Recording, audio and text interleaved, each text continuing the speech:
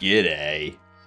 You get dunce. Let me flip that up for you so that you can actually see me. Actually, what the hell? Ah, well, isn't that interesting?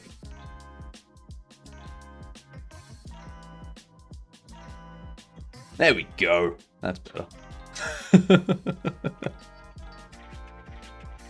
RayLib vs JernJam. I know, right? Hello, Kai. How are you? We are doing JernJam. So I'm getting all of my trailer and Steam page stuff for the Bobble Shop done offline. So while I'm doing that, we're doing JernJam for 2 weeks. Hello, Sofix. How are you doing? So we are doing this. It starts in 2 hours. And we're going to be using RayLib. We're going to be using just RayLib. Yesterday I did go through and get Aspirite. So I compiled this last night. It all works. So now we've got pixel art that we can do. Yeah. I think it's looking like it's going to be man versus nature. That's what it's looking like.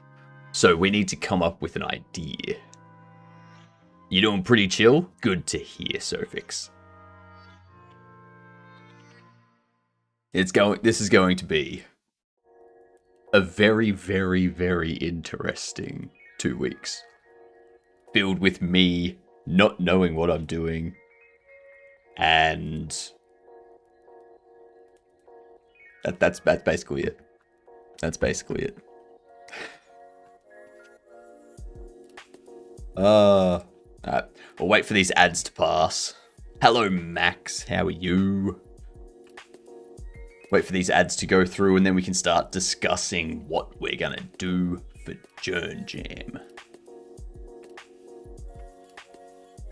Anyone else here participating in JernJam?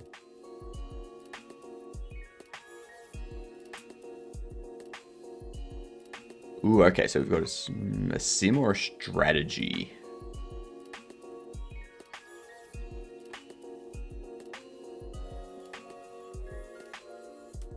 Alright, 2022 fantasy strategy that's isometric.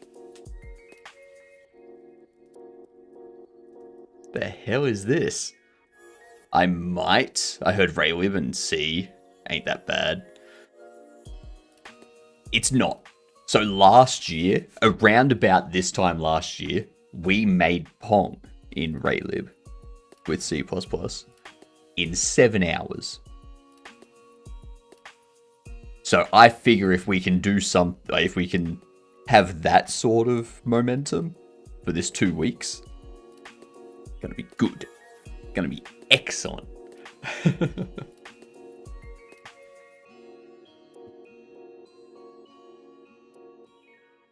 A weasel walks into a bar. The bartender asks, "What can I get for you?" Pop, goes the weasel. Fuck's sake.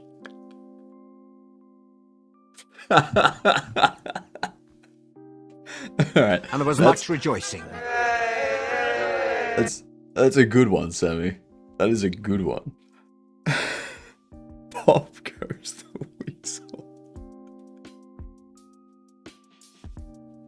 I don't know why that's so funny. Oh, Christ. Ooh. Alright.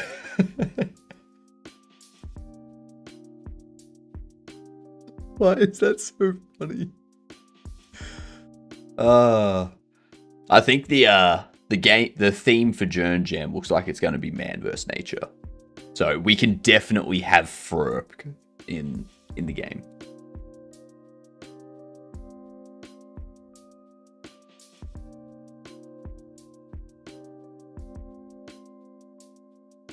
Okie dokie. Okie dokie indeed, Hilden. How are you doing? Welcome in. Anyone got any suggestions for a 2022 isometric bird view fantasy strategy game?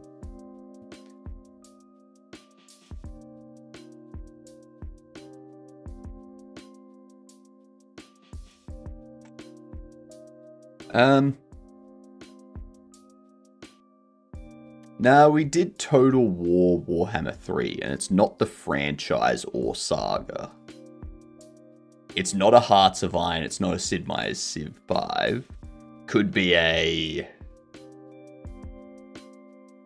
You ever listen to Angel Maker? Who is Angel Maker? Oh my god, Samurai! G'day, you gidunts. How are you doing? Welcome in. What were you up to today? Give us all the details. Welcome in. We're doing JernJam today, which starts in 2 hours. So we're just brainstorming some ideas at the moment. It's most likely going to be man vs. nature. But you never know. You never know. We'll have to see what happens. Fantasy strategy is quite rare, unless indie. True. True. Very, very true. Angel Maker is a Canadian deathcore band. I have never heard of Angel Maker. I've never heard of them.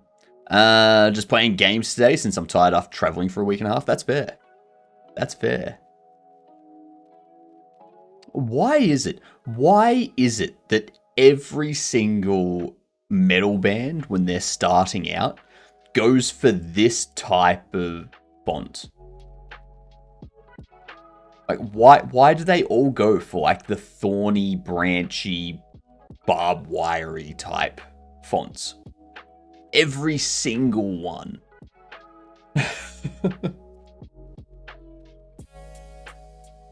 Go look at Party Cannon font. Party Cannon font.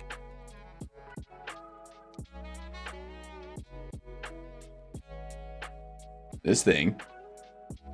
I mean, that looks like a good font. That looks like a font you'd use for, like, a fun party game.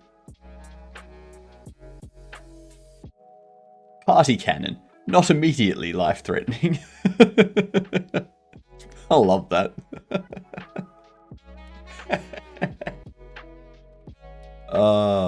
See, that's taking it in a completely different way. I like that. I like Party Cannon's font. Yeah. They're a metal band? Yeah. Hello, Cobbler. How are you doing? Welcome in.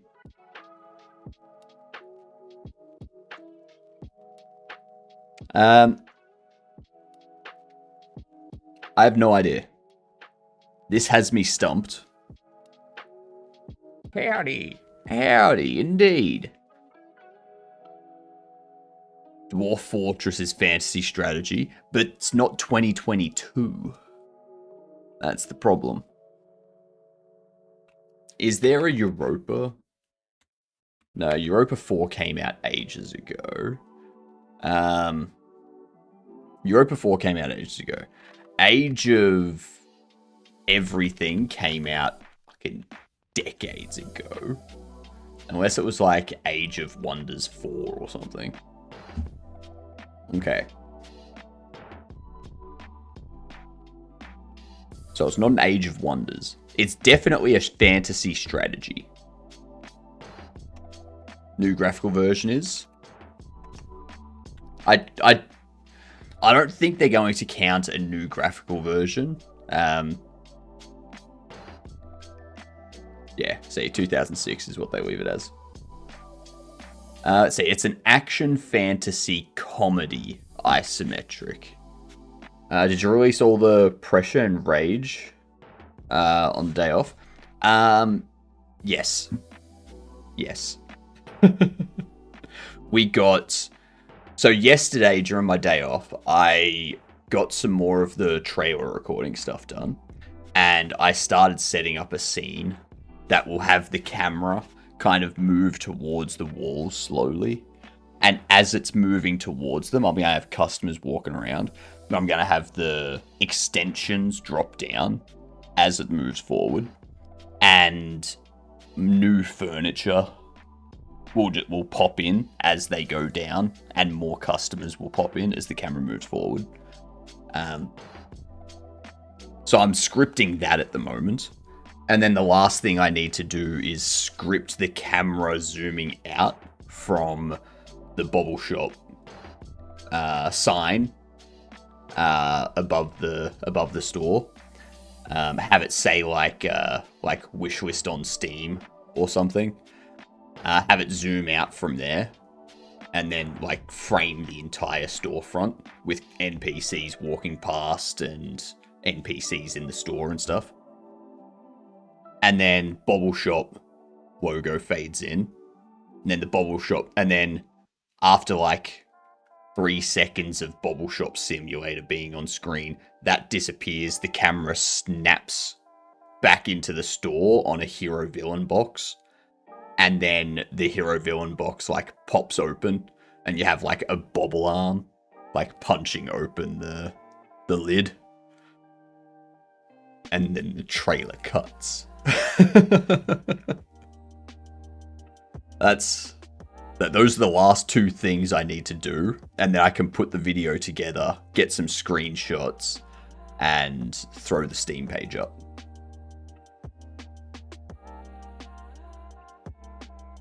So I'm like all of that should be done in like next week.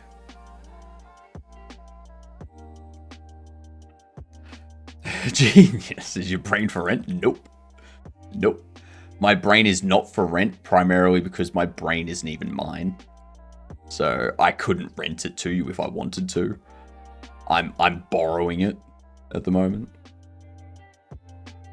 I have no idea. Like, the only thing I could think of would be like a Stellaris expansion or a Sins expansion.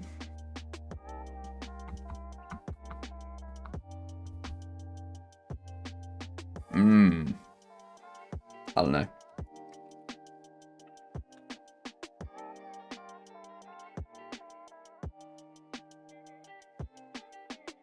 It looks like it's a single player or multiplayer. Something else as well. Is there like a new League of Legends?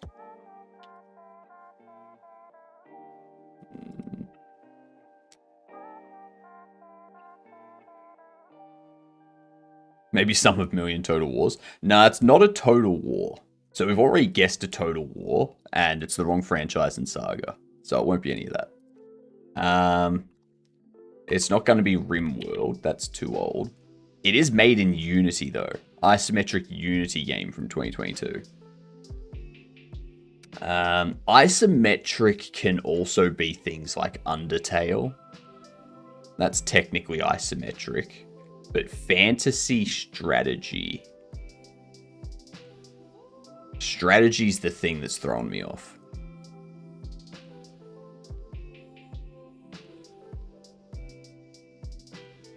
I don't know. It's not Baldur's Gate 3 because that came out in 2023, but Cult of the Lamb, of course. Of course it's Cult of the Lamb. Of course. Of course.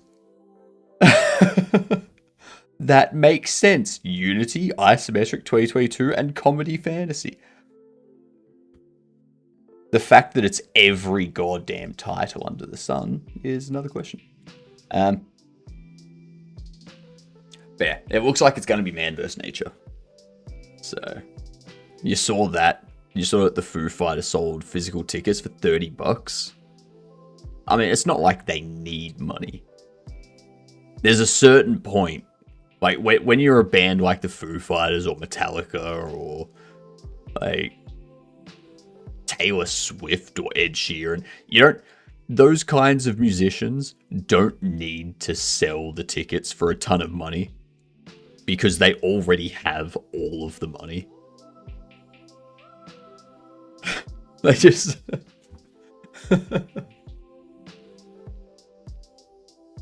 That's game I played too. Feels bad. Same here. Same here. Alright.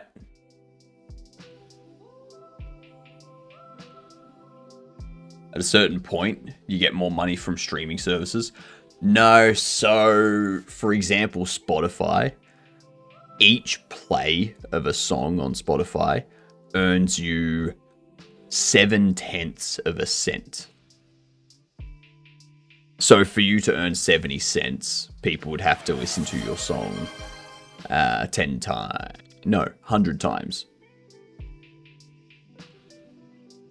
So 100 listens to your song is 70 cents. Spotify steals the money to the top percent. Yeah. No such thing as enough money. I don't know, like, I can tell you right now, if I had like 1.5 million USD, I could invest that into shares with dividends that pay out to me, pay like 30% of the dividends out to me, and the other 70% of dividends reinvest. And I would be able to comfortably live off of that amount of dividends, because that would be about $40,000 every 6 months in dividends that gets paid out to me. So I'd be on 80,000 a year in dividends. That's more than enough. But the issue is actually getting that 1.5 million in shares in the first place. At one point, there was bots playing on loop 30-second AI songs, making profits. Yeah. And that's why there's a whole movement at the moment of people returning to MP3 players and pirating. There's a lot of that going on at the moment.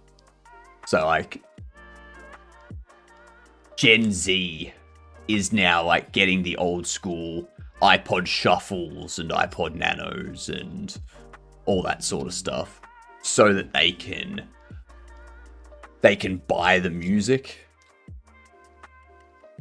and then just own the music from then on and put it on their device, listen to it, go from there. Some songs are 3 minutes and some are 10. Yeah. So it makes sense to make songs that are like 45 seconds. G'day, new Jank, how are you? Oh, that's what you do. You create an entire album, which is one song, but the song is 10 minutes long. Song is 10 minutes long, and there's 600 tracks. Each track is 1 second. So then when someone listens to the entire album of the 10-minute song, it's 600 songs that are played. and you get like 0.7 of a cent for each song, for each time the song's played. And that's just genius. That's what that is.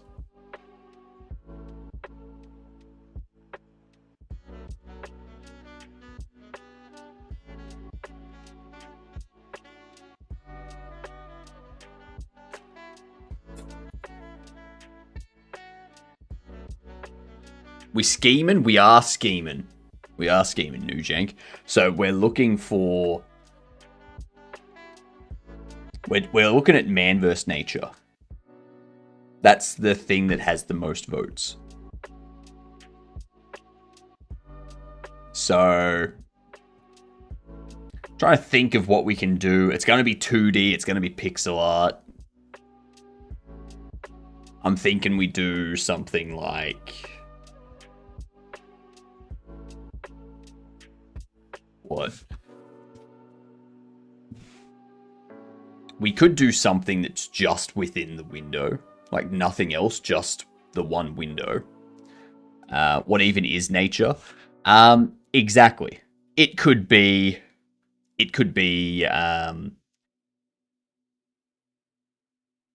you're a village and you're expanding your village, so you're cutting down tree. You're basically doing like forestry, just cutting down the entire forest, building houses and stuff like that, like putting dams in the river. It's man versus nature at that point.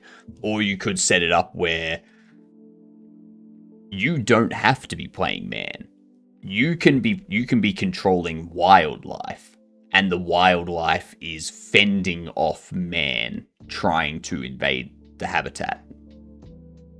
You know?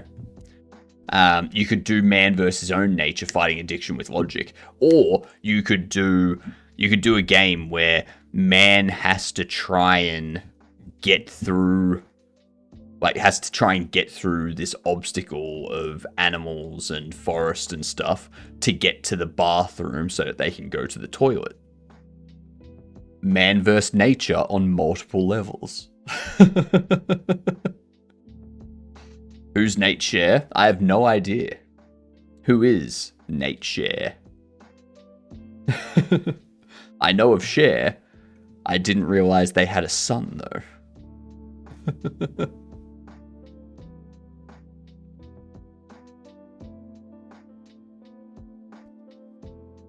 Man fighting his nature of constant procrastination and actually doing game dev. Man fighting his nature of being an absolute prick and trying to take everything from everyone else so that they have the most.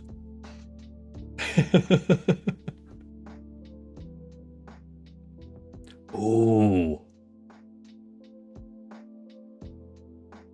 Do we go for like a beard shaving game? Man versus nature. You've got to shave the beard without cutting yourself.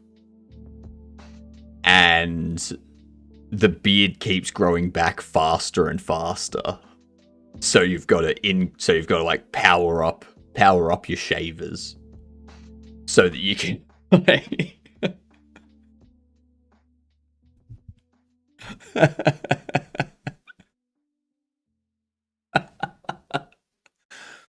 Ah, that'd be an interesting take.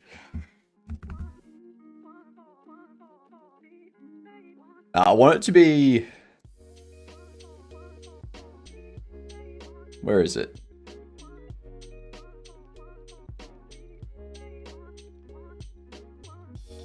Brings even more opportunities. No. And creates turn educational ideas into interactive games. So we want the game to be somewhat educational.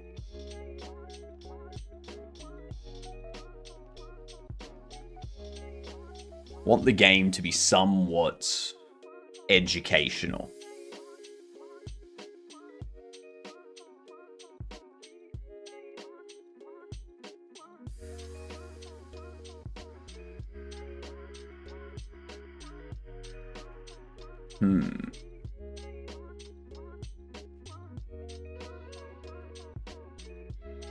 So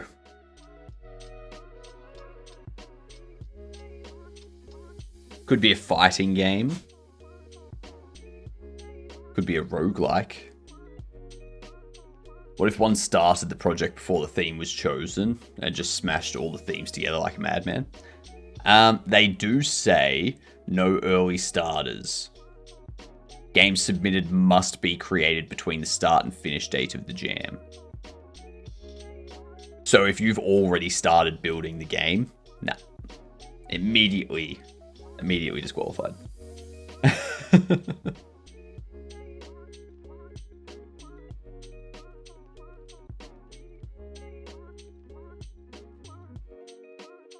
No extensions. Need the NSA to find out? Nah, you don't need the NSA to find out these days. Everyone's got a vulnerable device in their pocket 24/7. and they have it connect to their Wi-Fi constantly. Oh, on that, I've also got my 100 megabit per second upload speed now finally. So we can, after JernJam and RabbitJam, we can look at getting YouTube Short and TikTok streaming up and running. You only cheat yourself out of the fun. Exactly, Hadouken. Exactly. What up, Blazer? We do be jamming.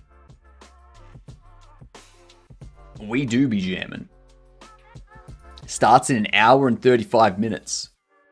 So it looks like it's going to be man versus nature. So that's what we're going to be. That's what we're coming up with ideas for now. I'll soon lose my 900 megabytes upload or megabits upload. Is that because you're moving? How are you doing, Blazer?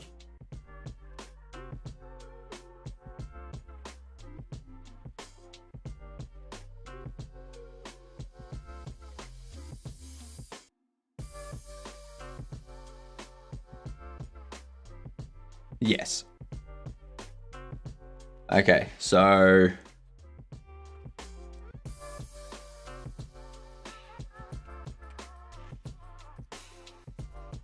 jam ideas.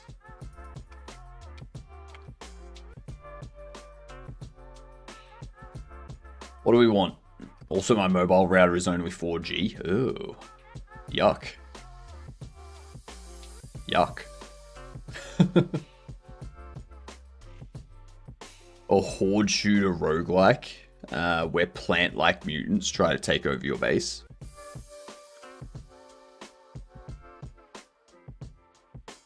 So we want it to be somewhat educational.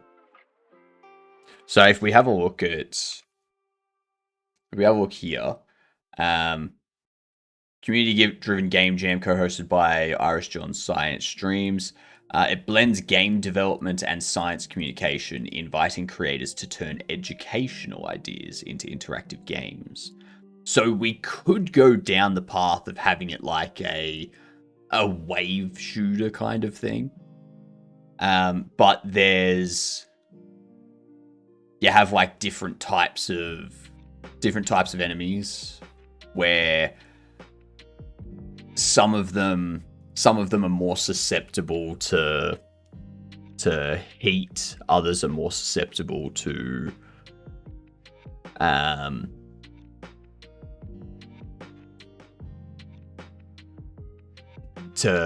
like shade type stuff, like you take the sun away from them and they go. 6G is planned for 2030 for commercial uses. Yeah, and then when 6G releases, everyone's gonna be like, "Oh my god, it's causing you to become a zombie." It's like, no, that's not 6G. That's social media is causing that.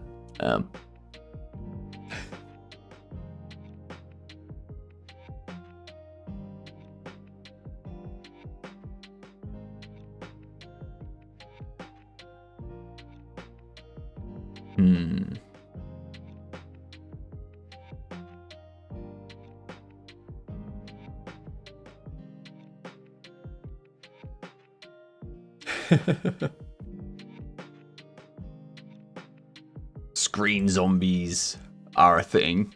I see them every day. Yep. It's very true. Very true. Yeah, I'm starting to get sick of auto mod too. It's they've screwed it. They have ruined auto mod.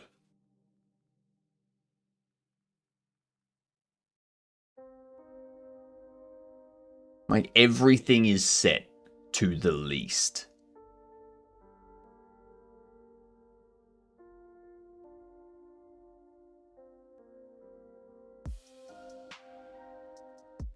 I'm gonna set no filtering on swearing and profanity. There we go. That'll hopefully take care of it. Get rid of it completely. Alright. Research plants. Figure out their weaknesses, like a dandelion would plant tinier mutants when attacked, like wind and such. Now, remember, we've only got 2 weeks for this, and we're doing it with RayLib and C++. So...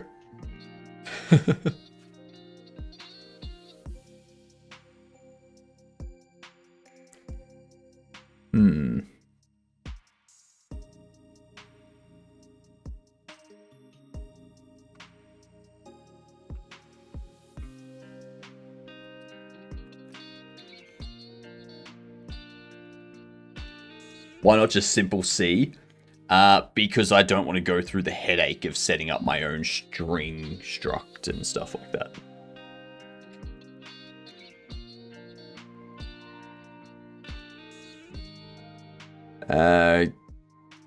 Could be a game idea just in general, though. True. True. That is very, very true. Biggest worry about the constant network upgrades is that the frequencies get freed from older tiers and got to buy new stuff all the time. I mean, in general, the newer tier antennas and stuff support the older tier as well. So, like, just because the 5G towers were rolled out doesn't mean you can't use 4G anymore. Streamwagon or Twitch? My network seems fine. It's probably going to be somewhere in Twitch. In the Twitch chain. Exactly, McCory. JernJam. You know it. You know it. That reminds me too. I need to... No, you are late, McCory. You are 100% late. Probably something between me and the other side of the planet. Probably. There's a lot that it could be. I think my PC is too laggy. I'm barely able to get the stream for a moment, and then it errors for me. Yeah, that's going to be something to do with the Twitch stream servers.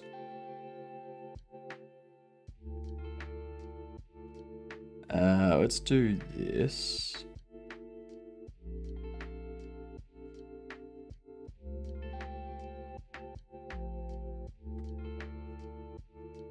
What's this jam? It's JernJam, hosted by Irish John and Science. Looking to turn into an educational idea into a game. I think it's going to be man versus nature. 3G was removed, so it freed the frequencies. Like, that's something that happened, like, years after 4G and 5G. Like, it's not like they released 4G and immediately cut out 3G.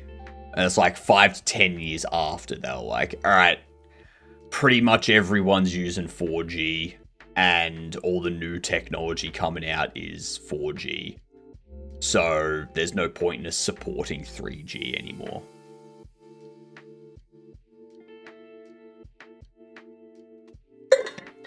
On phone now, because I can now watch the stream. Yeah, it'll be...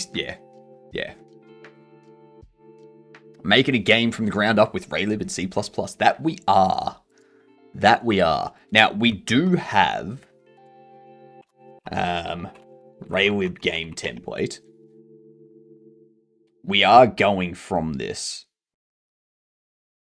So this here is just something that gives you, like, your initial game, your screen gameplay, logo, screen options, screen title, screen ending. So you've got your base, like your base setup from start to finish sort of thing. And we'll customize that as we go.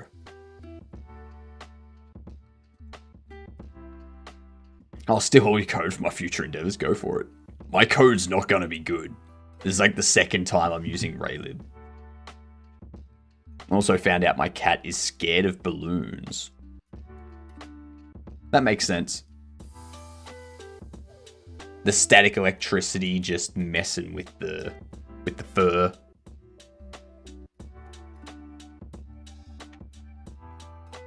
Jam to some music and get ideas for my game. New enemies and bosses. Fair enough, Blazer. Enjoy. Hello, Giddy. Welcome in. Hope you're having a great day. When inflated or when they pop? Both. Both.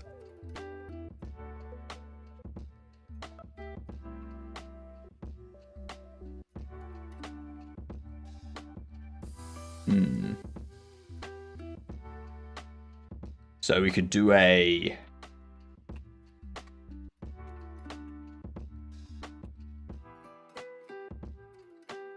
roguelite, puzzle,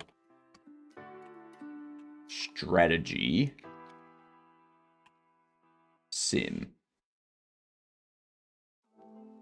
I shall name it Ballophobia.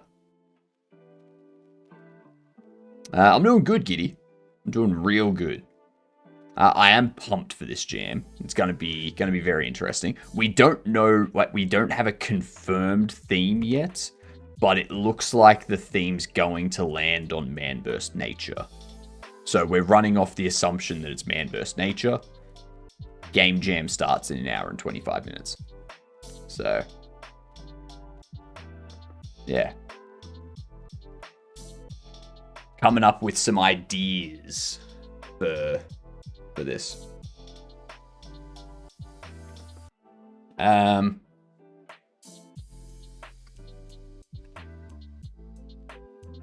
was like, how do you not know the theme if it started? It hasn't started. Yeah, it hasn't started yet. Starts at 9 a.m. my time, unfortunately.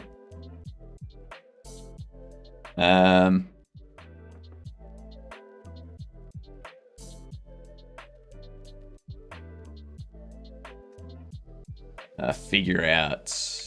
Actually, no. What would a puzzle game that's educational about man versus nature be?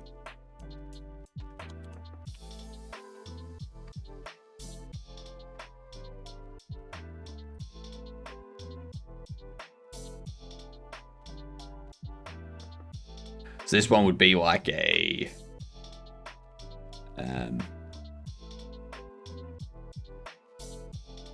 wild man in wilderness fighting animals.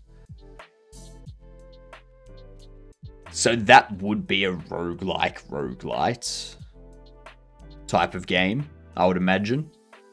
And you've got different enemies. You've got like a route that you take. There's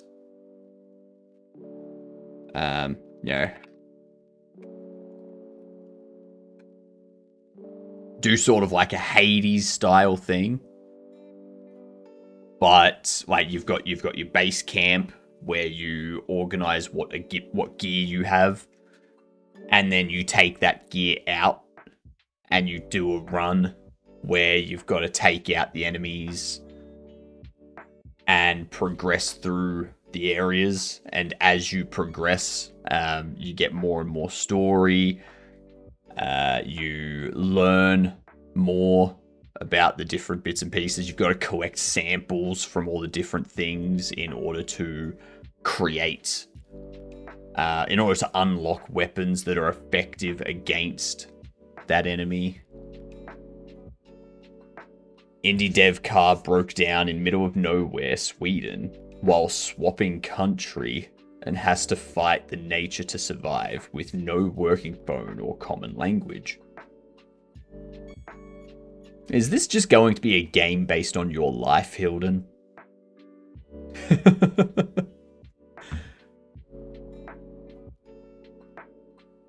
We do need to remember it's only 2 weeks. Vad fan.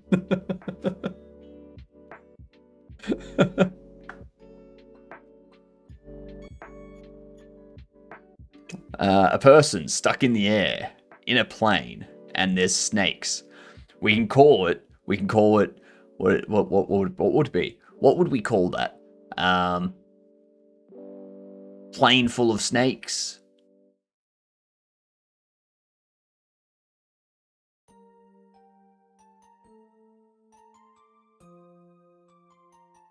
IDE.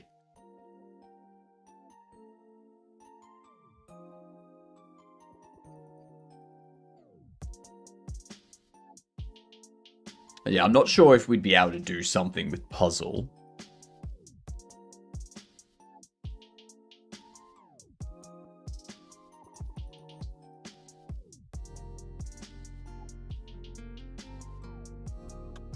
I can't think of anything we could do puzzle-wise for man vs. nature. Fire on a boat. Yes, yes. The game about being stuck on a plane with snakes is called Fire on a Boat. I like the misdirection there. Some good misdirection. Name, plane full of lanky reptilians. A really small scope roguelite would be cool. I mean, yes. We would need at least 2 different weapons. Like your base... Like, we need to have, like, your base weapon. Which would just be your basic attack type stuff. And then 2 weapons that you could unlock. And then we'd need... Like, doing it in 2 weeks, like, even a simple roguelite is difficult in 2 weeks, because you've got to do all of the artwork for the different enemies. So let's say you have 3 different enemies. You need to do all the artwork for those, all the sprites, all the attack animations, and stuff like that. You need to implement their attack logic. You need to implement the level progression. So like you need to have like a certain, like at least 5 areas that the player can go through.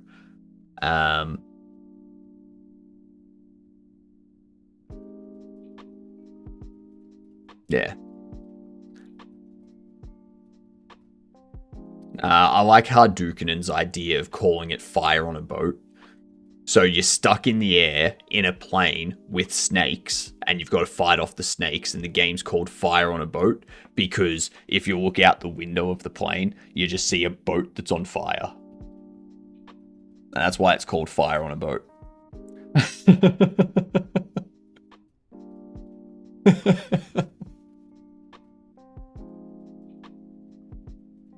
Perfect.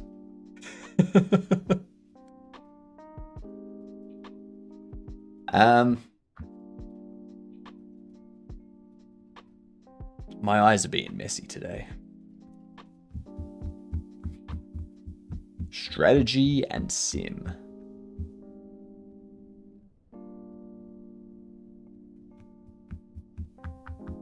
Just coming up with a general idea is difficult enough.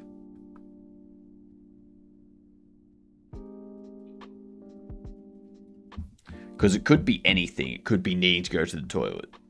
Could be plants. Could be animals. It could be that you are controlling the plants and you are fighting the animals. Hello, Peppermint. How are you doing? Like, you're the plants and you're fighting the humans. Or you're the animals and you're fighting the humans. Or you are the bowel movement. And the human is trying to hold it in until they get to the toilet. But you're just trying to get out. You're trying to escape. So you're trying to make someone shit themselves. You know?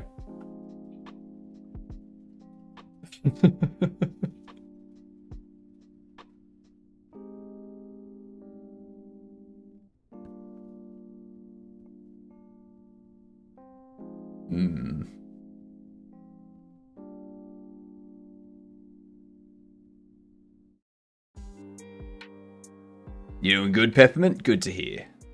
Good to hear. We've got a sim. What would a sim be?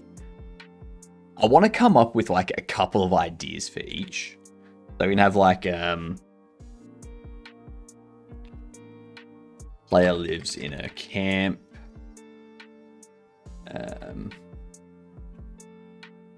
Leaves to fight off.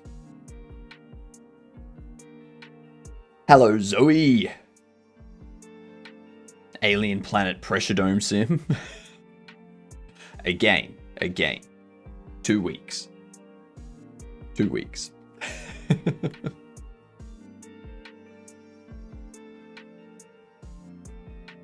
Leaves to fight off animals, plants.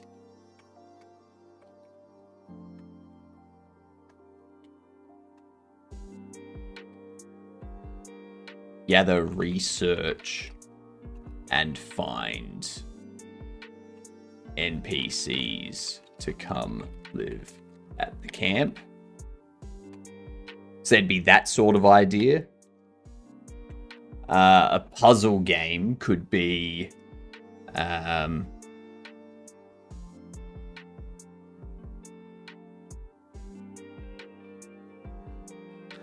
Ooh, what if for the puzzle game we went something with like chemical symbols, like basic chemical symbols and like bonding structures and stuff like that. So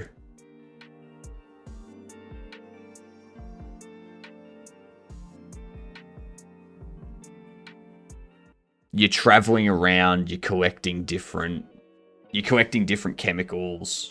And then in order to get through certain obstacles, like certain plants and stuff, you gotta like mix those together to give you the thing that destroys that plant or something. Call it a wonderful trip. Make it a puzzle where you have a bunch of different location magnets that fit on the fridge door in a certain way. Ghetto 4.5 is out. What is this? Is it?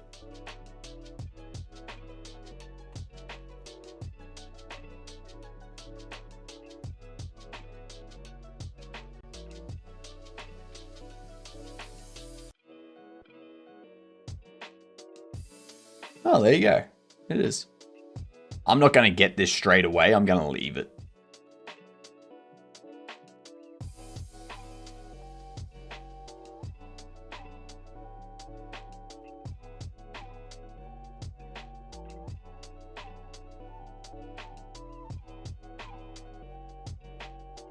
I'm just noticing they don't have...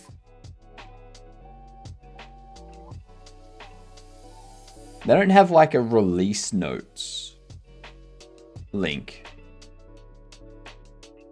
Like on the page for this version, they don't have a link that you can just like click on to take you to the release notes.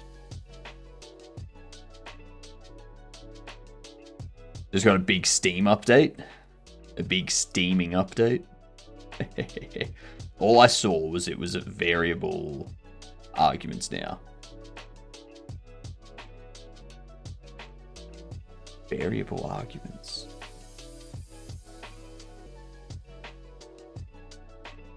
Yeah, that's right. They've got the stencil buffer. Yeah.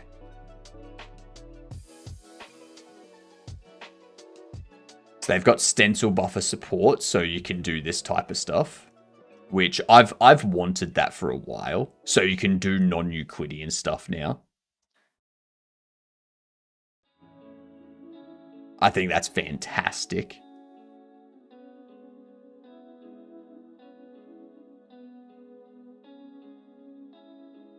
Yeah.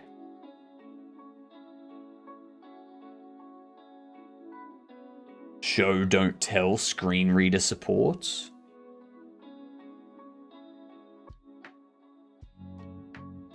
Computer software screen reader support. Screen reader is essential tool for people visually impaired. Yep, excellent. Excellent. There's an access kit added for the screen reader support to control nodes. Accessibility. So you've got, yeah, this stuff that you can put in for screen reader. Nice. Okay, so they've got back tracing in there too. Nice, nice. Internationalization live preview. Oh, that's good. That's good. Doing a live preview.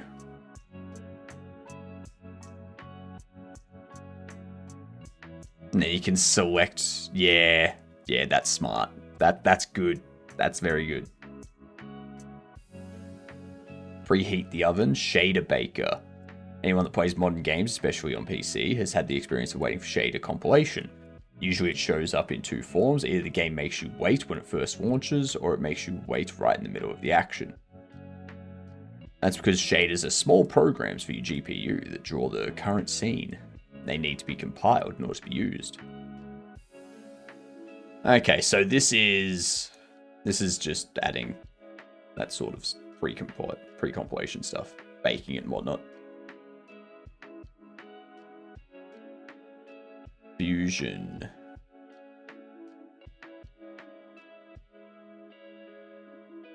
Chunk tile map physics. Ever since 2D tile maps first implemented, physics is always right on the concept of one tile, one body. While this now works for most games, it can easily lead to performance issues in 2D scenes relying on physics as the number of bodies is extremely wasteful. True.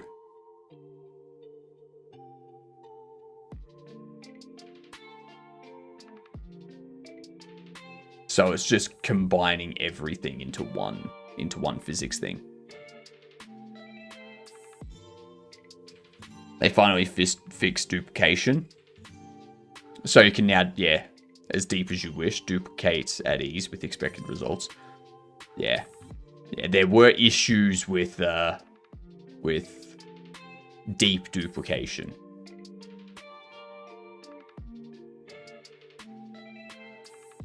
Build profile improvements.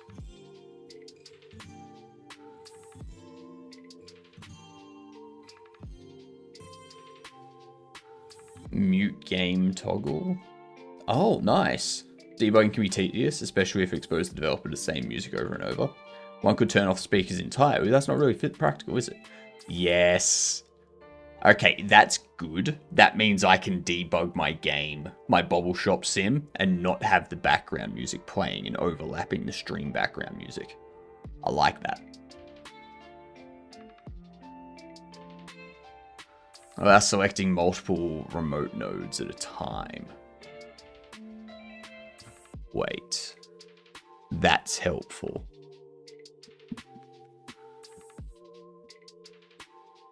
Drag and drop resources in its scripts to preload by UID instead of path. Yeah, so I think UID's probably better because you can move stuff around from its path.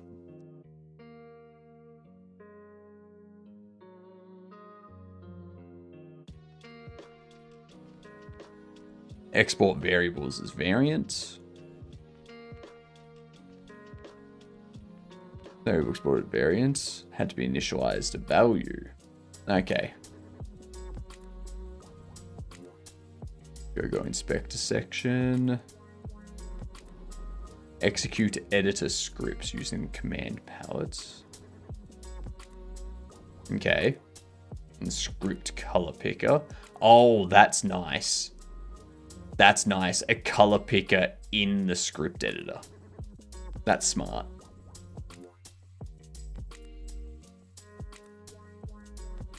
Oh, paste is unique. So you can copy a resource and then you can paste as unique in here. And then when you change it, it doesn't impact the other. Nice. Takes away that extra click. Animation player quality of life upgrades.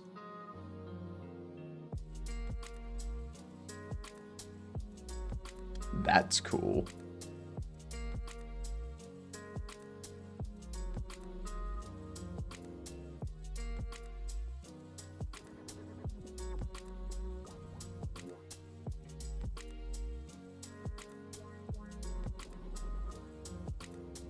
DPI aware icons. Nice.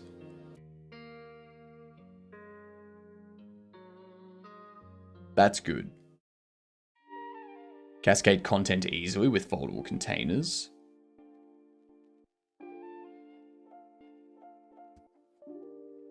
Yeah, that's just an accordion. Yeah.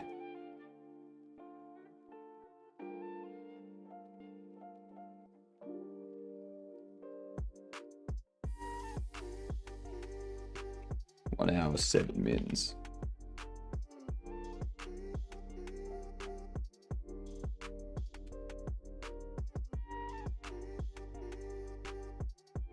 We're getting the theme now. We're getting the theme. Support for 16 devices with 16 kilobyte page sizes. Nice. window is worth 1,000 words. Native Wayland sub-window support. Oh, thank God. Sub-window support means that Godot can now spawn new independent windows when running on Wayland natively. This is also an important and not a small hurdle to cross in order to achieve game embedding in the future. It's already being worked on in this PR. Nice. I may need to update if that's the case. Heads or tails? Let's go heads. Let's go heads, Jane. How are you doing, Jane?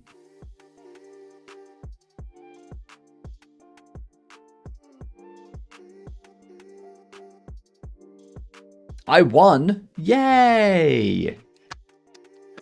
I like winning. Did they finally add better nav? I don't think so, no. I mean, my PC was slow because I had secure boot on. Yes, probably. Although that should only slow down booting. Shouldn't slow anything else. Doing good, how are you? I'm doing fantastic, Jane. We're about to get the theme for JernJam.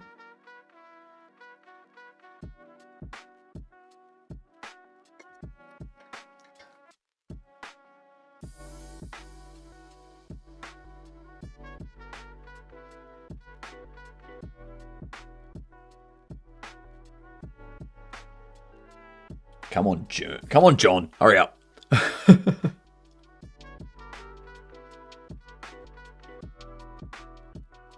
Wish I had the motivation to work on my game. Too many other projects. I'll just live vicariously through you for now. Secure boot was on. It slowed about that. Okay. No, it slowed down my entire PC somehow. That is weird. That is weird. Yeah. Everyone seems to be talking about that. I don't really know anything about game development. That's fine. That's fine. You don't need to know anything about game development. You can chill out with us and make terrible jokes. That's all I do.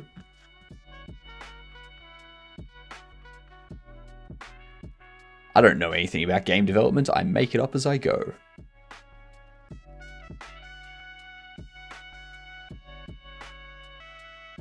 Come on, Jern.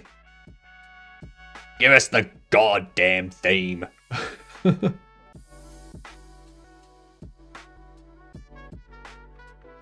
He's not going to give us the theme, is he?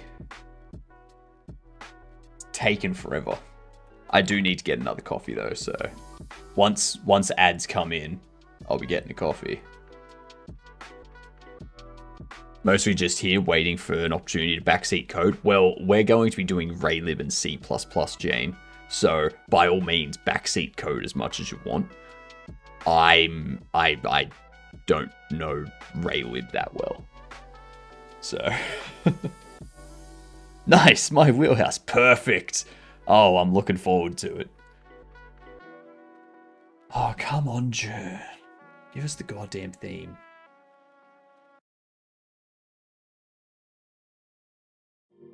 He's not, he's got this smug smile on his face too. It's like, come on, tell us. It's just like math in C++, I assume. Recently, I managed to fix a bug. Before I fixed it, my friend asked me to take a break from game development. I no longer want to work on my game. I don't have much motivation now. That does happen. I find when that happens, if I force myself to start again, after 10 minutes, 15 minutes, I'm back into it, kind of like wanting to make it have the motivation back and stuff like that. People make apps with C++ because it's performant and quick. Why wouldn't they use C? So C doesn't have the same stuff as C++. So C++, you've got like I think in C you've now got classes, maybe. But like C used to just be structs and stuff like that. And C++ would give you classes and objects and things like that. But Yeah. So yeah, C++, you've got classes, you can do inheritance and stuff like that. C, you've got just structs. And that's it. I heard C++ is more tricky. I wouldn't say it's more tricky. It's more involved because it does more for you. So C doesn't do as much for you. So you have to build a lot of stuff yourself. And that takes away from the complexity of C because it doesn't have all of these extra things you need to learn. It's just basic C programming. And then you create all of the other complex stuff. C++ has some of the more complex stuff in it, which is more stuff that you need to learn about the programming language. But it takes away from you having to program that stuff yourself. That's all it is.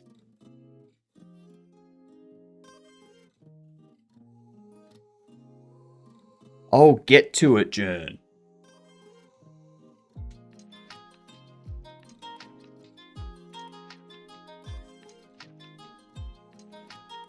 Oh my god. Let's do this while we wait for him to figure it out. Pick your poison kind of thing? Yeah, exactly.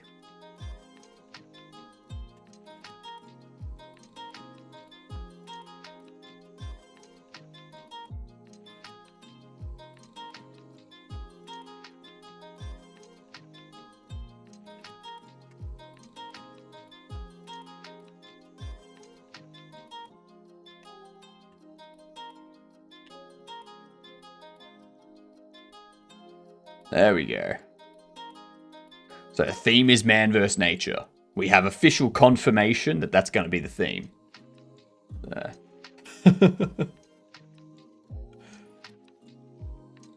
right. I'm going to need to get a coffee after we do this. Actually, no. No, I'm not going to get myself a coffee after we do this. Let's go back into here. Hearts of Iron 4. 2011 to 2015. No, not going under. Undertale. Okay, it's a 2015 single-player isometric game.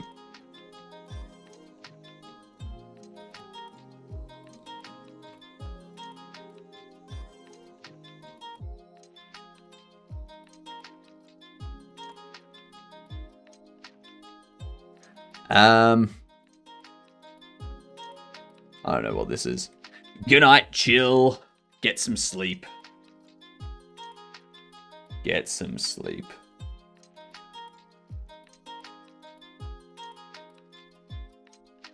It could be Europa.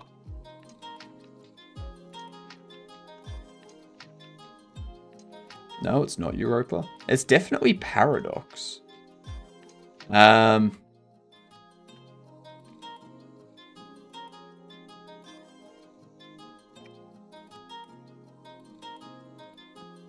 Oh my god, what was it? And there was much rejoicing. Yay, it's over. Don't Starve is somewhere around 2015, but it needs to be a Paradox interactive game. I'm trying to think of the... Oh, what's the other Paradox interactive game? I feel they've got another medieval... It's not Stellaris. It's not Europa. It's not Sins of the Solar Empire. It's not Age of Wonders. It's not Hearts of Iron. It's not Victoria. That's the one.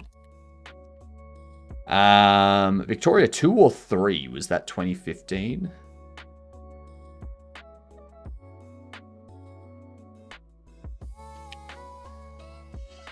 Ah, Pillars of Eternity. Boo. Boo. All right.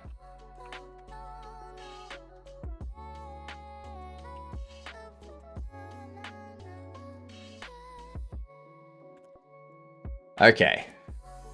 So we have an idea for a roguelite.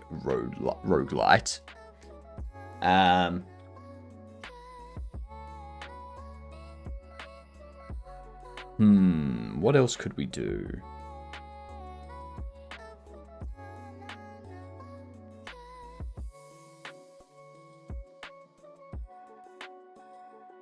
A puzzle game's difficult to come up with that's educational as well.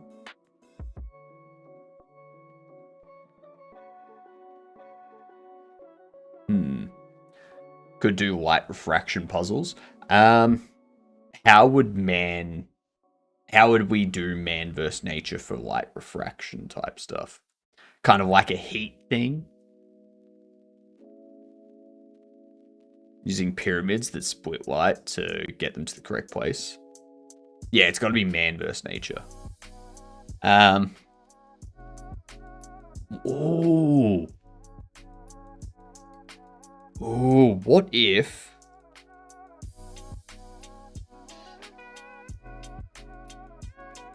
What if the weapon used was a prism? They used a prism with a light that they like twist the prism as they're using it to like get it to the correct color, and that damages, like that color causes damage to a specific type of enemy. Yeah, we could do that.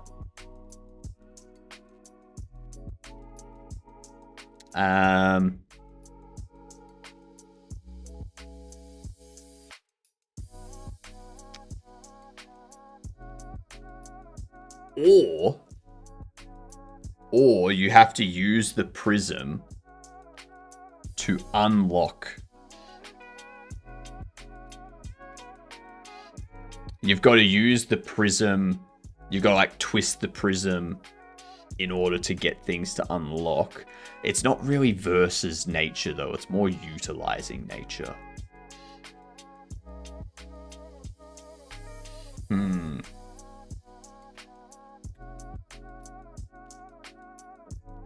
Strategy and sim.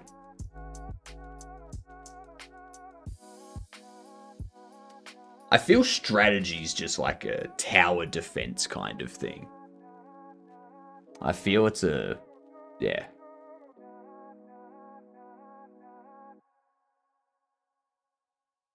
Ooh, we're gonna have friends joining us.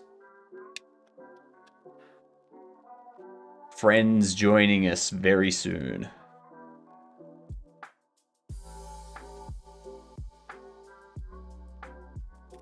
The sim could be...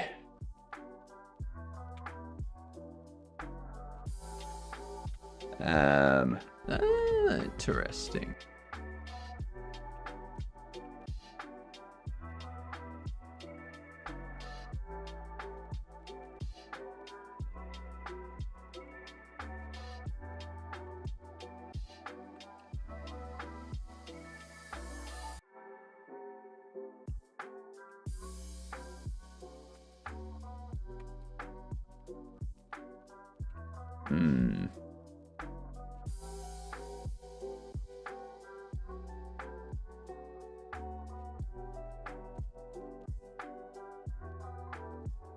Let's grab this. I'm gonna be a raider in my own channel. This is gonna be funny. You can have a bunch of angry plants that grow under certain color lights.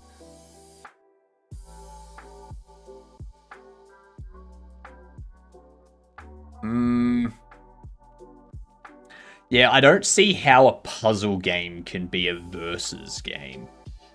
Unless it was something like... oh, hang on. Hello, all. G'day, you good dunce.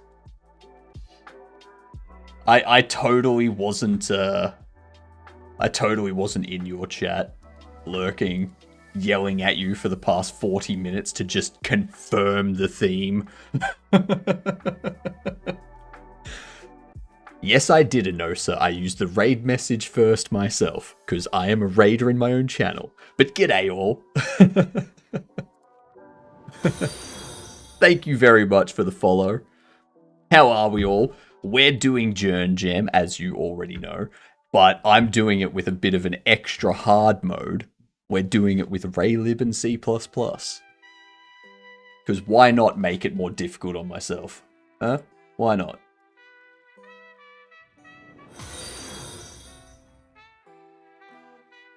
Oh, look at that screen celebration. Thank you all for the follows. Much appreciated. Jeepers. So many new gidunts. How was the stream, John? How was the stream? Look at all these scallywags calling me a scallywag. That's rude. And we've got an Enosa as well. Incredibly fun. Yeah.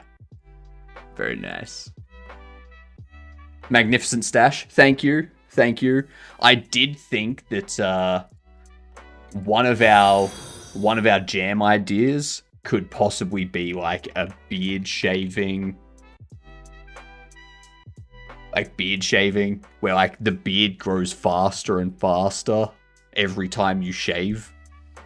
So you've got to upgrade your razors and your clippers in order to keep up with it.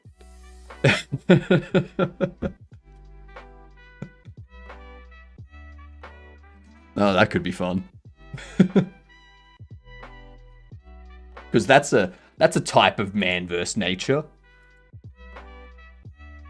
Or just someone trying to get to the toilet. Someone trying to get to the toilet. And they need to fight through all this stuff before they poop themselves. Or we flip it. We reverse it on its head, you know? And we have it that you play as the poop. And you're trying to make the NPC that's trying to get to the toilet. You try to make them shit themselves before they get to the bathroom.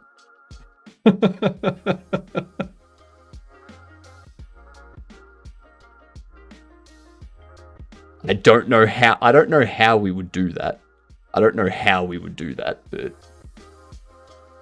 But that'd be interesting. This is where bold ideas are made. Damn right. Damn right. Actually, there was a game. I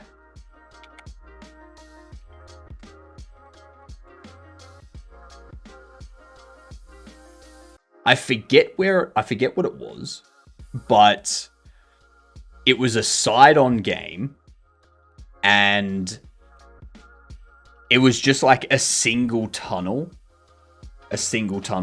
and you were a person basically crawling through this tunnel, trying to find the exit. And I remember when I saw that, the first thing I thought of was, you could totally turn that into a game where you're poop, and you're like controlling the colon to like push the poop through. Yeah, Makori showed me that.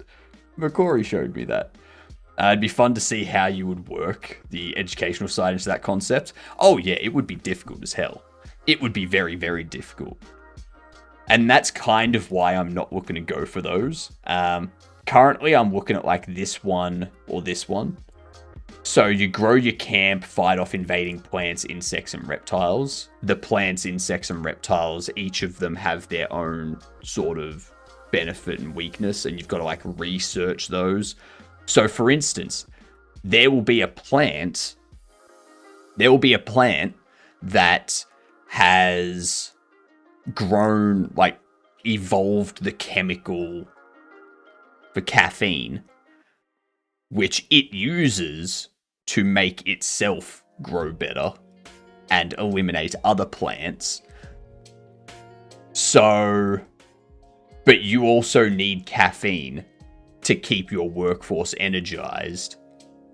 So you've got to try and balance that species of plant invading your crops while also keeping people energized enough to fight off that and grow the crops. Hello, Ezra. G'day, you gidunts. Welcome in.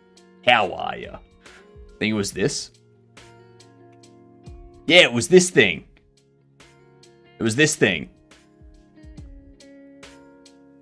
You know?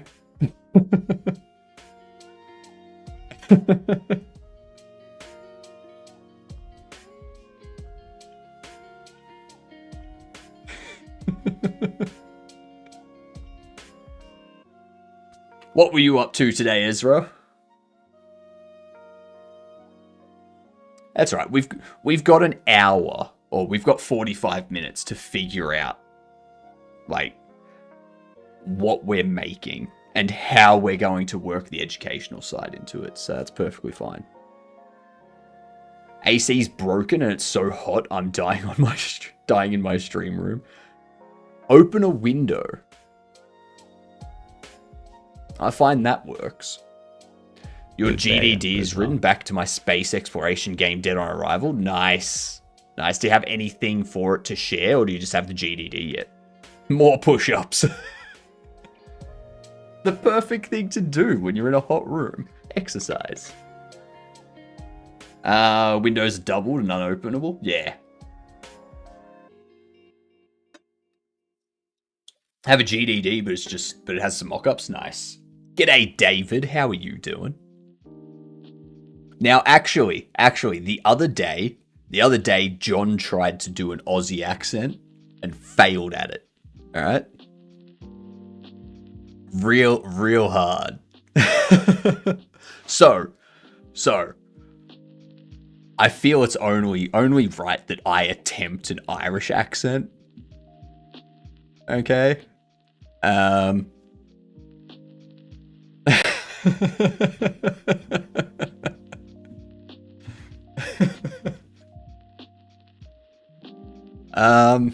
How can we do this?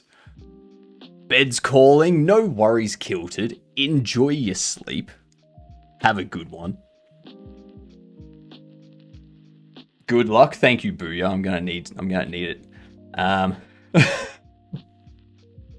See, my problem is I'm afraid that it's gonna come out Scottish and it's gonna insult John.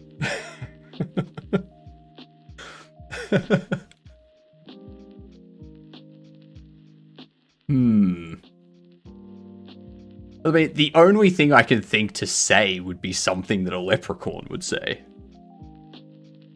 Yeah. 60% certain I won't get insulted. What would it be?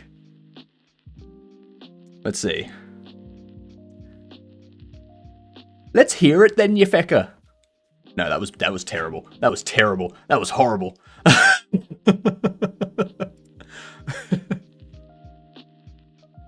You gotta get that. Gotta get the inflection in there. Yeah, you got 3 more attempts.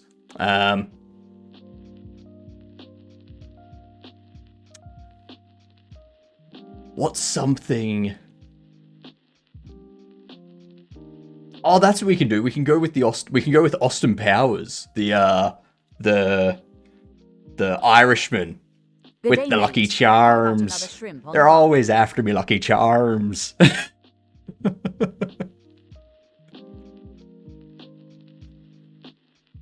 How are you doing, David? The TTS isn't broken, is it? Solid 7 out of 10? Excellent. I'll take that. To be sure, top of the morning to ya. Good night, Kilted. Have a good one. I think the Man vs. Nature will be mostly me trying to survive this jam.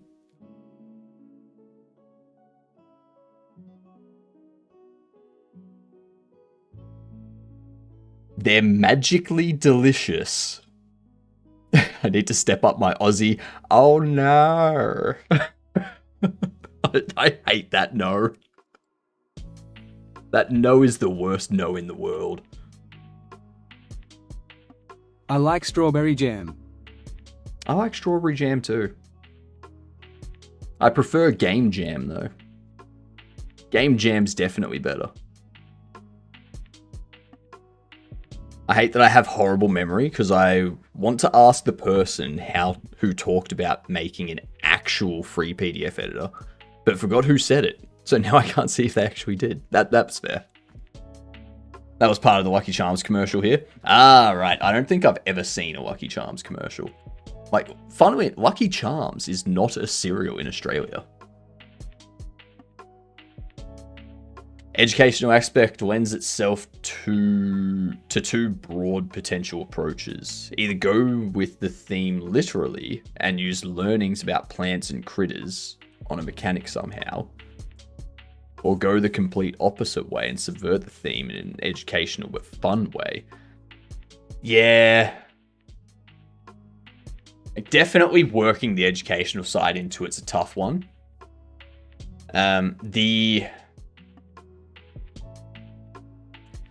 The only thing I can think of is if we do like the roguelite type of thing, then the player can go out, they can fight off plants and animals, they gather samples from, gather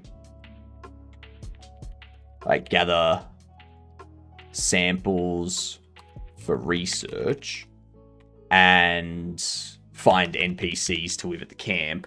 And then it's like, all right, so now we've gathered these samples to advance the research of this particular thing. And then it's like, okay, this plant is the Gimpy plant in Australia. You know, and then like the more you research it, the more it tells you about the Gimpy plant, and like it gets more specific in why it harms you, so that you can then build defenses against that. So like once you get like 3 levels of research on the Gimpy plant, you can create like a suit or gloves or something that are really thick and can't be penetrated by the Gimpy plant, so that you don't get its toxin when you interact with it, sort of thing. Because that way it's teaching people about these different plants and these different animals and ways to protect yourself from it. But it's doing it in a way that's just a roguelite type of game. So it's subtle education. Yeah.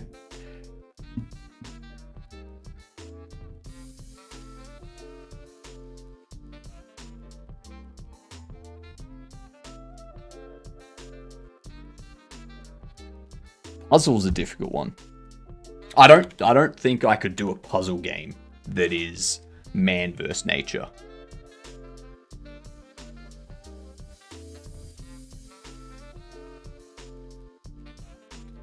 Do we do a card game? Is it possible to do a card game?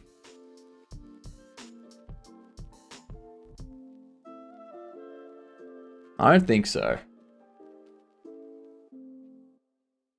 Unless the cards were... like, because you would need to be battling nature. So you would have to gather cards, which would essentially just make it like a tower defense kind of game. Or like a camp defense. Gonna be a lot of bad science on global warming. That's true. That's true. I mean, that's the thing. Like, at what point do you cut off nature? Like, do we go for a game where it's like a space travel game? You're flying around in space, but you've got to collect things from asteroids. You've got to avoid solar flares. You've got to avoid gravitational pulls and stuff like that. Like, is that nature? Solar flares and gravitational pull? You know? At what point do you cut it off? Man versus bear. Lucky Charms would need a complete do-over of the recipe to be sold in Australia? Yes. Yes. Or Europe, New Zealand for sure. Probably many other countries too, but not sure. But those I can say for sure. Yeah, definitely. Definitely. We actually found out the other day. In America, their Dr. Pepper at 355 mil per can has 38 grams of sugar, 39 grams of sugar, something like that. While the Dr. Pepper 330 mil can sold in Australia and the UK and whatnot has 14 grams of sugar. It's like almost a third.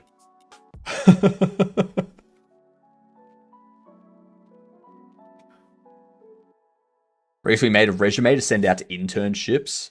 Thought I had more to show than just that I have to put on the resume.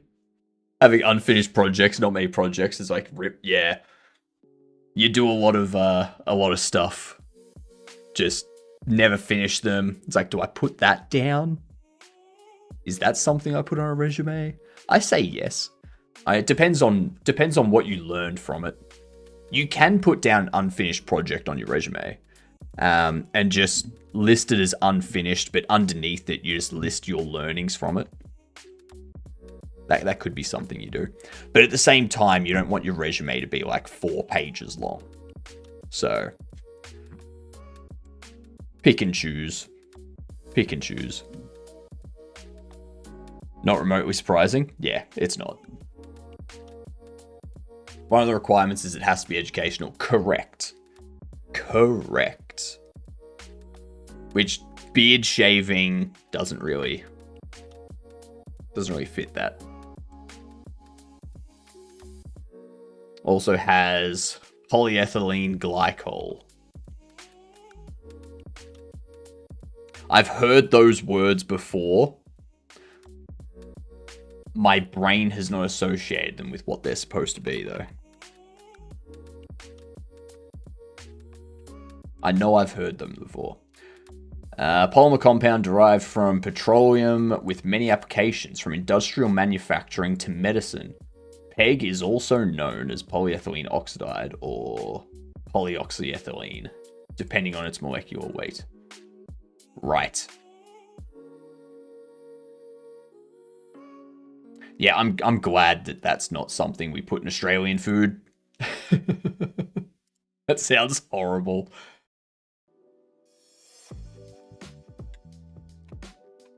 Must be educational.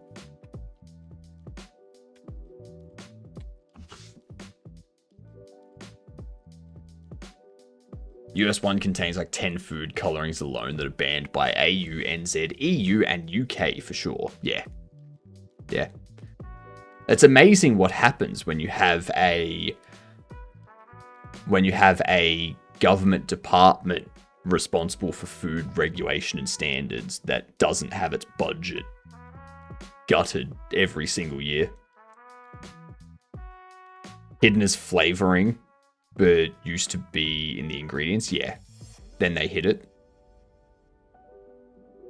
It's crazy how America was like, oh my god, the dream, best place. Yet their food has 20 unknown additives. I mean, Macquarie, if you think about it, the only way to live a dream is to be in a dream. So putting people into like sugar comas.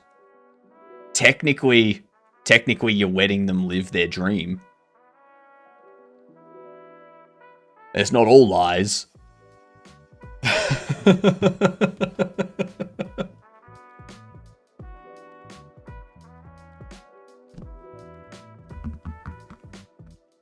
Maybe we go with something like that. Maybe we go with something to do with food consumption and like the chemicals in them and stuff like that, and maybe we take that route for the game. But again, I'm doing this in RayLib and C++, so it needs to be something simple that we can implement in 2 weeks. Polyethylene part is literally a freaking plastic, if I'm not mistaken. It's used in machinery and medical applications. I guess the glycol part is there to make it soluble. Yeah, exactly. Yeah. I just realized why no one is polite anymore. I'm coming off the elevator. some girl and her boyfriend is standing right next to the exit. And I say, excuse me, so she says you're excused. Like, damn, I'll just say, get the fuck out of my way next time and shove them. I don't even ask. If I get off a train or if I get off an elevator and there's people standing in the doorway, I will literally put my hands up and just like push them out of the way. Like, I don't give a shit who they are. It's like, move. And they give me a dirty look like I'm the asshole.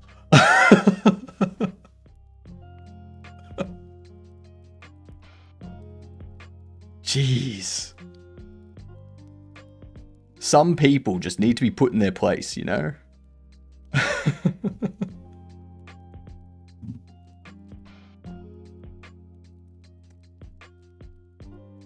Costs nothing to be nice, but sadly it costs nothing to be an ass. Exactly. Exactly.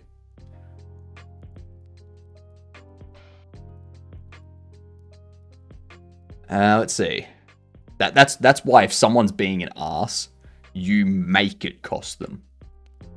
If you push them out of the way and they drop their phone, oh no, their phone's now broken. Now they have to get it repaired, all because they didn't get out of the goddamn way of the door when people were trying to exit.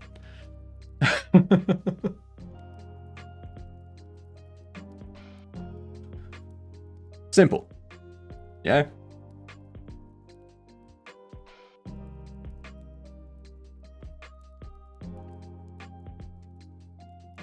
It's gonna stop being polite. Her boyfriend didn't look that tough anyway. Drop their phone into the crack between the train and platform. Oops. Drop their phone between the gap between the elevator and the floor. Perfect. Alright, we've got 30 minutes to come up with a game idea. Currently, I'm looking at the roguelite. That's going to be a lot of work, though. Like, mostly on the art aspect. That's why the hell anyone would want to make plastic soluble as a food additive. I have no clue. Microplastics are enough of a public health concern from unintentional ingestion. No need to add more on purpose. Like, what the fuck? I mean, hey, it could be that that's why there's so much microplastics. You know?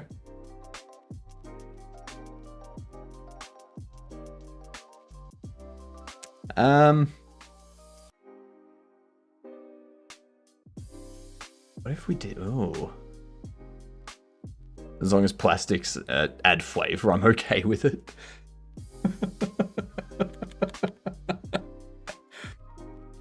You get a dessert from Macca's, and it comes in like the little plastic wrapping, but they start making the plastic blueberry flavor. So you just eat the plastic with the pie or something. Perfect.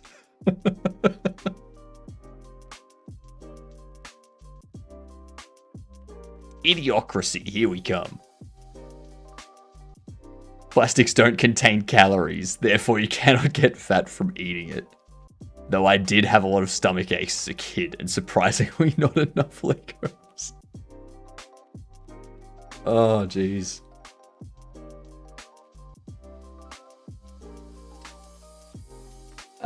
What other type of games are there? Because we don't have to stick to just these types of games. Like, it doesn't have to be a card game or a sim or a strategy or a roguelike.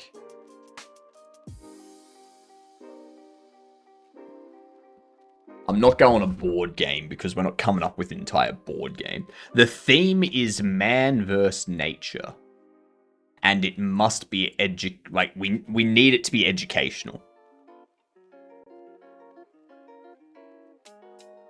So definitely not the sole cause, especially since I'm pretty sure that it's banned in places like the EU. Everyone, including fetuses in utero, still have them. Yeah. But that's like fetuses in utero have it because the parent has it. So, yeah. Man vs. Nature. Using a stick to start a fire and cook berries, fish that were caught by the player in a river. But how is that verse nature? I don't see that as verse nature. I just see that as survival. Like, there's no real verses there. I mean, I get the idea. It's a play on the TV show Man vs. Nature. But me personally, I don't think that's versus nature, because it's not like the nature is out to get you or anything like that. Bear tries to steal food, fight bear.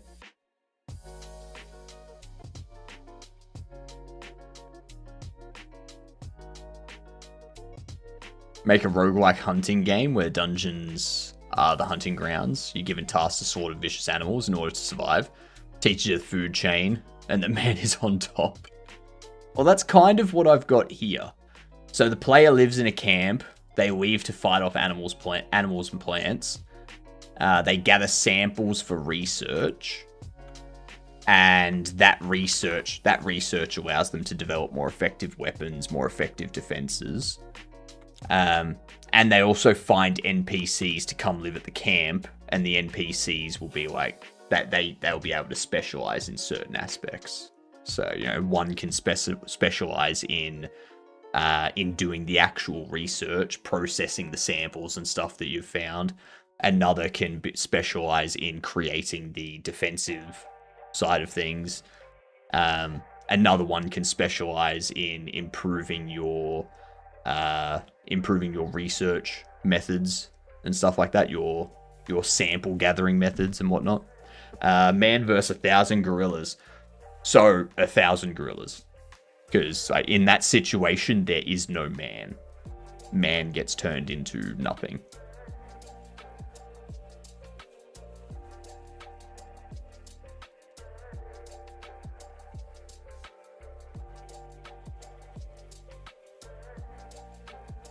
I'm unsure how to fit the educational aspect into this.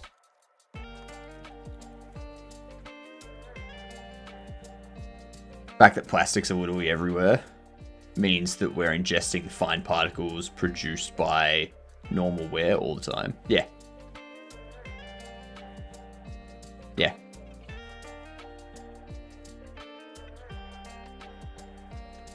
All we need to hope, Sarah, is that we survive long enough with the plastics in our body that we evolve to a point that our body can process plastics.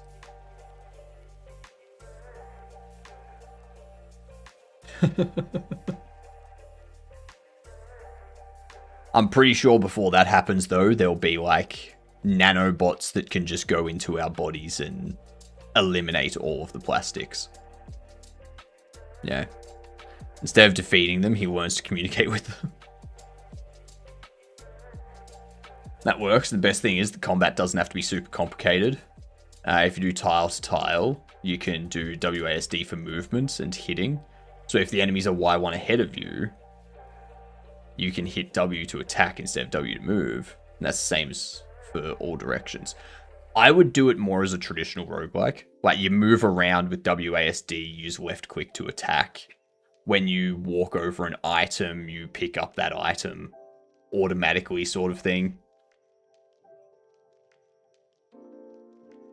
When I get my fill of plastic, I'm going to 3D print myself a glue.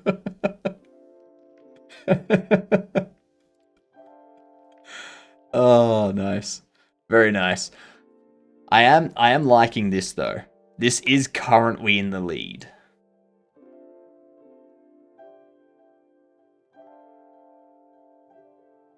Not even only in basically anything we eat either. Merely breathing, we're inhaling the finest particles. Yeah. Hello, Pax. How are you doing? Didn't they discover some fungi that can digest plastic? Yes. Yes. I think that was about 6 months ago or something, wasn't it? Or a year ago. Something in the last 12 months. But to left-click attack, you're adding another component of input that isn't needed. You're already searching if anything is in your direction of movement. Why not make it attack if there is? Because what you're looking at doing there, Mike, is implementing a grid-based type of thing. What I would be doing is it would just be you move around. If you collide with an enemy, you take damage. Otherwise, you left click to attack and hit the enemy, and that's it.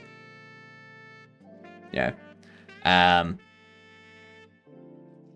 So you basically have to avoid enemies, and you need to avoid their attacks as well. So it's more of a Hades style kind of system.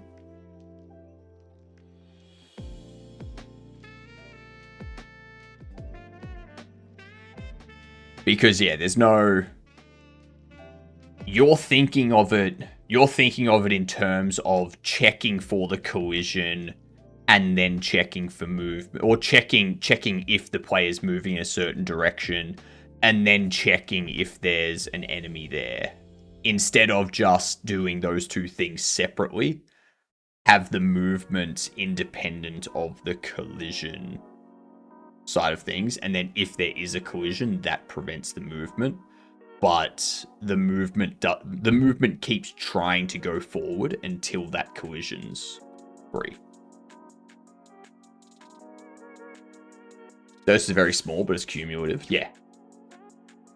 Add a slap feature so we can slap the enemies. That'd be interesting. That would be an interesting one.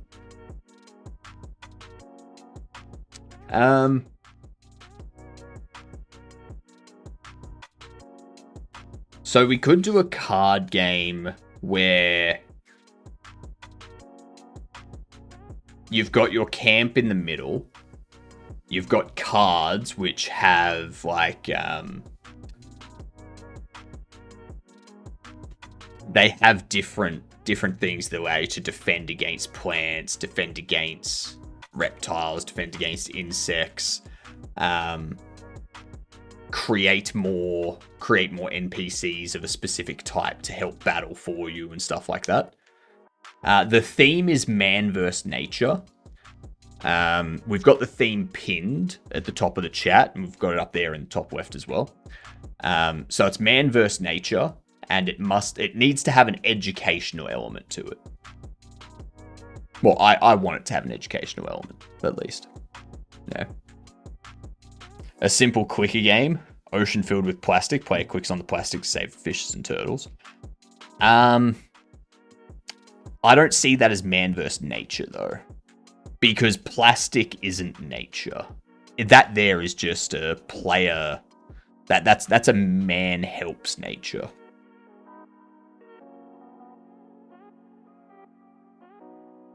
Oh, wait, I've got it. What is it, Mike? What's your idea?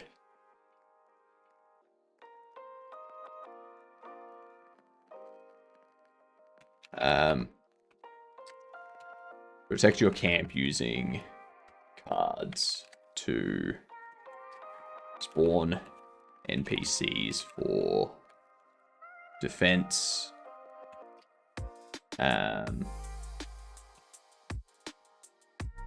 Increase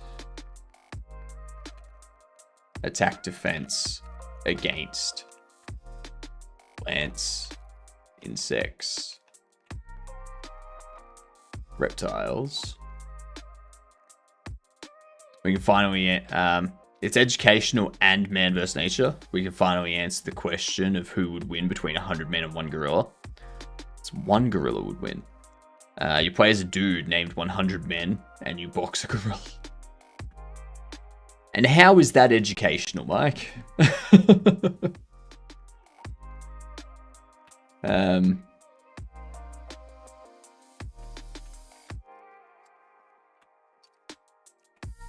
My only issue with this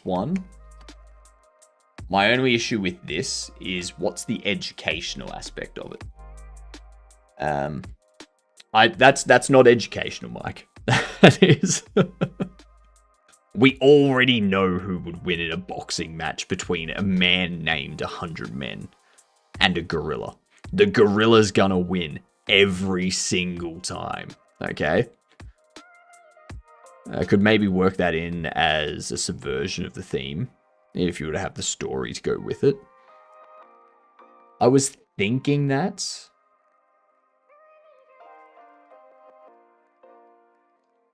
Maybe we just have it as like the story is the educational aspect.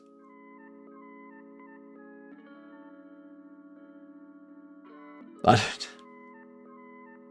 doesn't matter, Mike. All right. You can take the largest person that has ever lived and put them against a single silverback gorilla.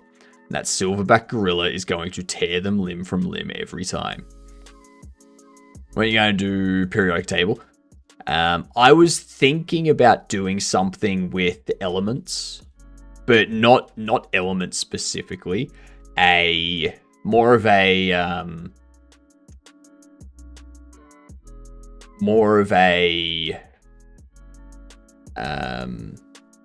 chemical compound side of things.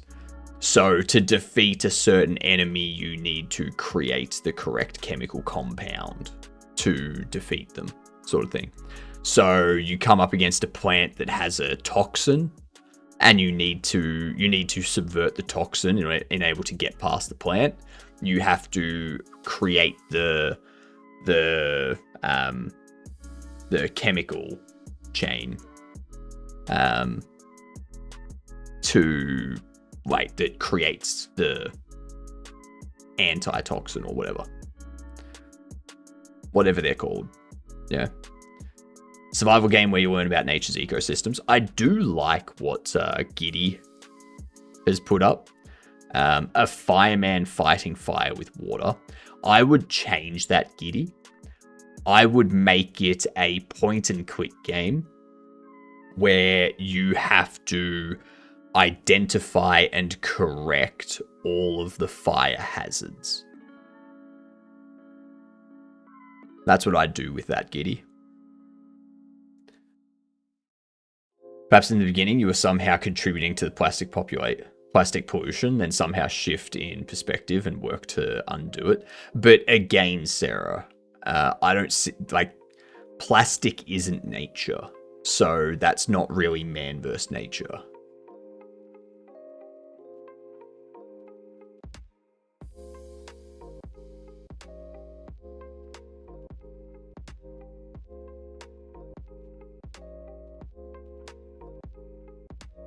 Hello, Zero. How are you doing? We got a raid from Irish John, Zero. So that's the viewership. So huge shout out to Irish John. Fantastic game dev, fantastic streamer, and they're Irish, so win-win-win. The pollution part is though. Yeah, but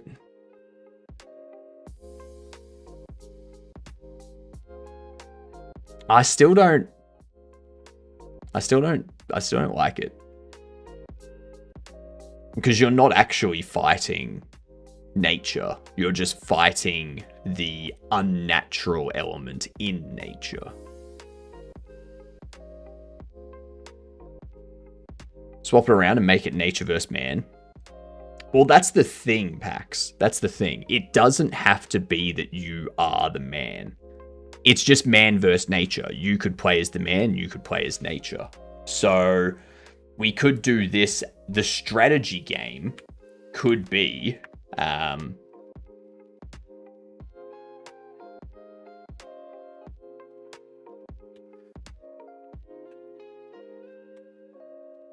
grow your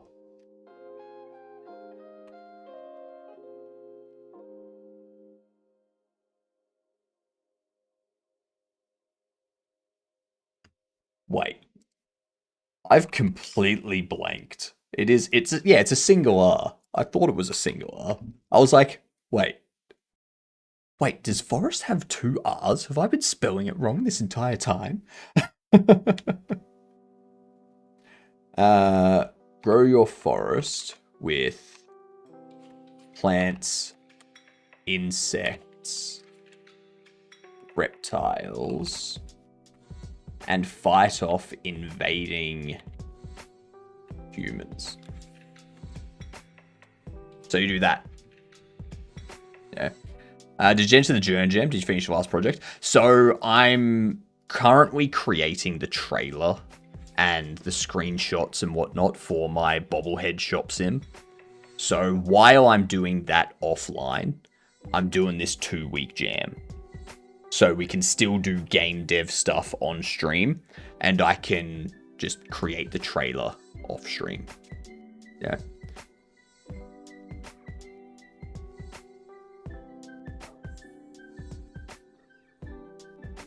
Boxing ring arena. It's a box versus small animal, human, big animal. No, there's no educational aspect for that.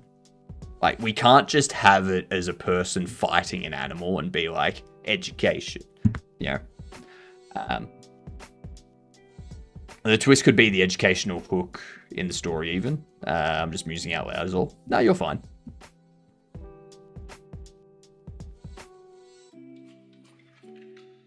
If I was going to go something environmental, it would be something... Ooh. That's something we could do.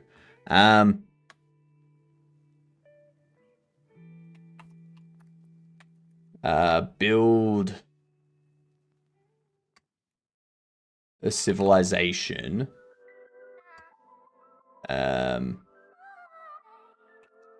Growing them to harness different natural elements for power.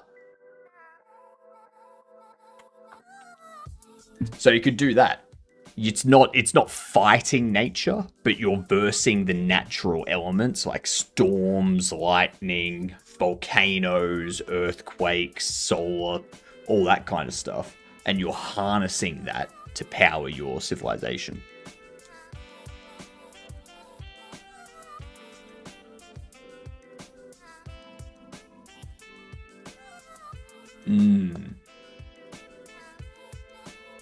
What about that man versus kangaroo? It would be educational and show you different animals that can attack you in Australia. No. Reus? What is Reus? Well, that's a place. What if you're the bug and you're fighting a man?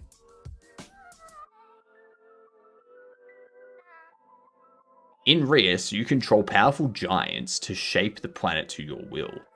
You can create mountains, oceans, forests, and more. Enrich your planet with plants, minerals, and animal life. There is only one thing on the planet that you do not control. Mankind, with all their virtues and all their vices. Yeah. Yep.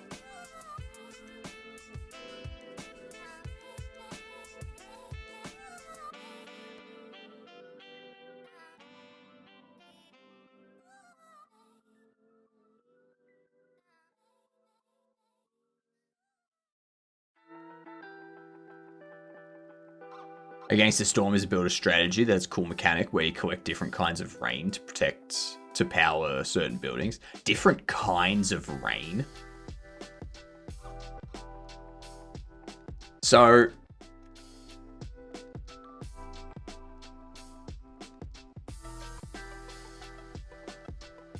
possibly work educational into fighting the animals, but it needs to be more strategy tactics style. Yeah, it wouldn't just be able to be a 1v1 fight sort of thing. It would have to be a strategy game where you are learning things about the animals, and you've got like a journal which has all the different animals, plants, stuff in there, and what they are, how they fight, what the defenses are against those things, whether they use toxins, whether they're like got a bite force, whether they're speed,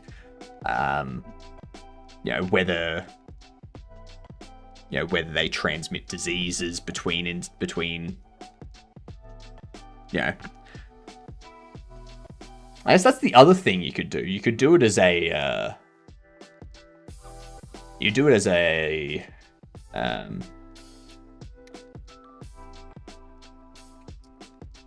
you are a doctor treating a patient. Use the cards you draw to attempt to treat the patient. So the patient's getting different infections, they're getting different diseases and stuff, and you have cards that deal with the symptoms and causes. So you've got a card that can deal with the symptom of, you know, their fever. You've got a card that can deal with a bacterial infection, which is like antibiotics. Or you've got you've got another card which is like sterilizing the wounds, like cleaning the wounds and stuff like that. And like you've got to like keep the patient alive and try to get them cured, sort of thing.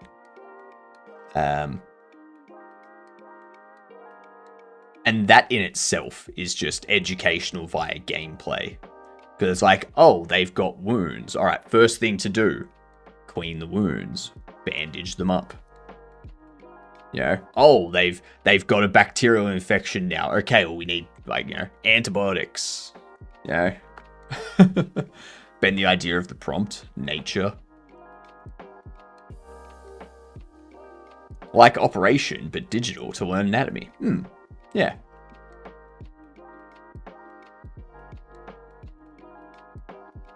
With their in-game strengths and weaknesses being modeled on actual IRL species. Exactly. It's exactly right. And you can have bacterial infections and viruses, but you can also have like internal issues like fluid in the lungs. You can have blood clotting and stuff like that. And it's like, all right, we need to do these things to take care of that, because those are symptoms that could lead. Those are symptoms of this virus or bacterial infection. So we need to take care of those, but also still fight off the virus. Go down that route. The only issue, how would I do that in a 2D game? Because it needs to be a 2D game. I can't do a 3D game in RayLib yet. Nature of something describes the functionality of things. That's true. That's true. With 2D sprites. What's your game idea? We're coming up with a few different ones here. We've got 2 weeks. We don't need to race into it. We can spend this first 5-hour stream like brainstorming ideas, coming up with what we're going to do. And then we can spend tonight's stream kind of going through the idea we pick and fleshing it out. Kind of what's the game loop going to be and all of that. And then tomorrow we can dive into building that, rather than diving into building it as soon as the jam starts. And then in 3 days' time, be like, oh, I need to redo like all of this. See my Fodian game suggestion. Let me have a look here. Fodian game where wind, rain, lightning, and other forms of nature push you out of the way and make you lose progress. That's kind of what I was thinking with this, the strategy game. So you build a civilization and you need to grow them to harness different natural elements for power.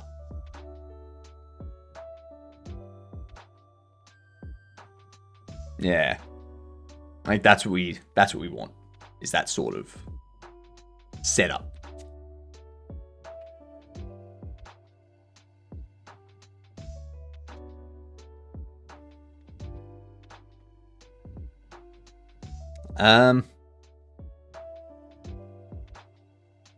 Grow your forest with plants, insects, reptiles, fight off invading humans. That could be a sim.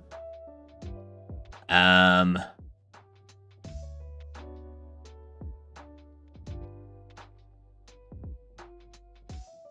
be interesting. Protect your camp using cards to spawn NPCs for defense. Increases attack, defense, blah, blah, blah, against different species. You're a doctor treating a patient, or player lives in a camp, leaves to fight off animals and plants, gathers samples, researches them, learns about different plants and insects and reptiles, and how to deal with them, basically. What distro are you using? Not related to the jam, but I'm learning about Linux at uni and got curious. I've got my specs below the stream zero. So if you scroll down and have a look at the specs, it'll tell you what OS I'm using. I'm using it with Hyperland, which is a window manager. So that'll give you an idea. That will give you an idea. I don't want to say the name because there's a whole thing about saying the name.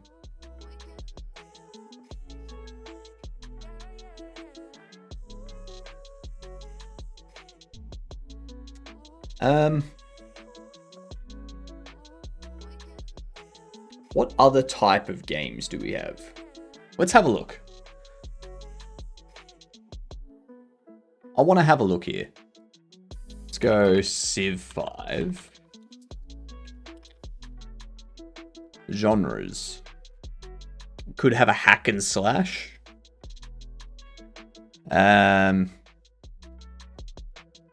It could even be a visual novel. Yeah. Gave me another idea. Protagonist is a head of public health agency trying to improve public health while facing various disease outbreaks and such. Okay. Yep, so implementing different things to combat an outbreak of a disease. So kind of like a pandemic response simulator type of thing. Could be point and click. That's another.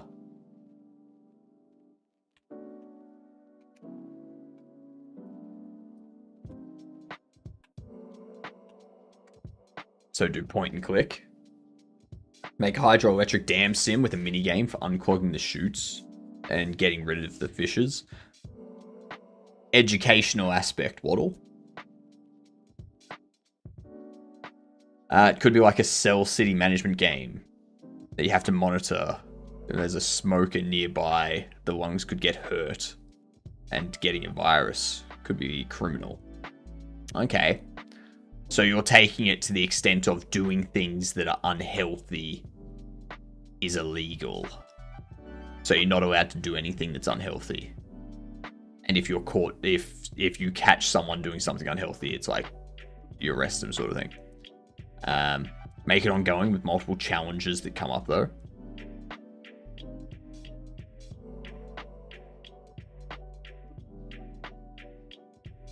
Another idea. Protagonist head of public health agency trying to improve. Could be.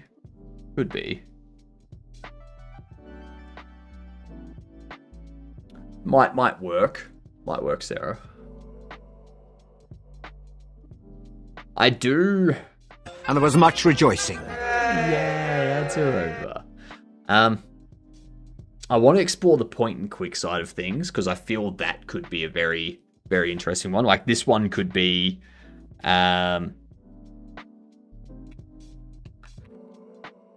identify the different health and safety hazards.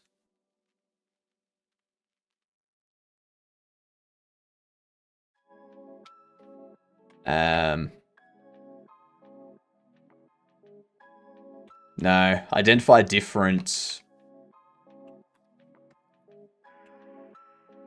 fire hazards. Fight of a single pandemic threat that does already exist for one reason. So I feel that's getting into the realm of What was it? It was... It's by the same people that did Rebel Inc. It's like Virus Inc. Plague Inc. That's it. Plague Inc.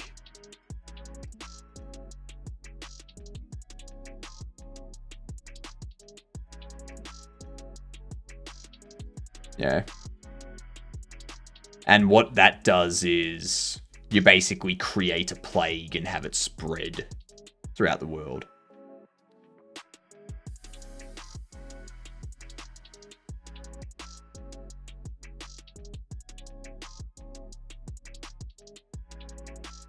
So it's essentially the opposite side of that. You have the world, you're in charge. Oh, that could be one-shot version of the concept is in Plague Inc. It's called Cure Mode. Yeah. That's exactly where I was just thinking. We do need to remember it's 2 weeks, and I'm doing it in RayLib with C++. So that's there is immediately. It can't be something too complex to implement, because otherwise I'm just not going to finish it. If we're implementing a simulation of something spreading, I don't think I'm going to have time to do that and the artwork and the music sort of thing. Yeah, I need to keep the scope small.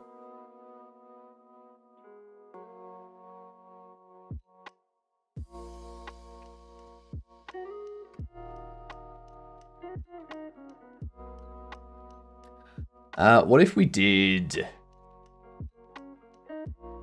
Let's see.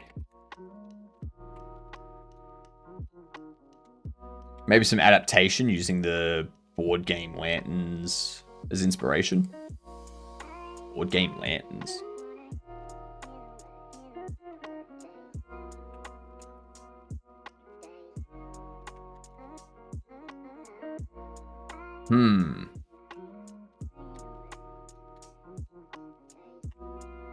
I'm just gonna keep going with that while we do this. Lanterns, the Harvest Festival.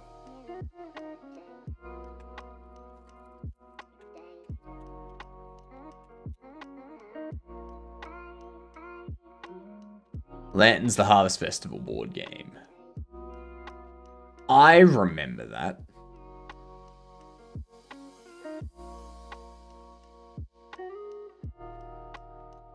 I was thinking more along the lines of a management sim, where you head up the agency over some fixed period of time, dealing with diverse challenges along the way. But there would need to be a win and lose condition. So there'd need to be some sort of simulation behind, you know, the choices you make. How does that impact the overall situation? Stuff like that. There's still a lot of simulation that goes into it.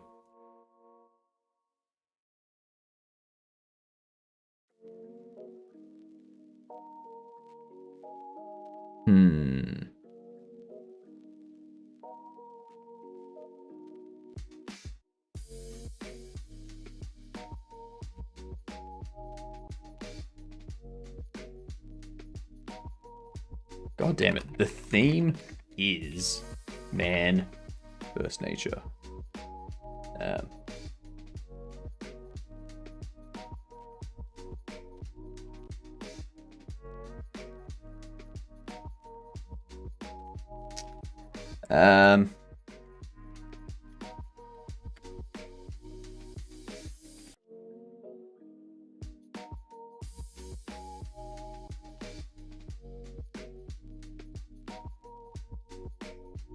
Management sim where you head up the agency over some fixed period of time.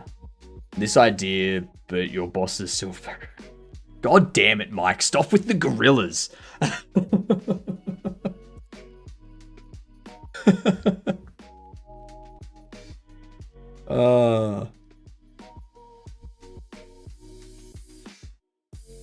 currently the easiest thing to do. Like, this is the easiest thing to do because the gameplay is simple. And the art style, like the artwork is simple. I feel this would probably be the most entertaining. You see the Marvel Zombies trailer, it looks really good. I have not seen the Marvel Zombies trailer. I didn't even know there was a Marvel Zombies. You wanna do some drawing? No worries, Blazer. Enjoy your drawing.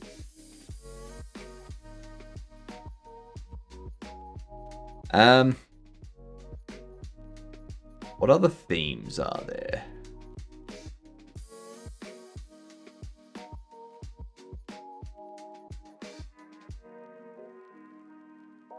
Can't do sport. Could do strategy. Could do turn-based strategy.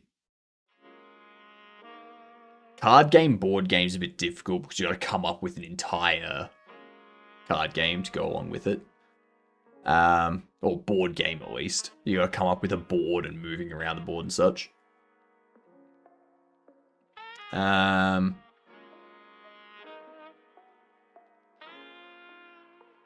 It could even be an adventure game.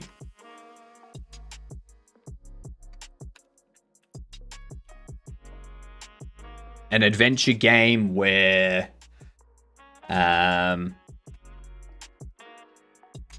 you explore a forest,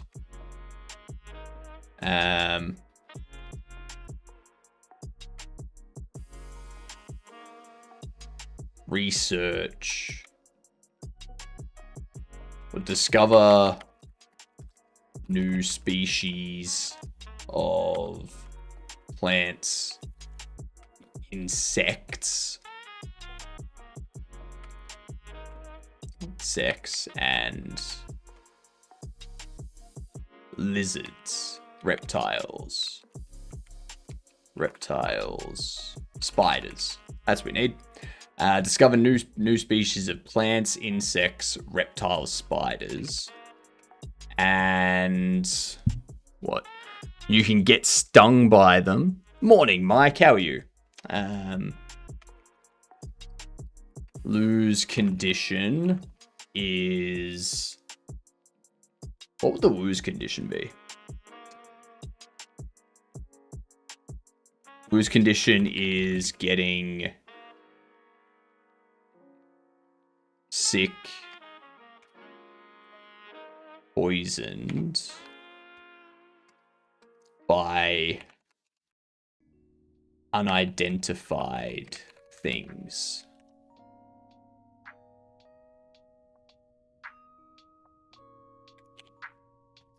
Goal is to uncover as many things, or is to discover all species. That can work. There is no Gorilla Max, so we could do that.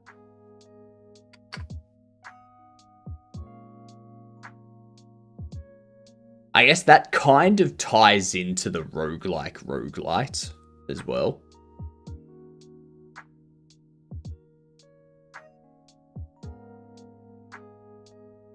One thing we do need to include,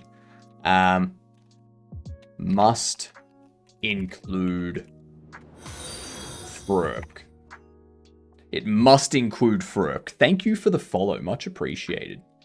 You're officially a Gedunt with that follow. And that means you get to go up to people and go, "G'day, I'm a Gedunt." It stands for good C word.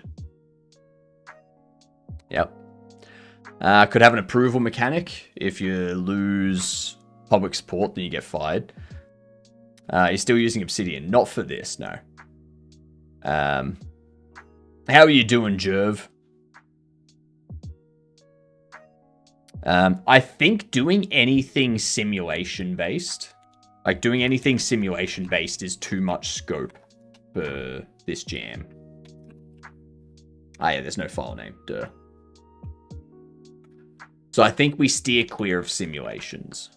This is, I've never done a simulation before, and I'm doing RayLib in C++. So the fact that I'm trying to make this as a 2D game in RayLib and C++ means we can't do anything overly complicated that would be easier to do with like Godot or Unity or something like that. We're doing a game jam, Hamlet. We're currently brainstorming for the game jam idea. I'm doing stuff for my main game that I'm building off stream because it's all around setting up the Steam page and making the trailer and stuff like that. So yeah, doing that off stream.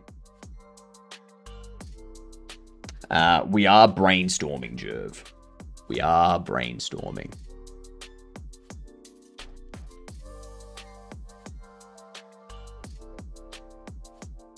What if...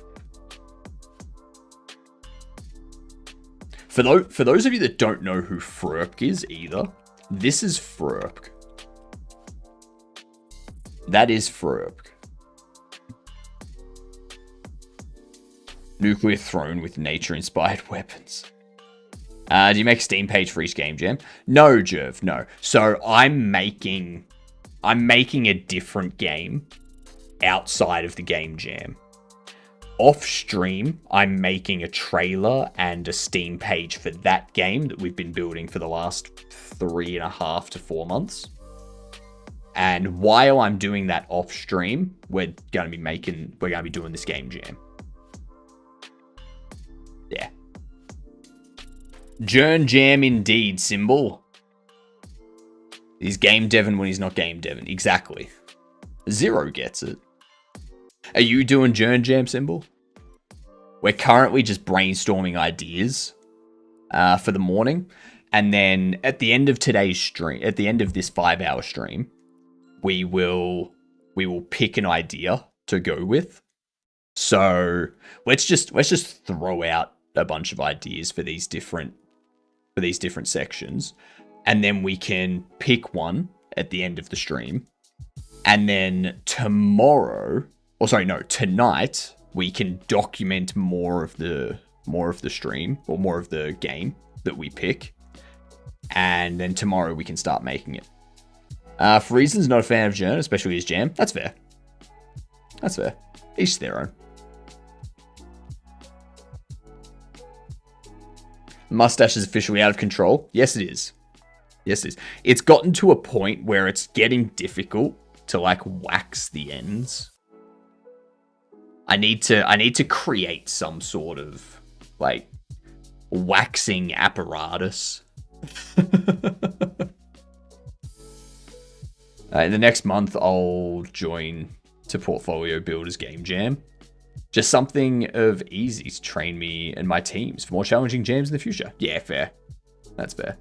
You're participating in Wild Jam. What is Itch Wild Jam? Yeah, the mustache goes past my glasses. Hey.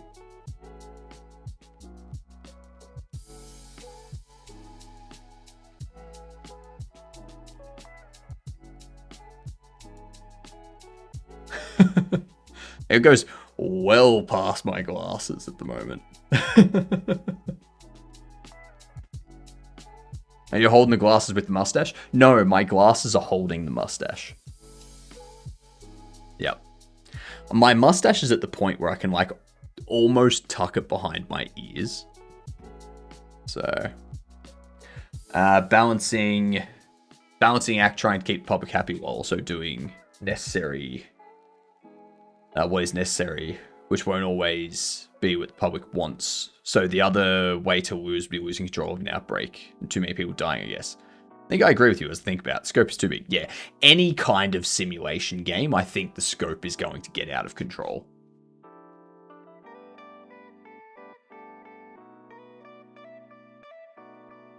Alright, we've got Godot Wild Jam. What are they doing for this? Expansion, I see. Very nice. Very, very nice.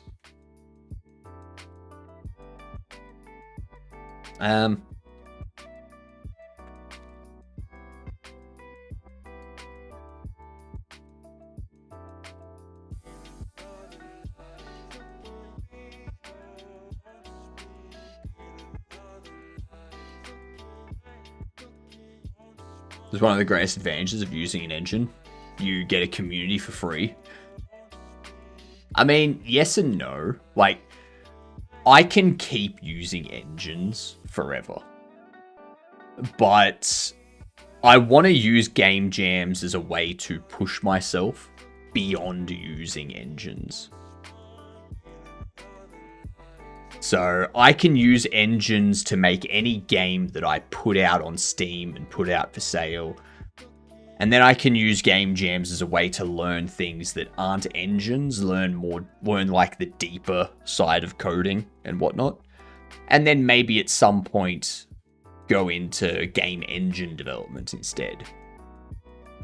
Yeah.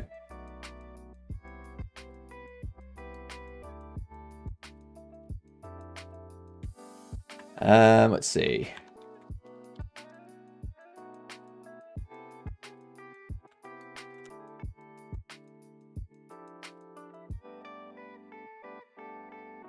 Yeah, I use an engine to avoid having to do everything from scratch in C, or everything from C on Scratch. I understood that you were going to use an engine to avoid having to... No. I'm using RayLib and C++, so there's no engine. RayLib just handles taking care of like textures, collisions, shaders. And then I do everything else game code-wise, basically. Dream job is to be a graphics programmer, though. Yeah, that's going to require a lot of C++, C knowledge, and integration with like Vulkan and OpenGL and SDL and all that kind of stuff, like the graphics APIs and whatnot.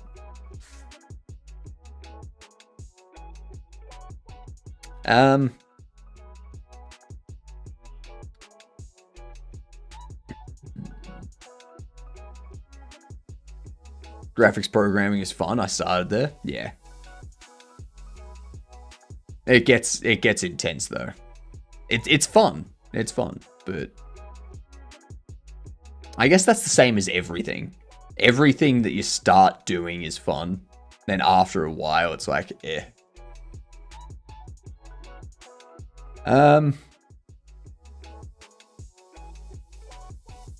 We just started a group for people in LATAM that wants to learn graphics programming because there was no Spanish-speaking community before. Nice.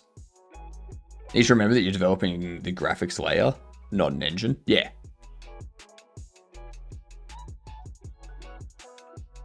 Yeah, like you're just handling the graphics. You don't care about anything else. So...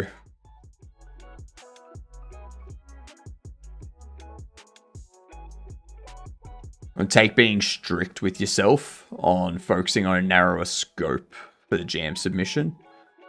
At least it would be so easy to lose focus and let the feature creep bog the project down until you have nothing playable in time. So that's why we're coming up with an idea now. So we're breaking it down to pieces. So this first stream of the day, we just come up with a bunch of ideas.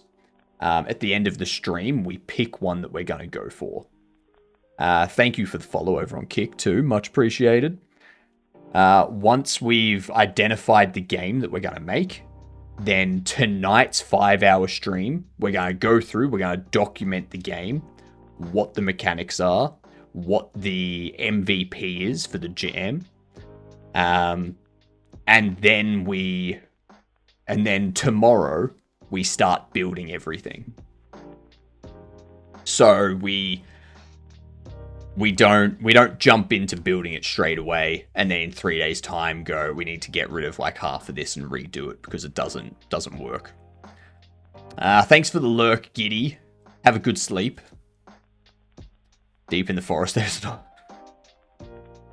We're saying as well, where we don't have as many resources in our native language, although isn't the RayLib creator Latino. I just know the RayLib creator as Raysan5.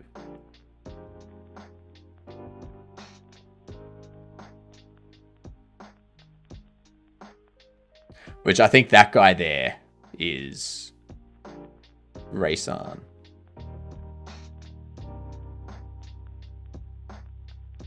Ray. Yeah, that dude.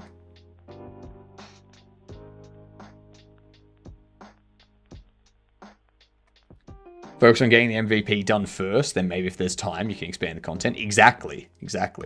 What times are you doing this tomorrow? So my schedule, I stream twice a day. Let me just grab this for everyone on all the different platforms. So this is the first stream of the day. This is our 7 a.m. to midday stream. It's 9:30 a.m. at the moment. We've got another 2.5 hours. And then I take a 5-hour break. And then I do another 5-hour stream from 5 p.m. to 10 p.m. So convert that to whatever your current time is. Yeah.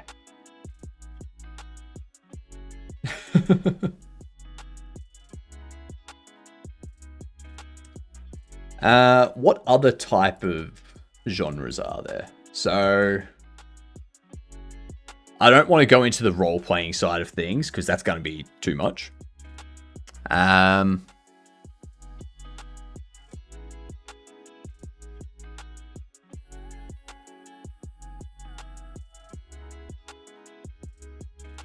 We could combine it too.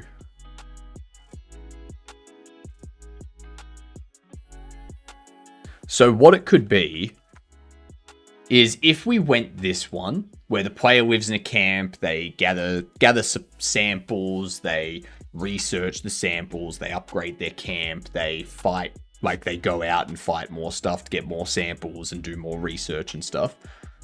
We could add something to this, which would be, what was it? The quiz and trivia. In order for research to be successful, player must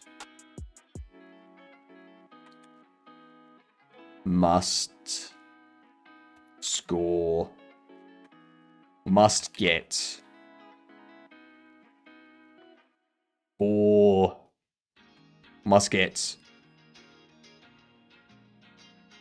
75%. Actually, must get 70% questions correct in a quiz about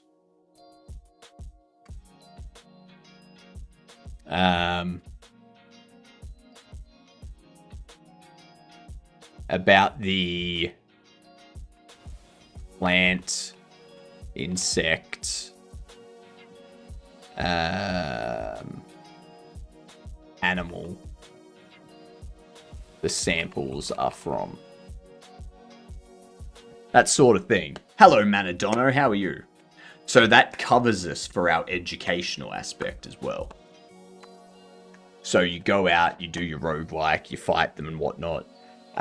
When you research it, so like as you gather samples, you unlock journal entries, and then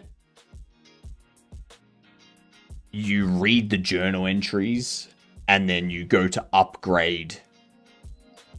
You go to upgrade stuff, or you go to research new upgrades, and before you get the upgrade, you have to complete, like you have to get a certain number of questions on that thing correct before the upgrade's successful.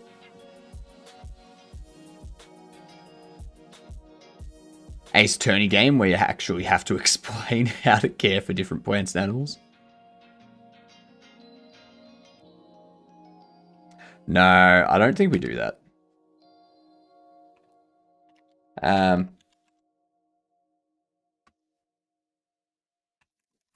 player can check their journal about animals, plants, insects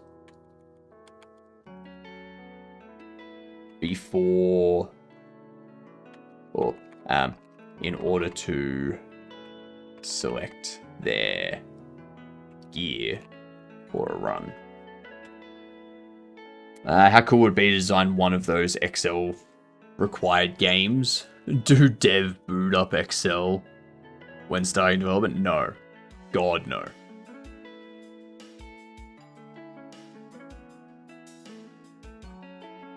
Should be the journos entries.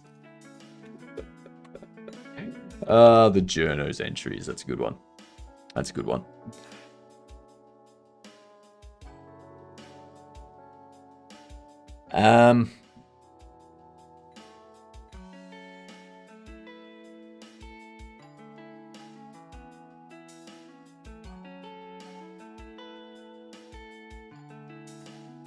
What would the educational side of this be? Because it's going to be a lot of faux science.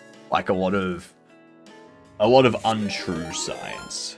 Oh yeah, I forgot. Thanks for the resub, Sammy. Look at that 13 months. Beautiful. Beautiful 13 months. You legend. Appreciate it. Much appreciated. Don't forget, y'all, if you have a Prime, use it somewhere. You don't have to use it here, but use it somewhere. Yeah. Can you expand the text window? I mean, I can, but it's not going to show everything. God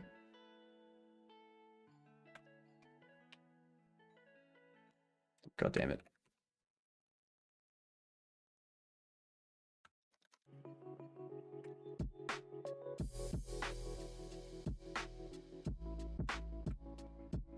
Let me do this.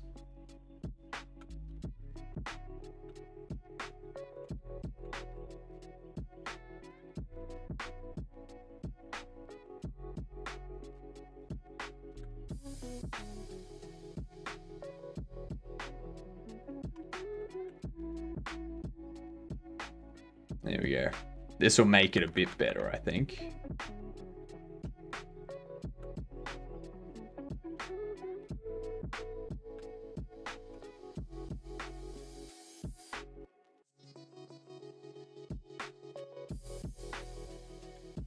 Alright, so we've got all that.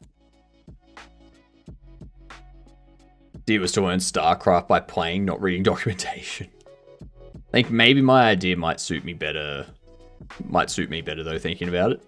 Yeah, I'm not able to do any kind of sim game. I've never made a sim game, and trying to figure out how to implement all of the different mechanics for a sim, like a simulation game, like a virus contamination or a pandemic contamination type of simulation. I don't think I could do that while also learning more about RayLib and C++ in 2 weeks. And also doing artwork and music and stuff like that. I'm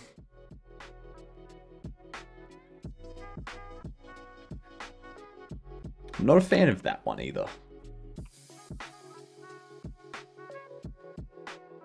Aren't all games really just Sims when you boil it down? There's a difference in genre though. So there's a sim game like Plague Inc., which has the virus expand and whatnot, like it progresses. You can do 1-bit SFX and ASCII art. I'm going to be doing pixel art. I am going to be doing pixel art. I can't really go 1-bit pixel art though, because I can't just do this black and white. I could do it mostly black and white and then have specific things have color. So like the player has color, the plants are green, with like, you know, they'll have a highlight of red or purple or something if they're poisonous. Insects will be just like black and white sort of thing. But creating, like, having insects in pixel art is, especially when you got plants and such. Maybe we get rid of the insect side of things. And we change that to like, yeah, we'll just leave it as that.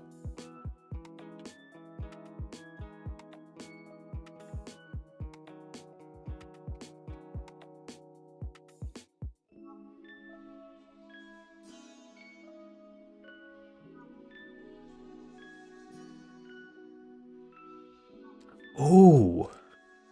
What if...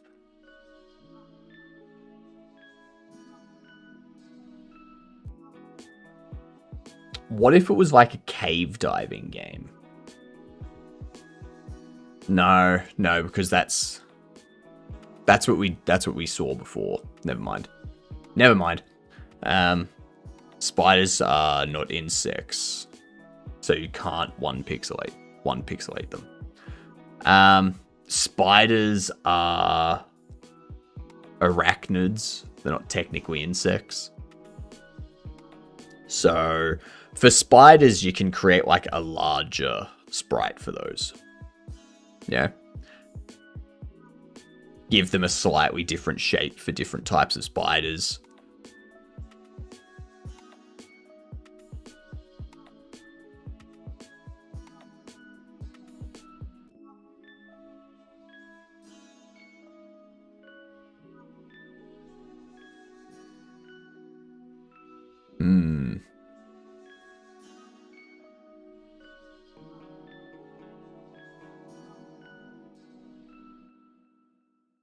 Because there's also the there's that ant game where like you're an ant colony and you're expanding your ant colony. Like ant colony game. What was it? What about cave climbing?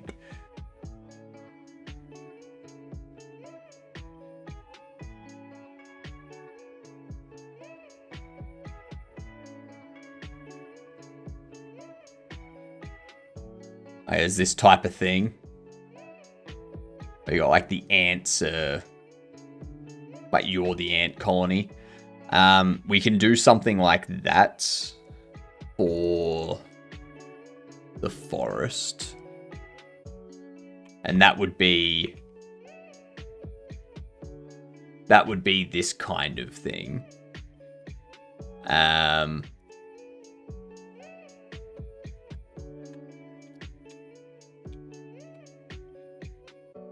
Make a Silk Song clone. What's the educational aspect behind that?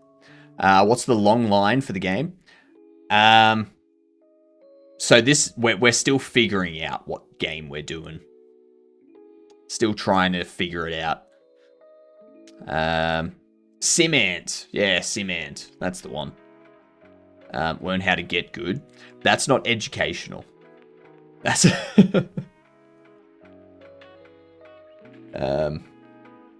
little civilization.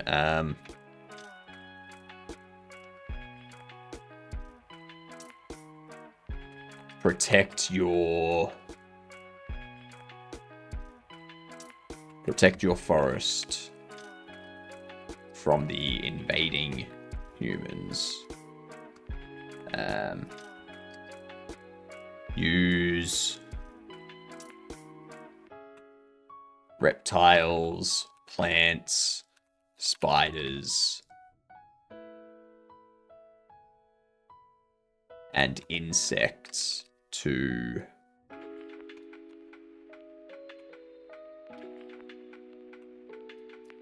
fight off the humans.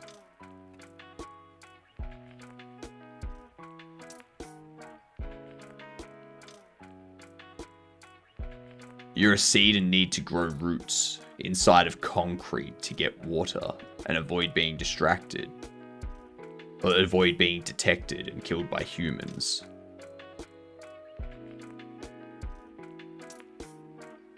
I don't see how that would work. Like, how do you avoid being detected by humans when you're growing above the concrete and your roots are going under the concrete? Or inside the concrete?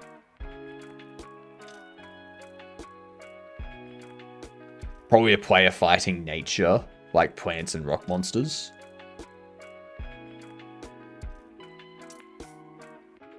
I mean, you could try. Or even better, man fighting taxes, since the government thinks that's nature. The government doesn't think it's nature, but, I mean...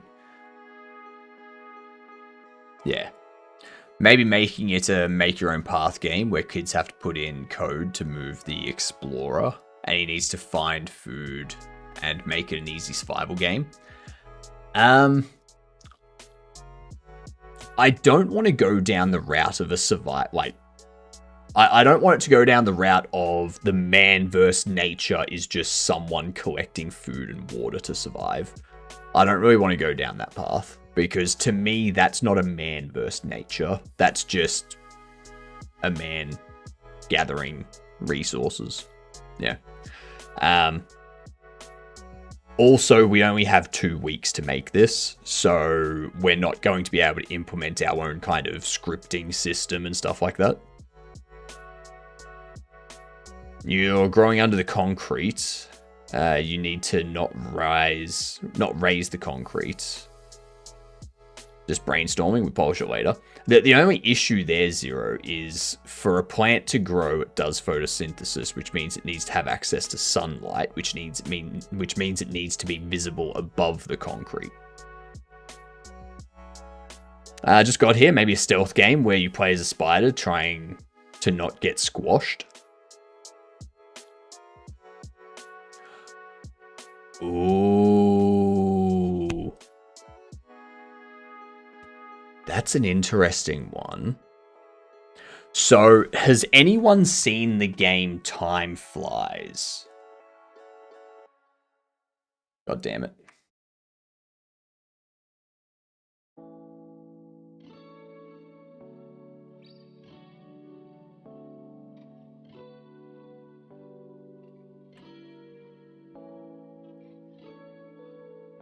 You need white, so grow a bit, but not too much.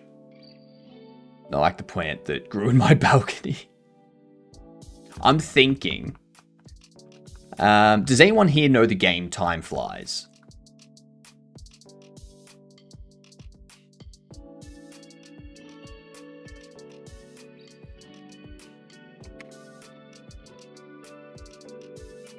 This. It's a very simple art style. You play as a fly. And you have a certain amount of time to live. You have like 70, 80 seconds sort of thing, and you try and do all the things on your bucket list.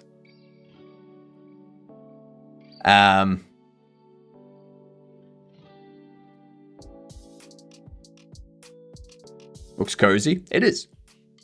I'm thinking we do something like this. We do something like this where it's... But you're a spider. You're a spider, you've got to try and... You got to create a web. You've got to catch insects. You've got to keep yourself alive. You've got to avoid people.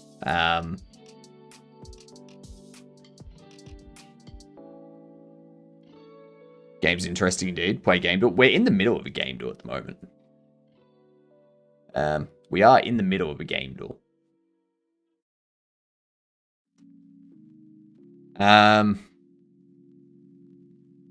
If we go...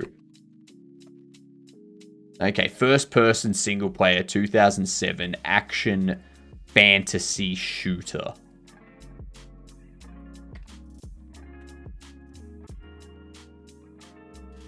Okay, it's not a dead space. You are a spider. Good morning, by the way. Morning, Escamina. Ooh, Escamina, you have the top clip. Nice. My tea's too hot, but need tea. I think you mean coffee. You mean coffee's too hot, but you need coffee. What if it's a farm you have to take care of?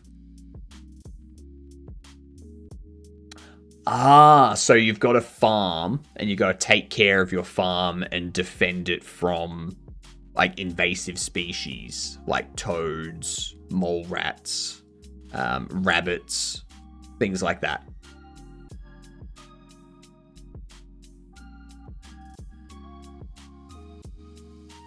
I haven't seen this game. How to play it? So Gamedle is kind of like Wordle, but for games. So you guess a game. It'll tell you what aspects of that game are correct.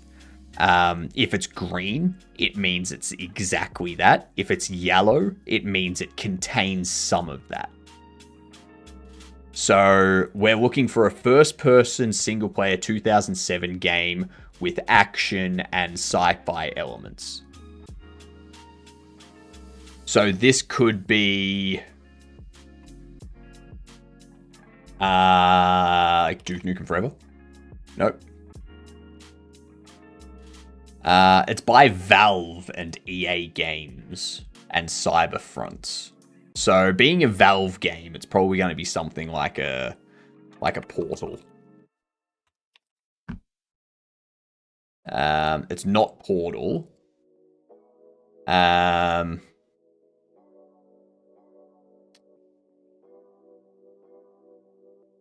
Painkiller overdose.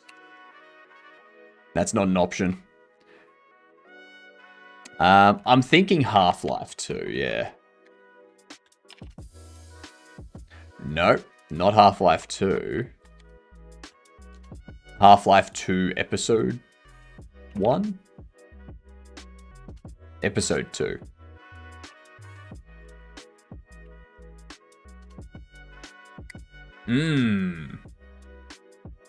The orange box or Portal. Howdy. Howdy, how's things? How you doing, Dramier? Wow, Half-Life. Where's my crowbar? But yeah, like this kind of thing, we could do something like this, but instead of being a fly... Instead of being a fly, you could be a spider, or perhaps you're one ant that's part of a colony event. No, because it still needs to have the verse human part, like verse man. We're coming up with a game jam idea. So theme is pinned. We need to come up with a game that we can make in 2 weeks with RayLib that's pixel art. That matches all of those, like matches that theme. Pretty sure my wife is on war with sugar ants every day. Probably. Build a civilization, growing them to harness different natural elements for power. Protect the forest from invading humans. Use reptiles, plants, spiders, and insects to fight off humans. Got it. Pikmin, but with ants. In the middle of a battle with fire ants myself. The fight is real. I want to take this and pop it down here.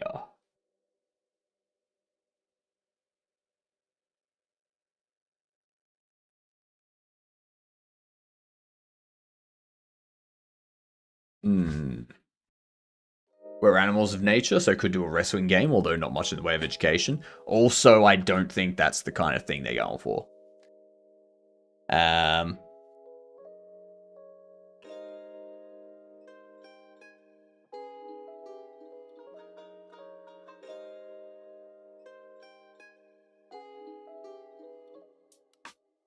What if, nothing beats a Honey, I Shrunk the Kids kind of game? You're talking about Grounded and Grounded 2. That's already been done. That has already been done.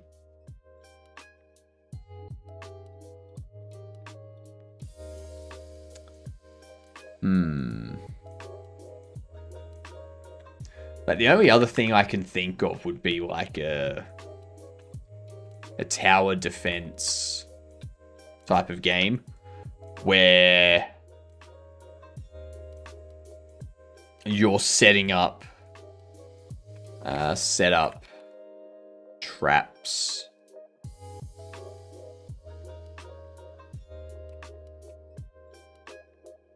Obstacles.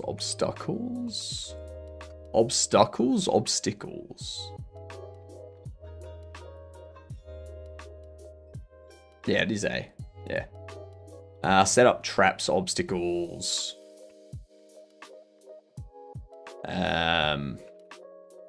Defenses to protect your base or ecosystem. Can be either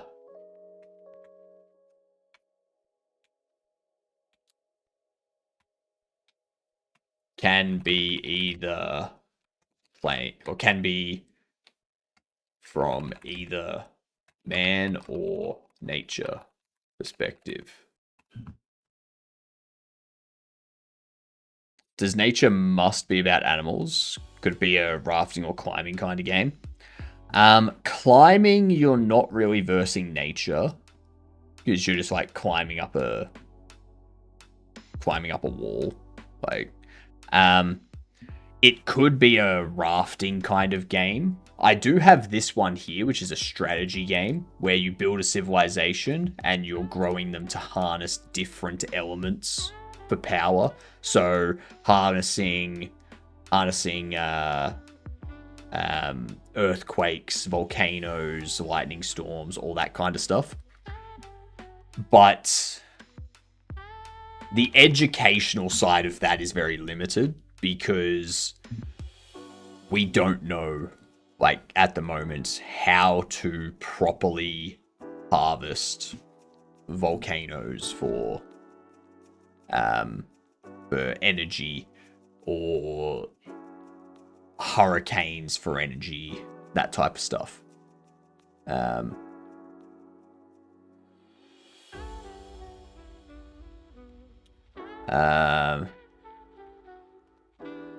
Of course, that's how we get number 2 pencils.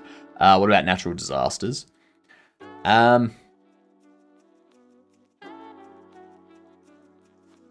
What would be the gameplay for a game with natural disasters? It's like, is it just defending against natural disasters? Is it preparing for a natural disaster? If so, what's the educational angle?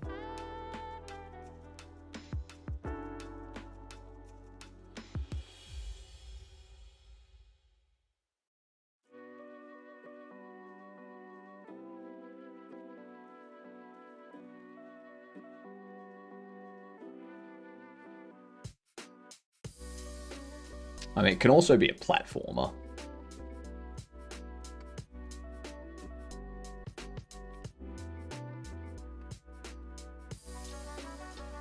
Don't live on unstable countries. So only live in Australia is what you're saying. I think Australia is the only continent without an active volcano or something.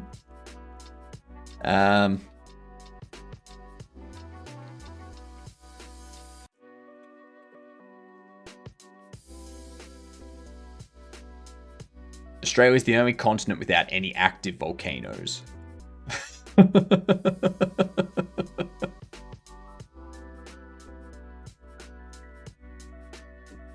So Argentina may not have any active volcanoes, but South America does have active volcanoes.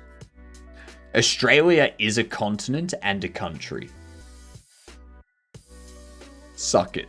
We're special. We're special. Ever heard of 60 Seconds? Maybe a game like that where you get supplies, then go into a tornado bunker. The only thing not trying to kill you there is the Earth itself. Oceania is a continent, which includes Australia and other islands. Oceania is a region. Things like the islands of Indonesia and such are not part of a continent. They are islands around a continent. That's why Hawaii is an island, but it's not part of the North American continent. North American continent would be Canada, America, and Mexico.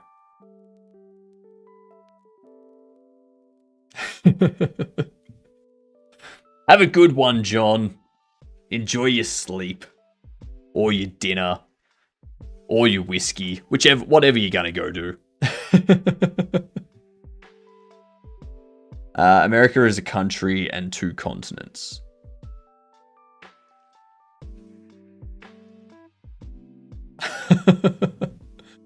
A lot more countries than those 3. Yeah, but you get the idea. Like the North American continent is mainly those 3, and then you've got like islands around the North American continent. Like those islands aren't actually part of the North American continent, but they are in the North American region. If you get what I mean. Like continent region does not equal continent, is what I'm saying.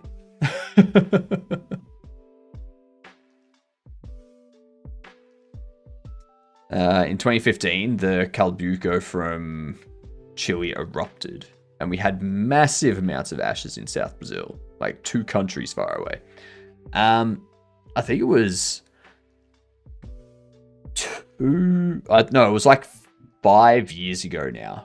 5 years ago, 6 years ago, Australia had bushfires that were so bad that in Sydney and Melbourne, and even I think Brisbane as well, if you went outside for any reason, it was advised that you wear a mask, like a proper N95 mask, to protect yourself from smoke inhalation and pollution. And that was the end of 2019. That was the end of 2019. And then we went into the pandemic, and everyone in Australia was like, we already have masks. Yay.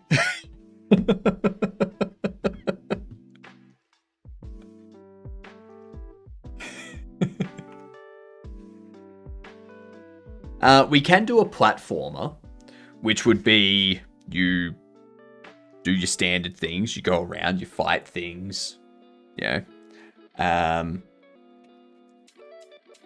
progress platformer levels, learn about different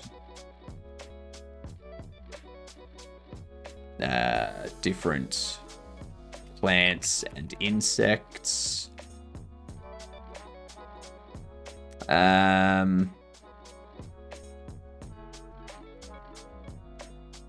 Drop bears had masks too. That's what it says on Wikipedia. Outside the English-speaking world, Oceania is generally considered a continent, while mainland Australia is regarded as its continental landmass. Apparently, it is a question of who you ask. Well, I mean, I don't ask the non-English speaking. Primarily because I can't. Like, I'm not going up to someone that can't speak English and being like, do you consider Australia a continent? Because it doesn't matter what they say. I'm not going to understand it, and they're not going to understand me.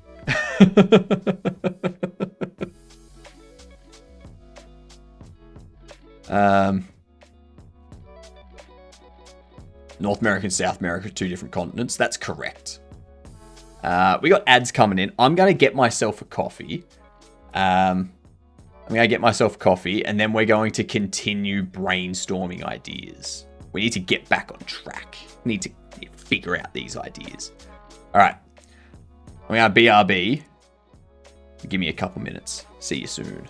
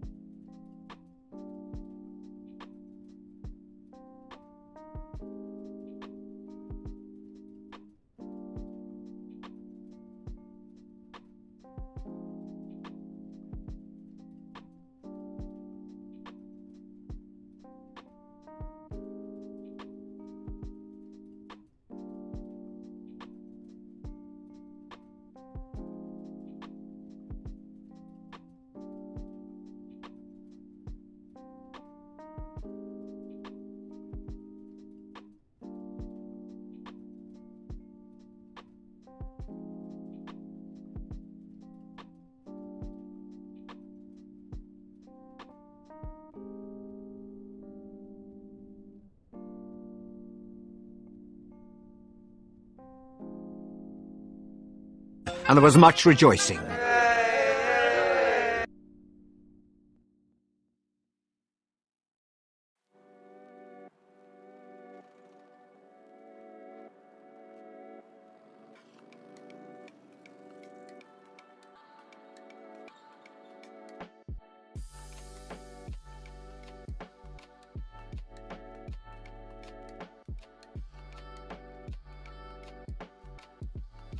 Alright, I'm back.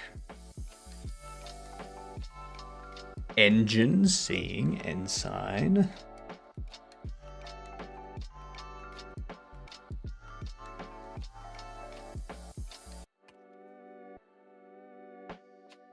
Nice. Smashed that one.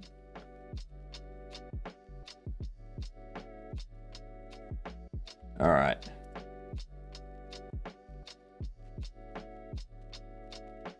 Pause that.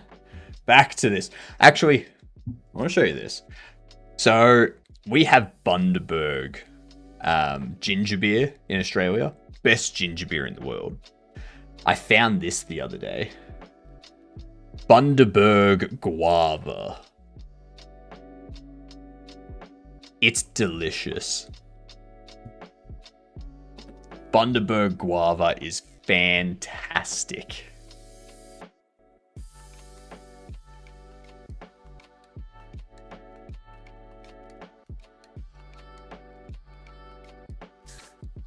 We got this brand stateside. Yeah. Wikipedia says Central America is a sub-region of North America. So Guatemala, Belize, Honduras, El Salvador, Nicaragua, Costa Rica, and Panama would all be part of the North American continent. It's not sponsored, Fluffy. It's not sponsored. I just love Bundaberg drinks. Dramier, we do programming. Everything we do is pedantic. Have to type.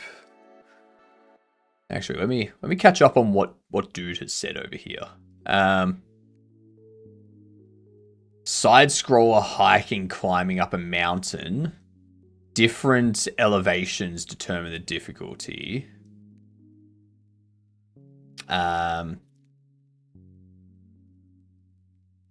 You have to use coding to move him around, and you have to start typing it faster and faster. No, we're not doing anything that involves implementing our own scripting because we don't have time for that. We don't have time for that. It's only 2 weeks. Separating one huge landmass into two makes no sense. It's like separating Asia into 2 Asias. Well, I mean, Russia is technically part of the Asian continent, but Russia also connects to Europe. So you've got the European continent and the Asian continent that are connected. So, and Russia also connects to a bunch of other stuff. Is it difficult to use Arch? Give an honest answer. It depends on what you're using it for.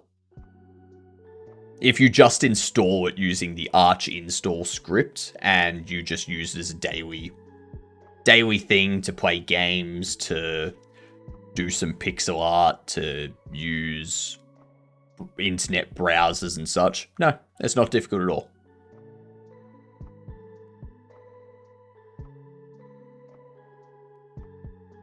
Me use Mint. If you're on Mint, then you can definitely take a step and upgrade to Arch if you want to. It's up to you. You can't play games on Linux. Yes, you can. I only play games on Linux.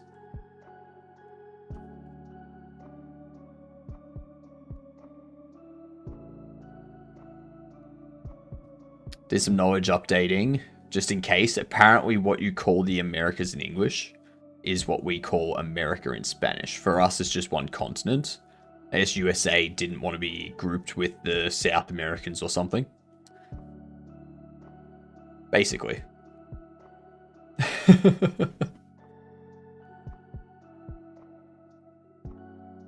I've always wanted to do a card game type of thing. But implementing the educational side into that is difficult.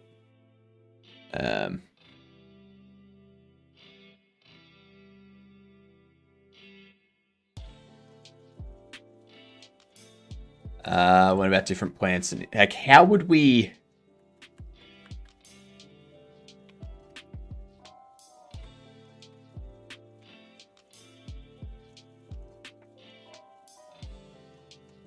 How would the educational part be worked in? Story?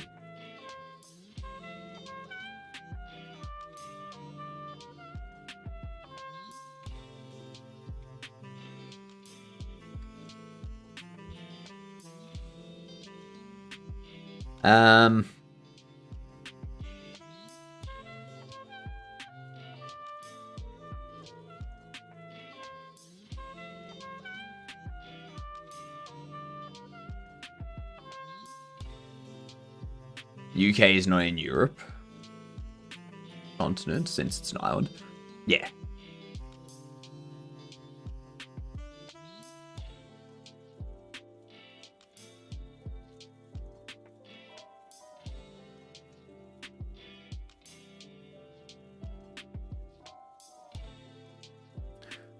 What did we learn today? The definitions are only as good as what they're useful for, and change depending on context. That is true. That is very, very true.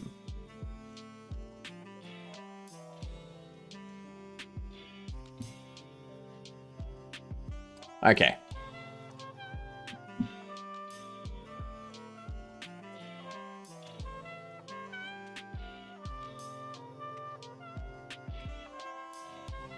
Also changed over time.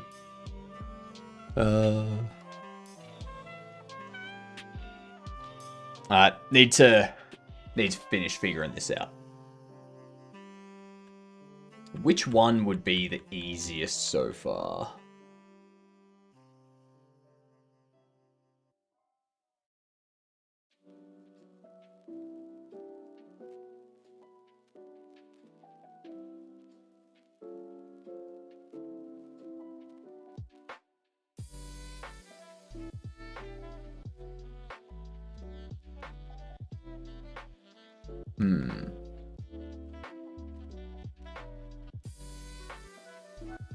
Look for an issue tracker with good integration with GitHub. At last, I guess things separating...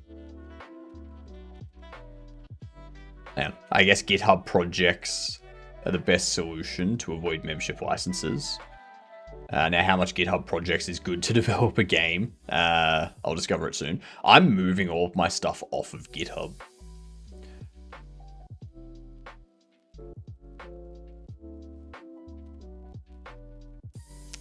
Sad we can't be doing indie full-time anymore. Unfortunate.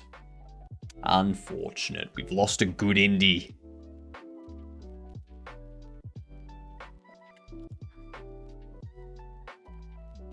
What are you going to... from GitHub, self-hosting? Yeah, so I've got a private server set up, which has Git running on it. Just Git. It doesn't have Gitty or GitLab or anything like that. It just has Git. So I just do Git commands to that as the remote. Like I push to the remote. That's fine. I don't need a web interface. Any good way to do self-hosted repo on a local network that gets around the SSL requirement?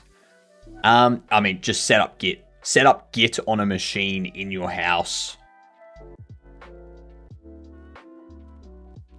Commit to that. Done.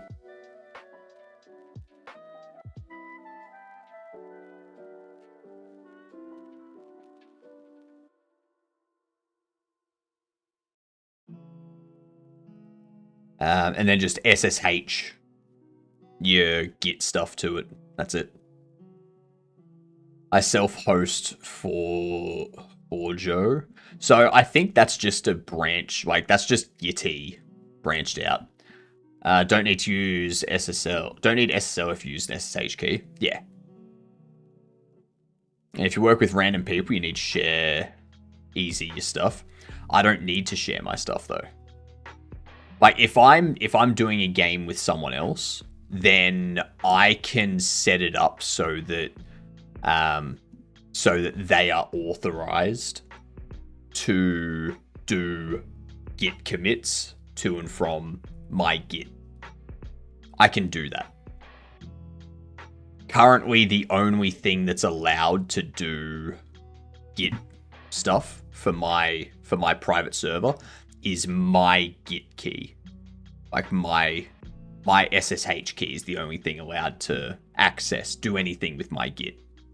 So if I was working with other people, I'd go, all right, I'll upload your Git keys here, and then you can all interact with that. You can push and pull commits from my personal Git. Forked off of Gitty when the company that owns the Gitty brand started doing anti-FOSS shit. It's still like, it's still the same thing though. Like, it's still just like a web interface wrapper around Git. That's all. Code touch 0. IDs passed around. Too many.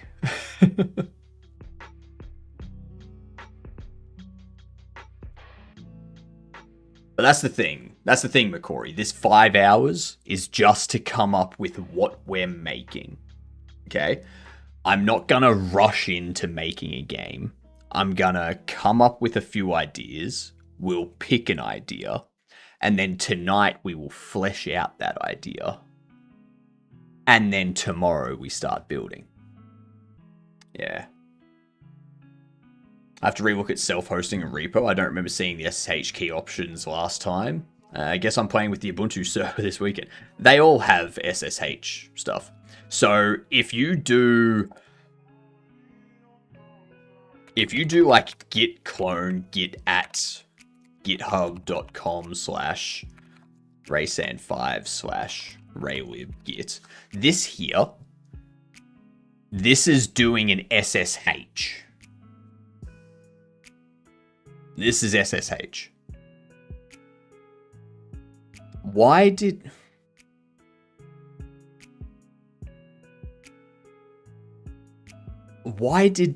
that get caught?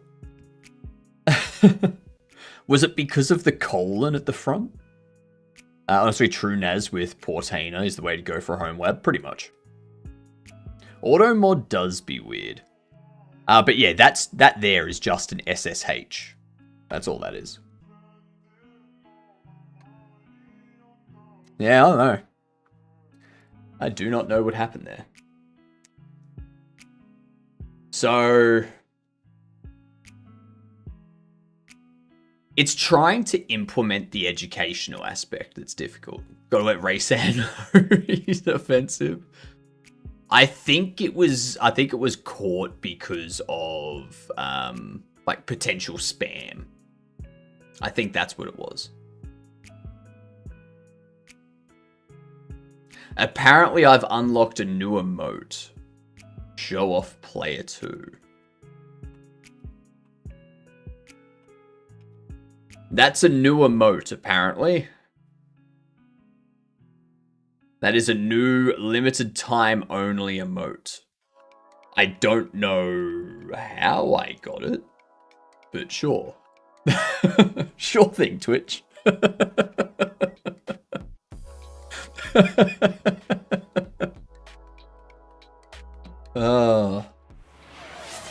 think I need my glasses. I can't read that. That's fair.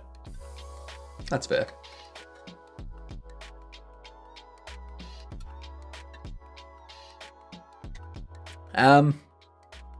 Could be a hunting game. No, it needs to be 2D. I'm not doing anything 3D, so I'm not doing anything hunting related.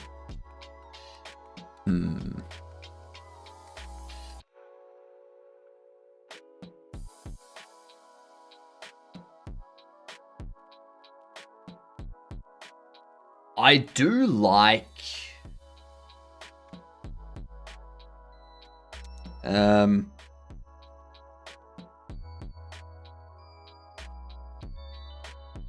Let me have a look here.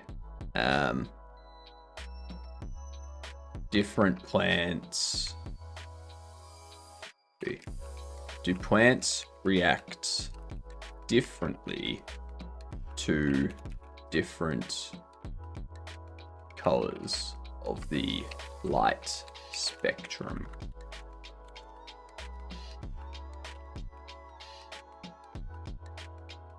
How does light color affect plant growth? Plants need light to grow, but not all light is created equal. Okay. Promotes stem and leaf elongation, flowering and fruiting development. Promotes root growth, chlorophyll production, and photosynthesis. Not as effective as red or blue light for plant growth. Inhibits stem elongation and promotes leaf growth. Interesting. Interesting. Some people think meat comes out of a printer.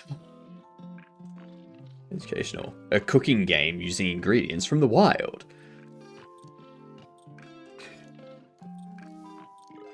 Just don't put your meat in a printer and you'll be fine. Yeah, Dramier gets it. I think the doctor treating patient card game is the most potential with the easiest educational side, in my opinion. The thing with that, though, Dramier, is the pixel art aspect. Like, doing the artwork for it is where the difficulty comes in for that.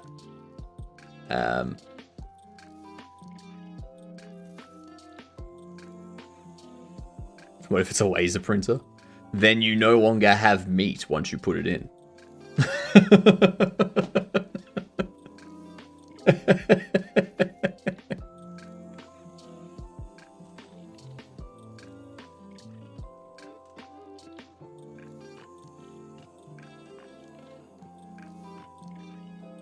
Let's see, red light is the most effective wavelength for photosynthesis. It's essential for plant growth. Red light promotes development of strong stems and leaves.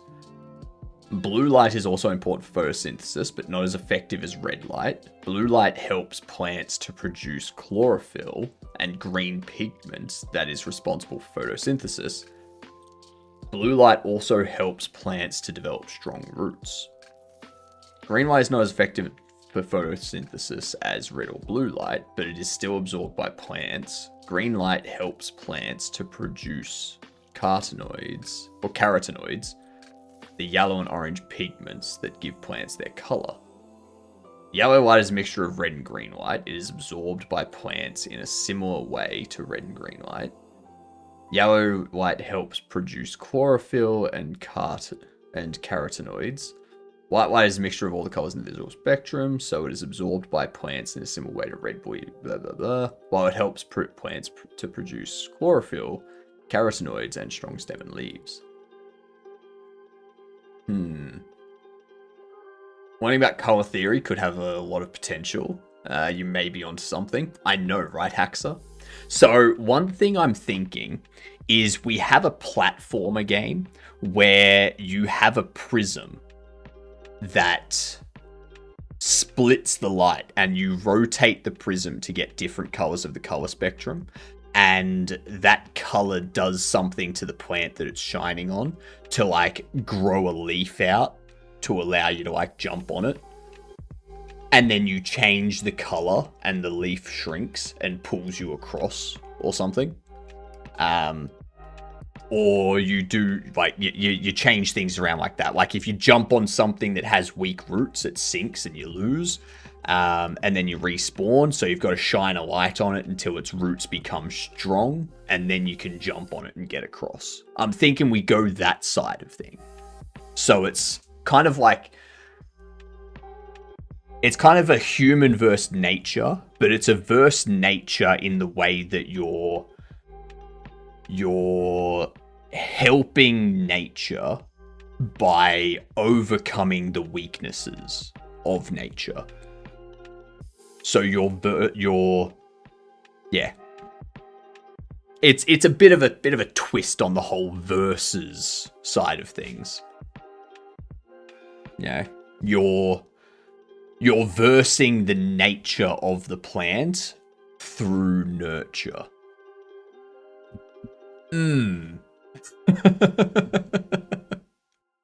Hard to get inspiration for app startup ideas when 99% of the most recent ones are just AI wrappers. True. It also leads people growing vegetables inside their colourful RGB cases.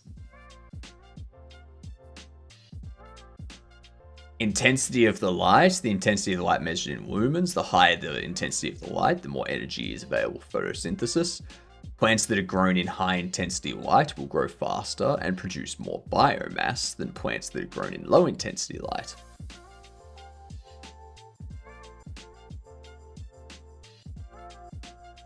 Applications of the knowledge of light color and plant growth. Horticulturists use knowledge of light color to grow plants in a variety of different environments. Use red light to promote flowering in plants and blue light to promote vegetative growth. Agriculture, farmers use the knowledge of light color to improve crop yields. For example, they use red light to increase their production of tomatoes and blue light to increase the production of wheat. Instructions unclear. Lawn stuck in keyboard. Could all be using the CPU and GPU for heating something. That's true. That's true. Controlled environment agriculture, space exploration. Fair enough.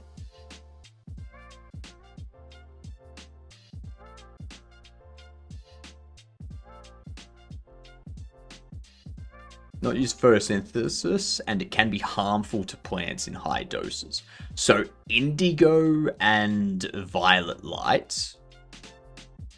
So indigo and violet light can be used to force the plant to shrink and shrivel, allowing you to get through different areas. But how do we have a limitation? How do we combine this stuff together? Red's the longest wavelength, essential for photosynthesis and plant growth. How would we combine all of this?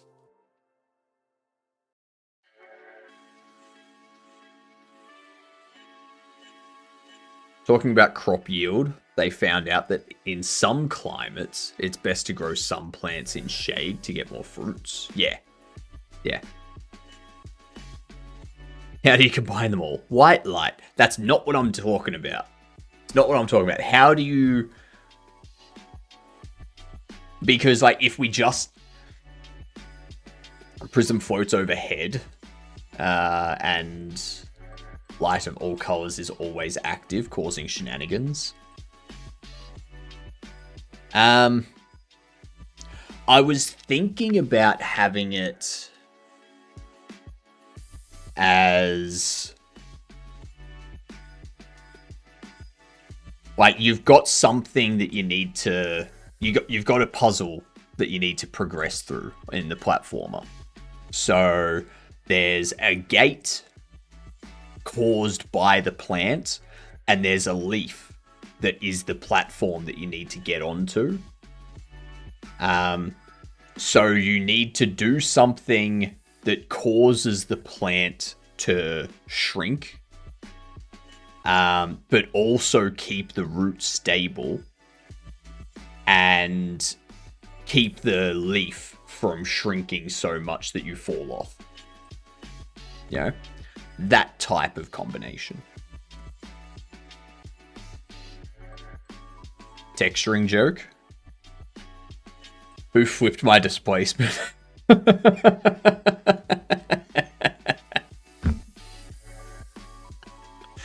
Oh, I like that one. I like that one. Who flipped my displacement? Oh, that's great.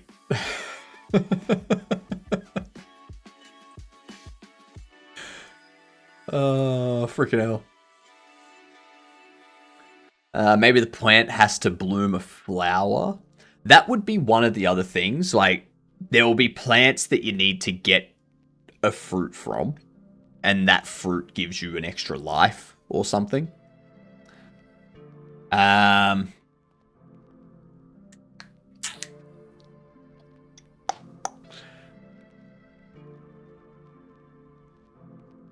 I'm just trying to think of how we would implement this as an actual game, actual platformer.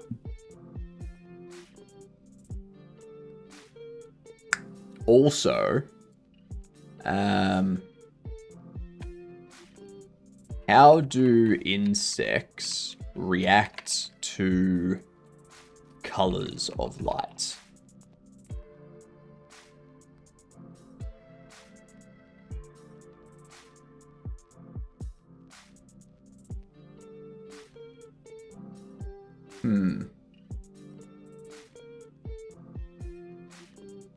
Insects are able to see ultraviolet radiation. Nocturnal insects are often attracted to light sources that emit large amounts of UV radiation. Devices that exploit this behavior, such as light traps for forecasting pest outbreaks and electric insect killers, have been developed. Yellow pan traps are used for conducting surveys for pest outbreaks.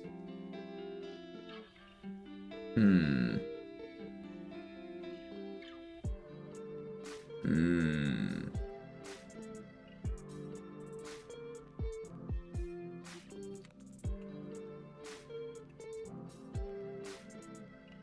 Response to different insect groups, various wavelengths. This is what we're after.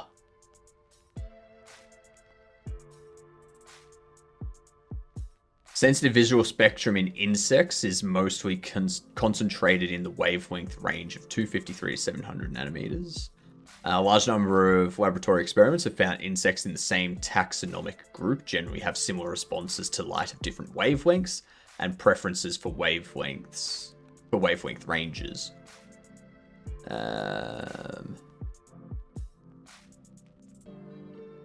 Okay, let's have a look at how do flies react to different colors of light. Have you seen weight painting, Bob Ross?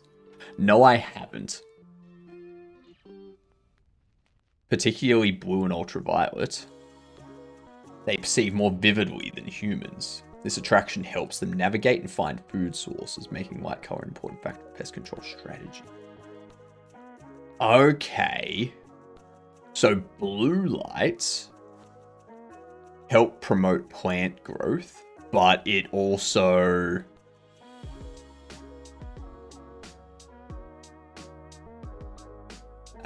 pigment responsible for photosynthesis. Blue light also helps the plants to develop strong roots. So you can be using a blue light. You can be using a blue light to improve a plant's root strength so that you can jump onto it. But that in turn attracts like flies and stuff that you have to fight off. And the flies are like large flies. The theme is man versus nature. We've got it pinned at the top of the chat.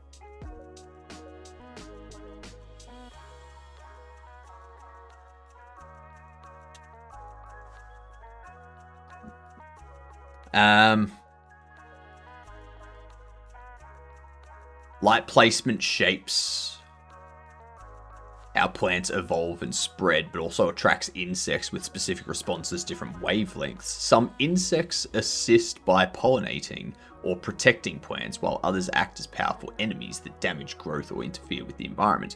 Managing light becomes a careful balance between helping nature thrive and avoiding unintended consequences from the insect world. That's basically what I'm going for this platformer idea, Escamina. That is the idea that I've got. We like the player has a prism, and they can't use white light or anything. They have to use different colors. So like the prism itself is a torch, but because it's a prism, it's like reflecting everything out.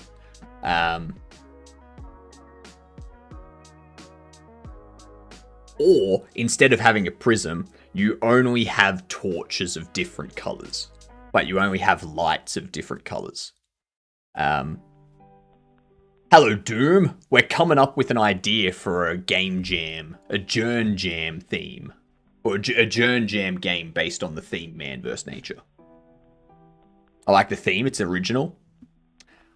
No, it's not original. I think similar things like man vs. nature have been done before.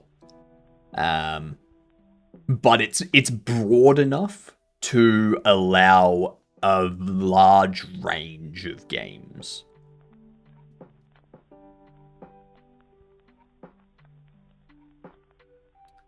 So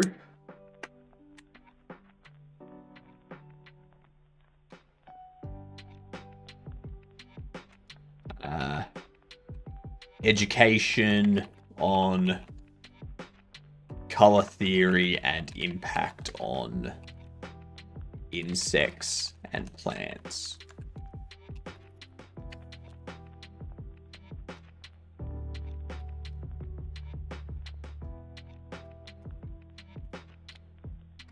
Some different colors help grow different plants, or help grow plants in different ways, while also attracting or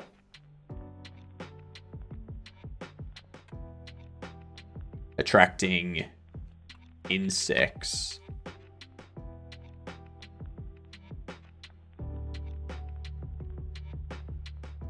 Maybe a stained glass with the colors the player turn around, and also make super cool drawings on the sides. No. It's provided me little inspiration so far. The man versus nature. Person never seen a jam theme that revolves around nature. I thought it was original. It's definitely like the thing is,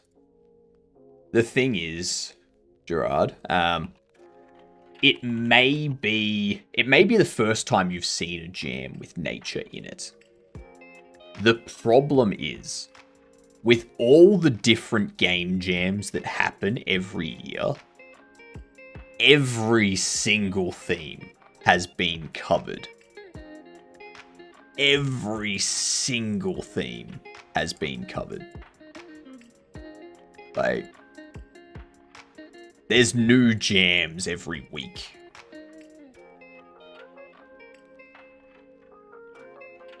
So, yeah. You're better with C++ or GD script. I'm probably better with GD script just because I don't deal with pointers and stuff like that in GD script. But I know C++, I just don't practice it a lot. And that's the purpose of me doing the game jams with RayLib and C++, is so that I can practice C++ more and more and more and get better and better at it until I can jump in and start doing game engine development as well. Pointers aren't that bad. They're not that bad, but if you never use them, then you never learn them. Like you never perfect them, sort of thing. RayLib is a game framework library. It's just a programming library. It allows you to... it gives you a core functionality. It gives you a shapes library, so you can draw shapes, as well as collisions and such. It gives you a textures library, which allows you to create sprites and images and all that kind of stuff. It has a text library, so you can put text on the screen. It has a models library, so you can do 3D models and 3D game development. It has a shaders library, so that you can do cool shader effects, and it has an audio library. It also has a bunch of different bindings. So if you have a look, let's comb this beard. If you have a look here, RayLib has bindings for C, C++, Ada, Beef, Brainfuck, C3, C#, Common Lisp, Dart, D, Elixir, Fortran, Go, Haskell, Java, Julia, Kotlin, Lua, Ruby, Node, Odin, Python, OCaml, PHP, Rust, R, Ruby, Racket, Swift, Small Basic, Zig, COBOL, Jai. Like, you can like use almost any language there is to make a game with RayLib.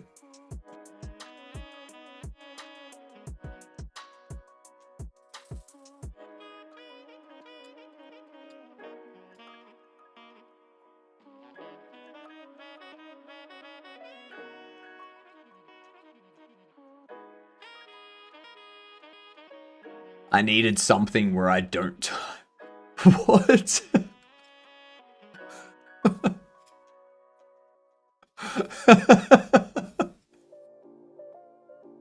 I'm just gonna...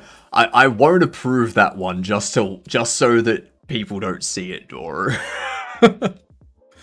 Why use RayLib? Just use Electron? Because I don't hate myself. I'm not Discord and Spotify.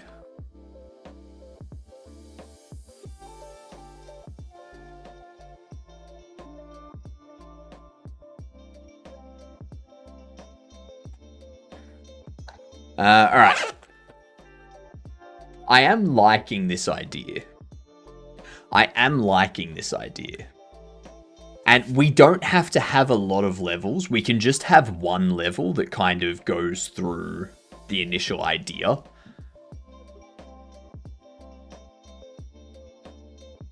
Also,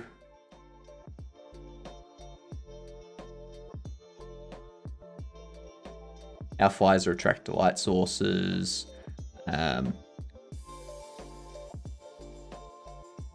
So we can have it like you've been shrunk down, which is why the flies and the moths and all of that are larger. That Giga Chad style answer.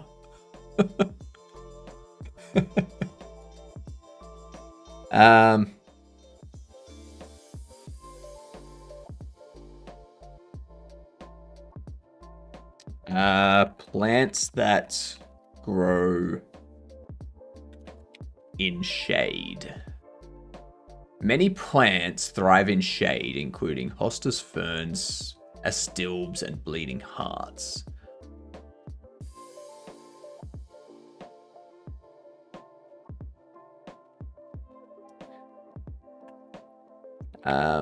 Plants that... I haven't set up a jam, but I can do that now. Let's go into Nightbot, shall we? Commands. New command. Jam.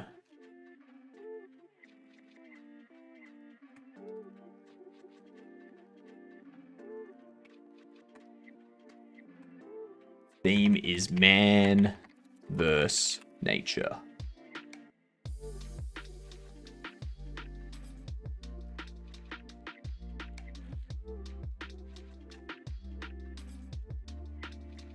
There we go. Bam.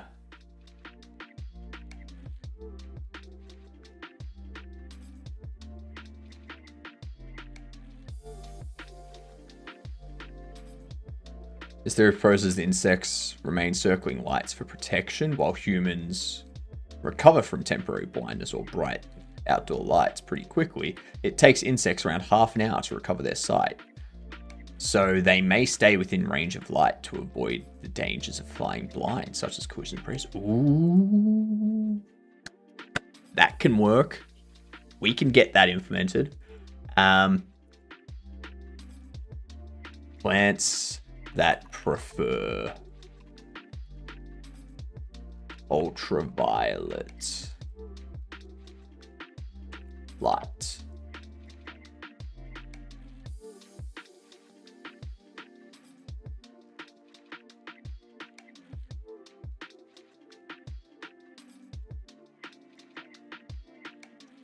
Ultraviolet light might be beneficial for your plant's overall development, but that's only true when you understand how exactly to use these lights.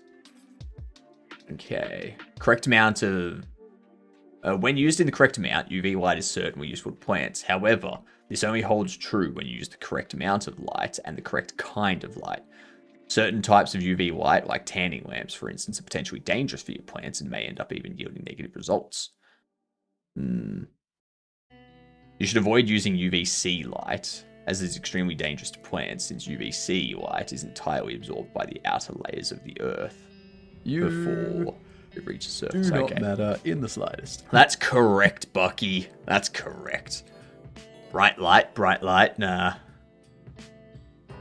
Both UVA and UVB are known to be beneficial to plants. You can use either or both these lights in your garden.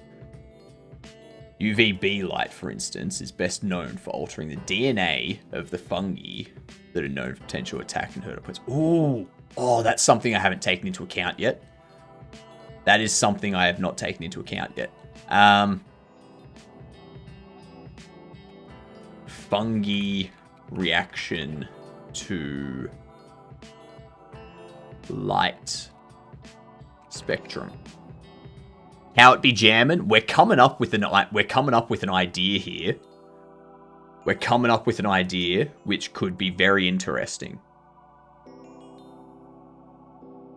Fungal species have known to respond to light qualities ranging from blue to red. Interesting.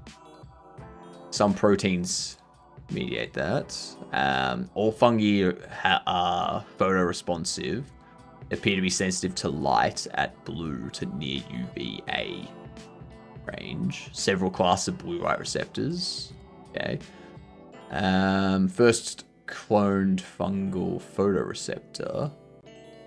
Okay, that was for bread mold. I want something that's not like a full scientific paper. But yeah. How are you doing, Fanny? How are you doing, Mungalo? What's going on? Let me give a shout out here to some people. I've got to catch up on so many different shout outs right now.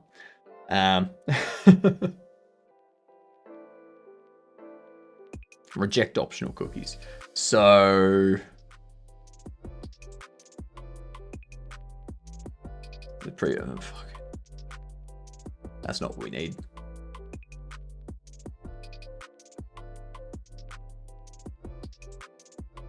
Doing alright, woke up earlier than normal to play games with a friend. Time zones be crazy. Time zones do be crazy. Most fungi respond to wavelengths such as blue, red light. Blue light has been found to be most associated light quality with fungal development. Most commonly investigated photoregulatory receptors in fungi are the white collar complex proteins in the light oxygen voltage.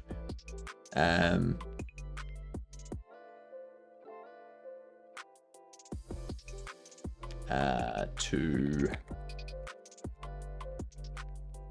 different light colors. Ribbig indeed. You know what else be crazy? Ribbig. Yep. Frurp do be crazy. Frurp be super crazy.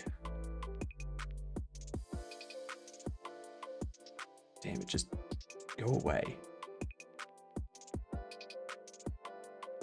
Blue light response was reported in this. Been identified in all three domains. Blue light receptors can be divided into general classes, phototropins and cryptochromes. Phototropins, the photosensory N-terminal part consists of carotene. Okay, yep. Photochromes stubborn plants. What's the... Well, it's been known for a long time that fungi sense and react to light. It is only recently molecular machinery has been studied in some cases. So far, only very few components have been characterized. Several fungi genome sequences in combination with steadily increasing toolbox. It keeps cutting it off before it gets to the good part.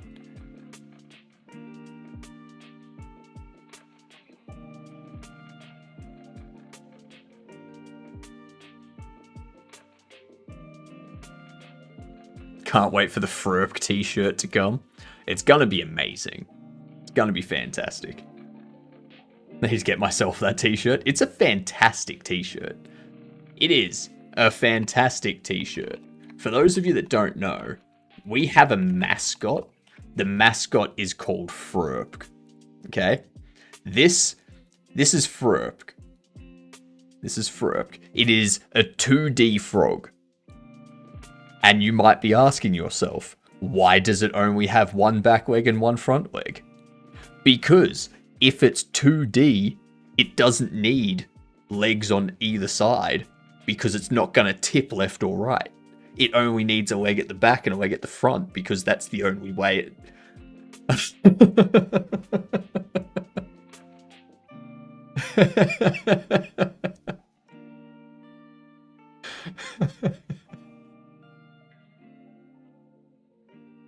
But yes, I attempted to draw a frog. I attempted to draw a frog in the span of 20 seconds, 30 seconds. That's how it came out. So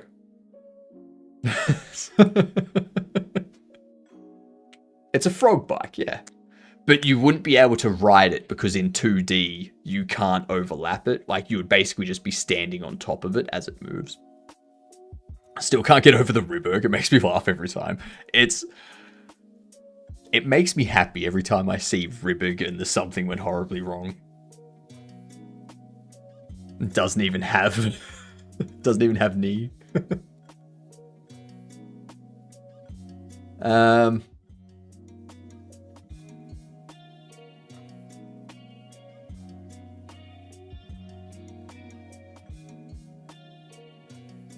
I need to know, like, let's go mushroom reaction to colors of light. That's ultimately what we need.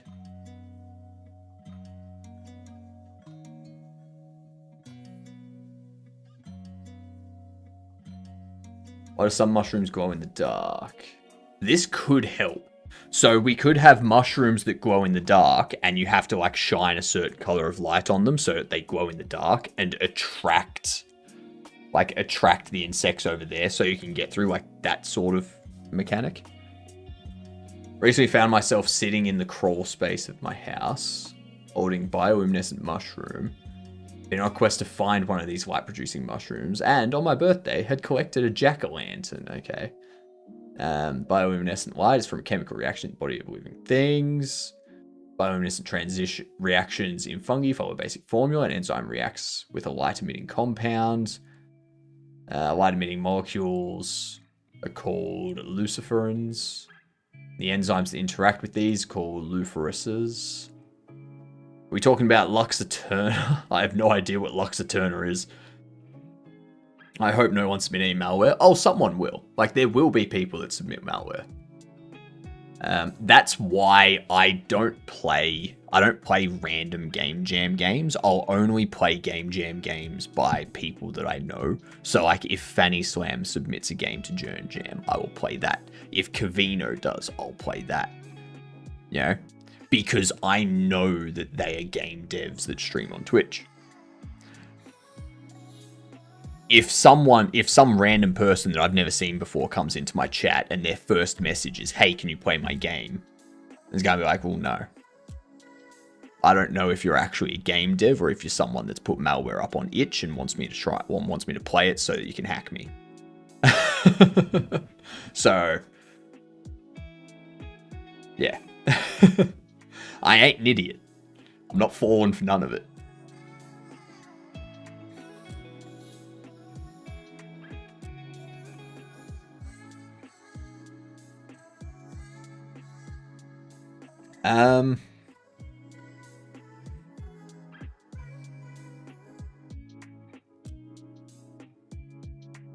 I don't want glowing mushrooms.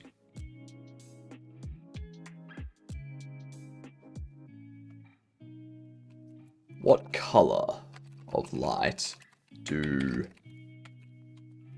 mushrooms prefer? Speaking of malware, have you heard the Node.js supply chain attack? The most recent one, yes. But, like, I don't use Node.js for anything. The only reason I have Node.js as a binary on here, I only have the binary for it, is so that we have this MSDK that is required to compile the RayLib game into a WebAssembly game so that the game can run in itch, for example. That's the only reason I have it. And that's the only reason I'm ever going to use it. If I'm making a website, you better believe that I'm not using React or anything like that. Nothing with NPM or Node or Bun or Dino or any of that. Good night, Bucky. You gedunt. Good night, Gedunticle. Mushrooms are the flower of mycelium colonies. Mostly they live entirely submerged. Yes, but there's going to be something that happens with the Here we are. Lighting requirements of mushrooms. Some mushrooms, found in grocery stores, require no light at all. Those commonly grow by hobbyists. A hallucinogenic mushroom and Hericium all require light to produce abundant, normal-sized fruits. Experience has taught us the best suited for primordia formation and the development of fruit bodies is bright light with a color temperature of 5,000 to 7,000 Kelvin. Fortunately, this type of light is easily obtainable at your local home improvement center in fluorescent lights. Small terrarium consisting of that. These can often be found in grocery and drug stores in every neighborhood. Equipment 60. The higher the color temperature expressed in Kelvin, the closer the blue end of the spectrum light is emitted. The lower the color temperature, the redder it is. If you have a choice of fluorescent lamps, purchase ones labeled daylight since they have a somewhat higher color temperature than cool white. Daylight, sometimes called natural daylight fluorescent tubes.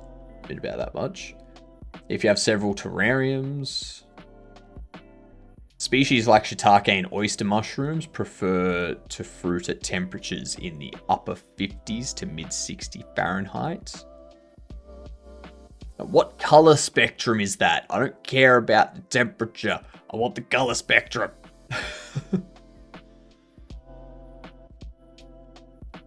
I'm assuming it's similar to plants.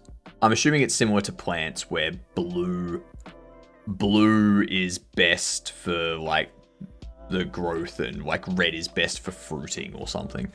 To mimic the sun as a goal for the sporing. Isn't it a dependency for Electron apps? What?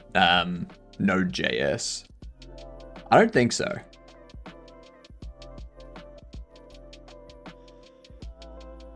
Chemical reactions involved in bioluminescence. I do like this idea though.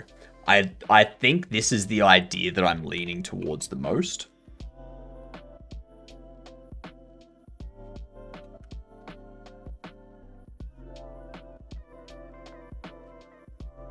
Slime fungi colony sim. You could assume, but is it? That's the thing. Like I need to know. I think we can get rid of these 18. So we just have these two options.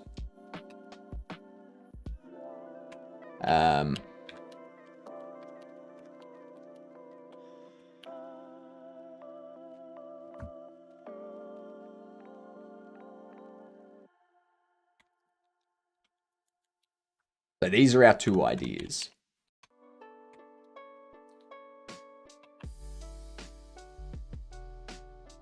Fungi are quite different from plants? Yes. Yes, they are. That's why we are researching Among Us clone, but with mushrooms. Call it a fungus. Nah. Again, there's no educational aspect to that.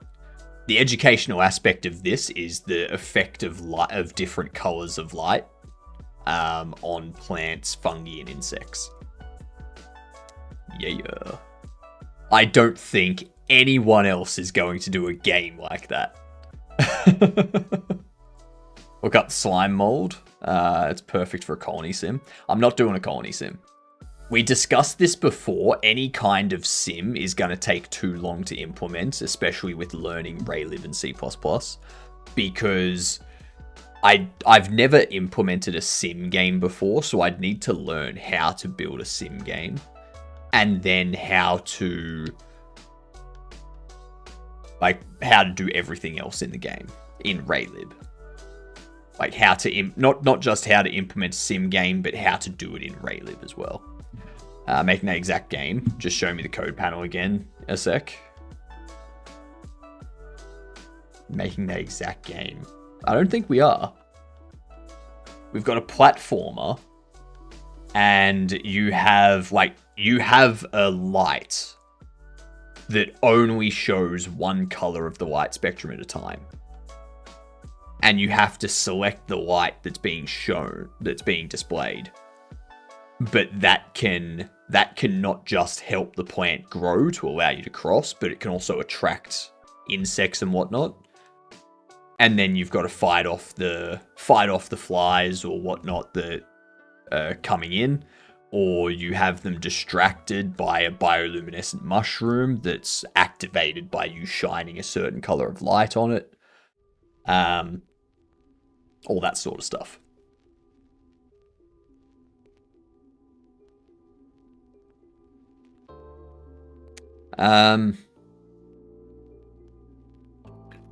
Fungal spore reaction to light. To colors of light.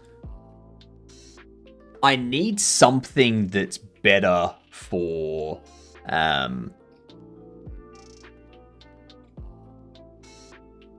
something that's like the opposite to plants.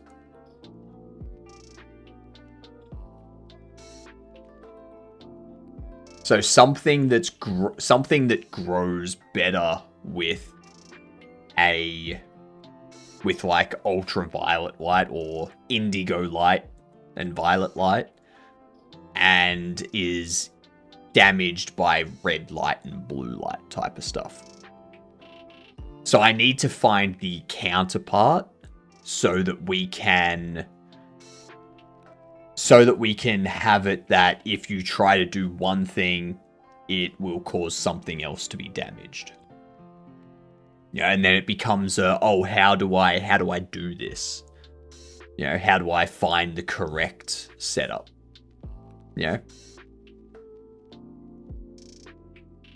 There won't be a lot that thrives in UV, not gonna lie. It doesn't need to just be UV, like, because the color spectrum. So you've obviously got like ultraviolet out here, sort of thing, and infrared up here. So like it doesn't need to be ultraviolet. It can just be like in this part of the spectrum, as opposed to being in this part of the spectrum. You know, so have it like this one down here does what this one does for plants, and you know, here does what this does for plants. You know, so it like kind of flips the color spectrum sort of thing. What about the green part of the light spectrum? The green part doesn't really do much for plants.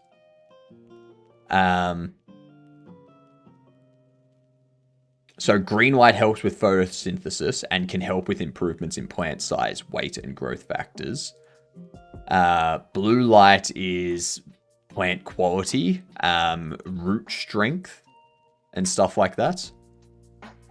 Yellow-red light is like the flowering and the fruiting, as well as I think it's like the stem and leaf growth. Far red light promote extension growth and has a myriad of benefits, proving to be one of the more interesting wavelengths recently supported by intelligent use of LED growth lights.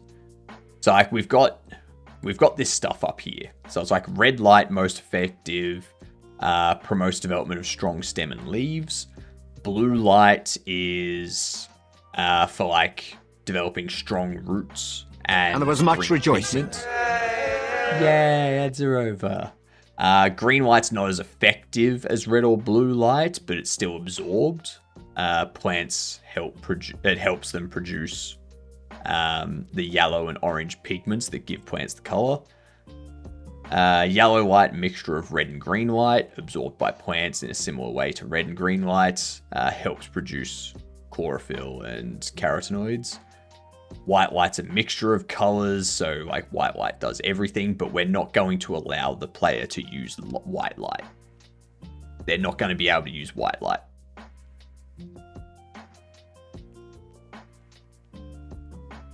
Plants are green, they reflect most green light. Yeah. Unless the plant is like a yellow-orange state. Modulating intensity as well. It'll be... like, that's what I'm trying to think. It will modulate intensity. So it'll essentially it'll alternate between these sort of thing. So it'll go up and down smoothly between all the colors. So the intensity will be between these wavelengths. But like obviously I don't know if I'm gonna have it display the entire spectrum in front, like as like a whole thing. And as you rotate it, you've got like yellow up here, and then down at the bottom you've got like blue. And then as you rotate it, yellow goes down the bottom and you've got red up there, sort of thing. I don't know if I want to have it do that, or if I just want it to be like shining a light all around the player that is the color that it's currently set to. I don't think we would have it change the brightness. Like, I don't think we're going to have it change. Sorry, I thought you were talking about like wavelength intensity. I don't think we'll have it as like the area is brightening. I think it would just be like something projected in front of the player that is like that color. Or like it's projected wherever the mouse is. Kind of wherever the mouse is on the screen, that's where it's projected, sort of thing. Go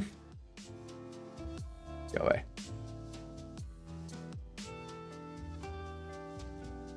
So that way you can kind of direct it. It's like if something's coming up behind you, like an insect or something, you can like shine a light of the spectrum in that direction and like get it to leave, like cause the insect, the fly, the moth, the whatever to kind of go away, sort of thing.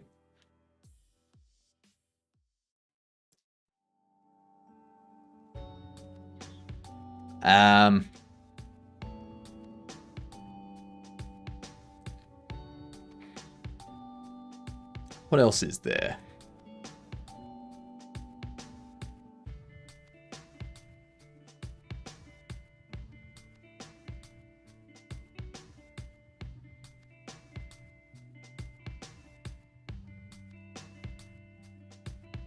What would it be?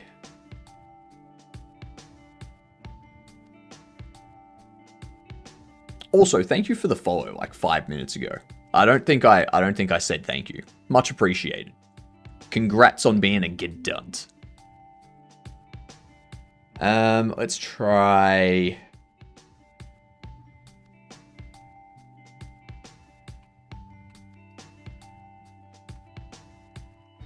mushrooms.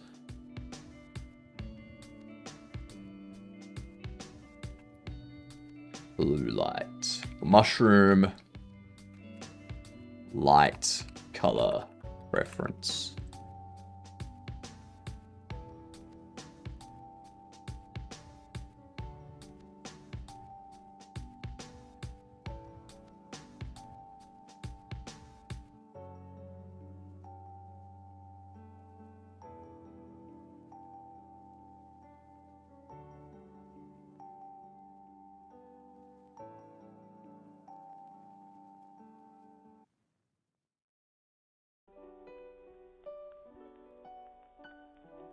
Blue light stimulates fruiting and production of spores, influences development of stems, caps, and gills. Green-yellow light drives overall biomass growth by influencing mycelium density and mushroom size.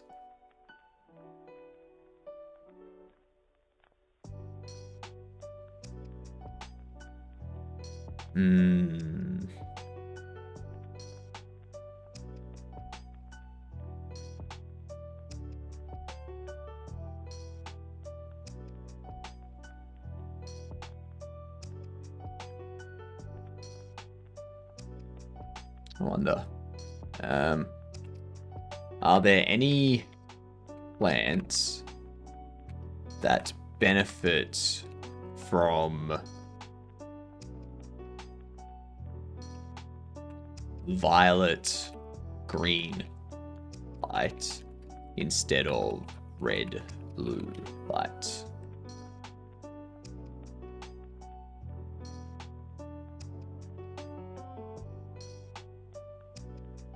Promotes flowering and fruit production, leaf growth, as well as root strength, stem elongation, root development. Violet purple light has shorter wavelengths and higher energy. Red white has longer wavelengths and lower energy. Red white keeps plants shorter. Bar red light increases the number of leaf nodes. Red light prevents the breakdown of chlorophyll. Blue light is more essential for photosynthesis. Violet light is effective as a secondary light source.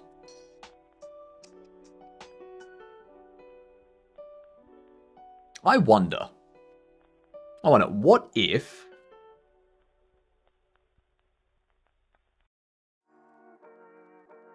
prevents the breakdown of chlorophyll? Chlorophyll is used for the coloring, correct?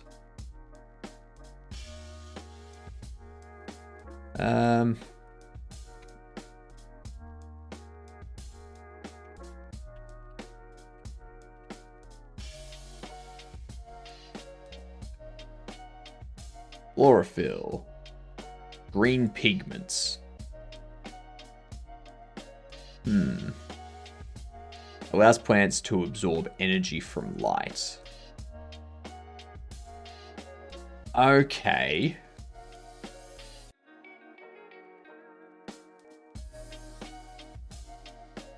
So if a plant is like starting to wilt and die, you've got to hit it with the red light to prevent the breakdown of chlorophyll.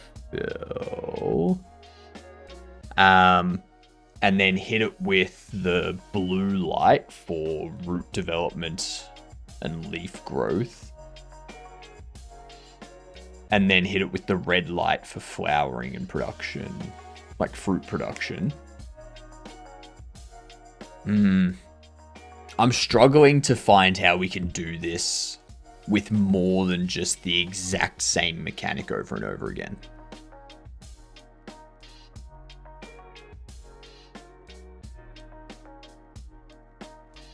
Of like using the red light to keep a plant from growing tall, as well as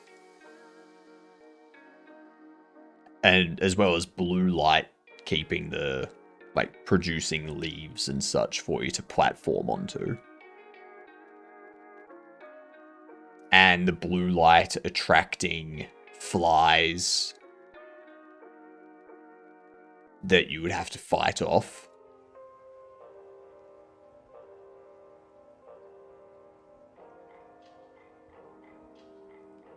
That's basically all we could do with this. It's a good idea, but I don't think there's enough. I don't think there's enough there for a game, if you know what I mean.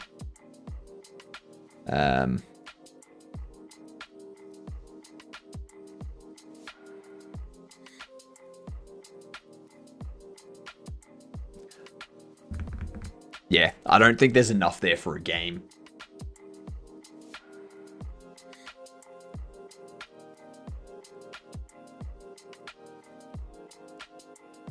And then we've also got to introduce the frogs as well. So like, frog light color preference.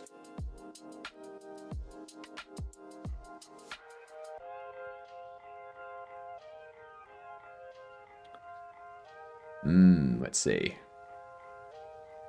Frogs need a day-night cycle to regulate their habits and activities. Blue light stimulate evening light, promotes calmness and creates an atmospheric effect. Has minimal disruption to the frog's natural behavior. Good for nighttime viewing. Gentle on their eyes, it can help reduce stress, making them feel more secure. So, what light would make them aggressive?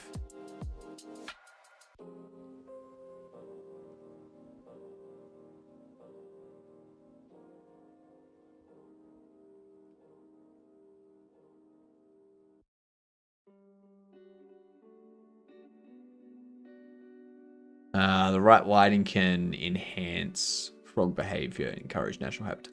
So it feels like everything's just benefits from blue and red light.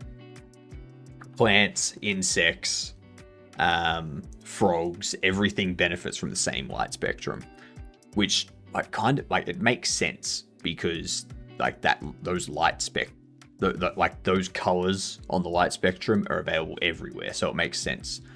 But it means that we can't do anything with like different light spectrums harming one thing and helping another thing.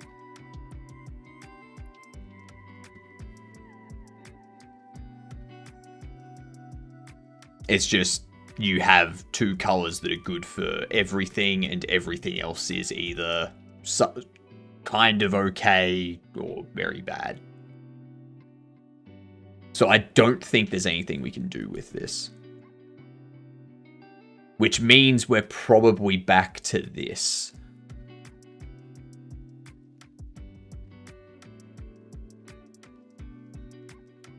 Probably back to this, which is just a roguelike where you got to fight off enemies, frogs, plants, insects.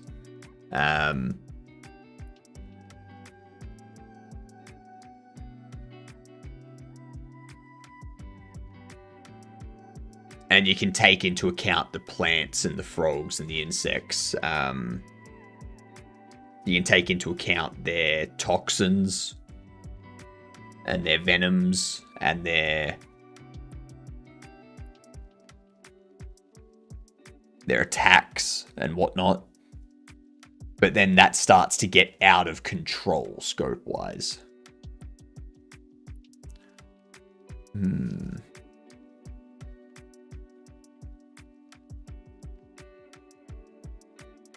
Maybe do something with dusk. That's when a lot of things come out to hunt.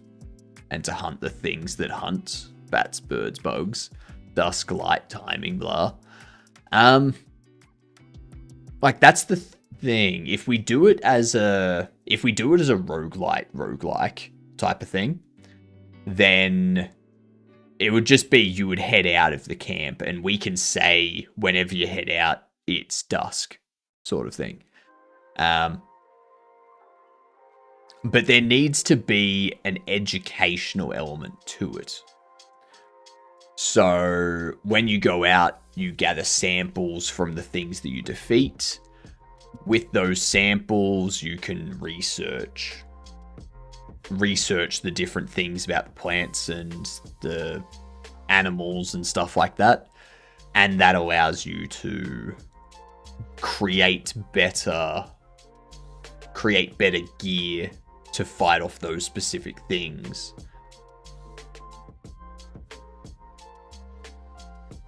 But then that starts to become very big scope-wise. I think we need to pull it back. We need to focus on one type of thing. So if we focus on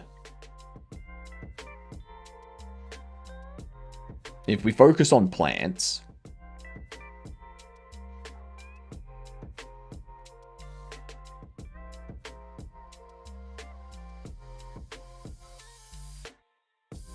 see, this is my problem whenever it comes to ideas for games, is I always come up with games that will have a huge scope.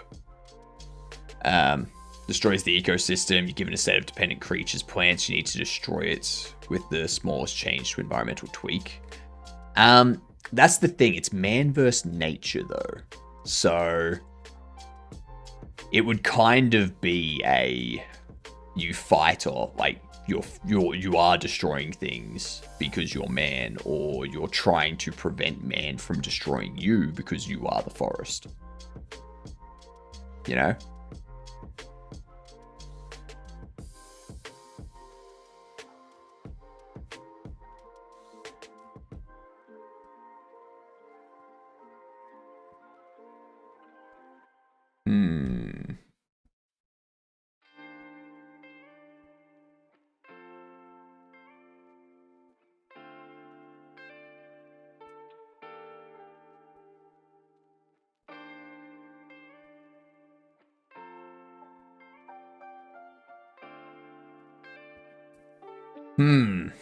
Interesting.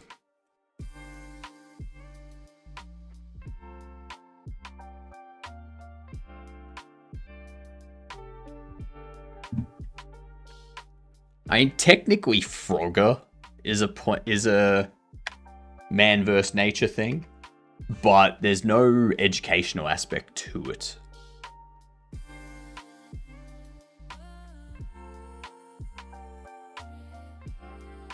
What's something that man is always fighting at the moment, apart from climate?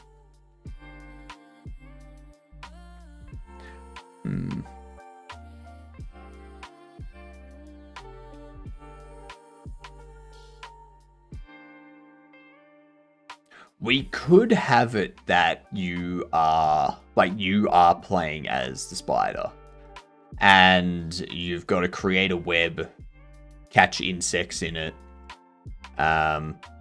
You eat the insects for nourishment. You go around the house and find places to create a nest, create a web. And you've got to defend your web, or try and protect your web from people destroying it. And you've got to try and not be caught by people. But then that starts to get out of control with scope as well.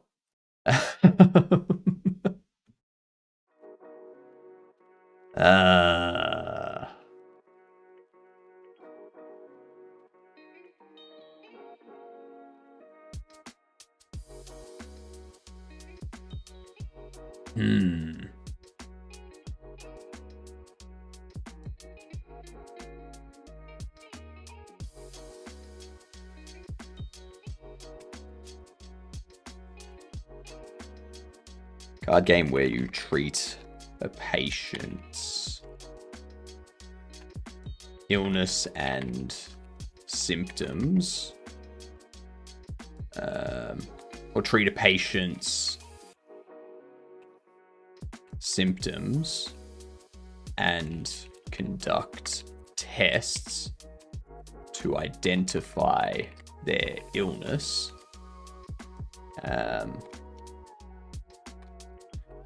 Once illness is identified, you use cards to treat illness.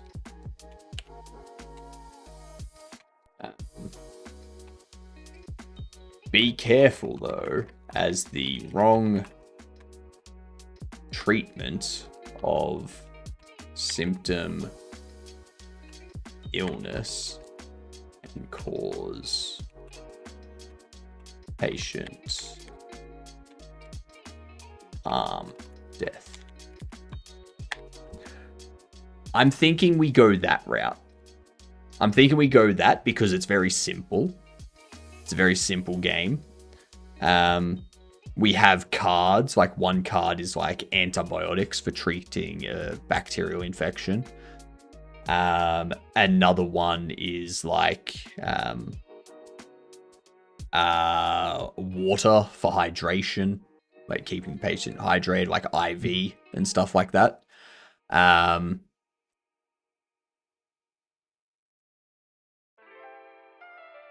The tests can be run a blood test, get X-rays, that type of stuff. Or check for listen to the heartbeat, check breathing and stuff like that.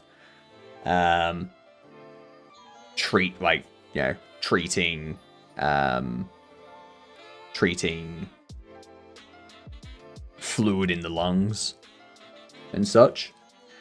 And then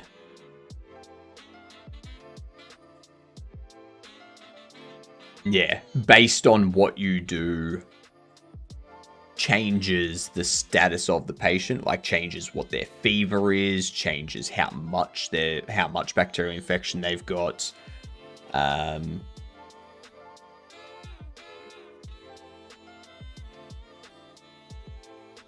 And then we can have like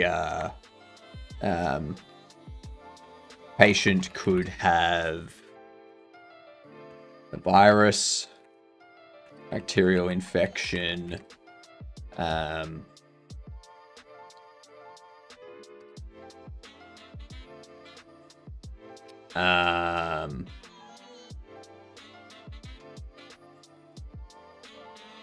would it be? Not a bacterial infection, but like worms and whatnot. Scope creeping. No, I'm not. No, I'm not. This is just giving like the baseline of stuff. We haven't even got to scoping the project yet. This is just the general idea. And if we pick this idea, then we go into actually scoping the project.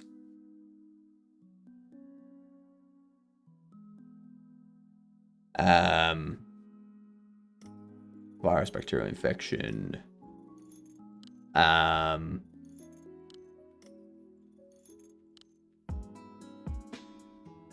Parasite.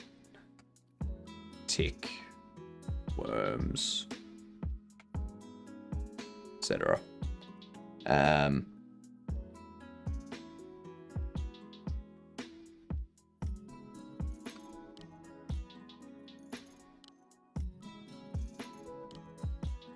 So we'd have at least one of each of these. That would, but you know, they'd cause similar symptoms from time to time. So like all of them would cause a fever. Some of them would be like, you know, they'd have a maybe they've got a cut on their arm, and it's like, oh, they've got a bacterial infection because they've got a cut on their arm. But it's like, actually, no, the cut is irrelevant. They've actually got a parasite. They've actually got a tick. So treating that doesn't actually help them. It treats that one thing, but overall they're still bad because they've got a tick that's giving them like Lyme disease or something. Yeah.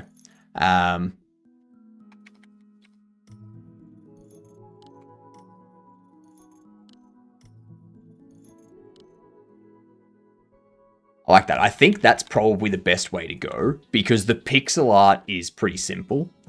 We just create the patient. The patient has like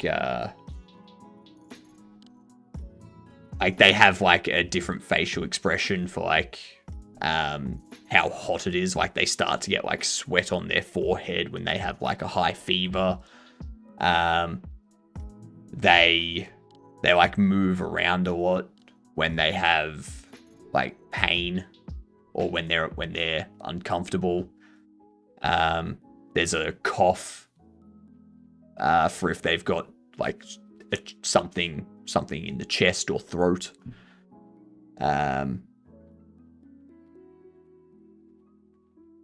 They're sleeping a lot if they've like, you know, when they're asleep, there's a sleep state and whatnot. We can easily do all of that as very simple pixel art.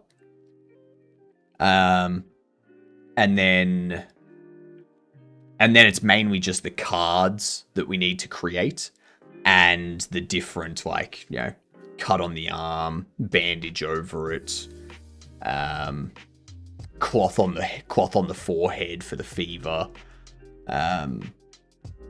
IV bag next to them that needs to be replaced every now and then. All that sort of stuff. Yeah. And then yeah, it's that'd work. Sleeps a lot, but it actually is just overworked.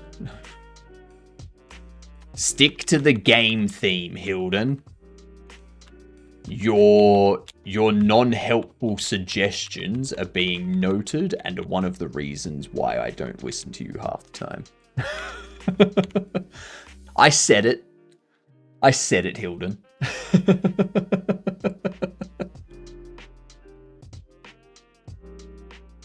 I think that's what we're going to go with. We can create a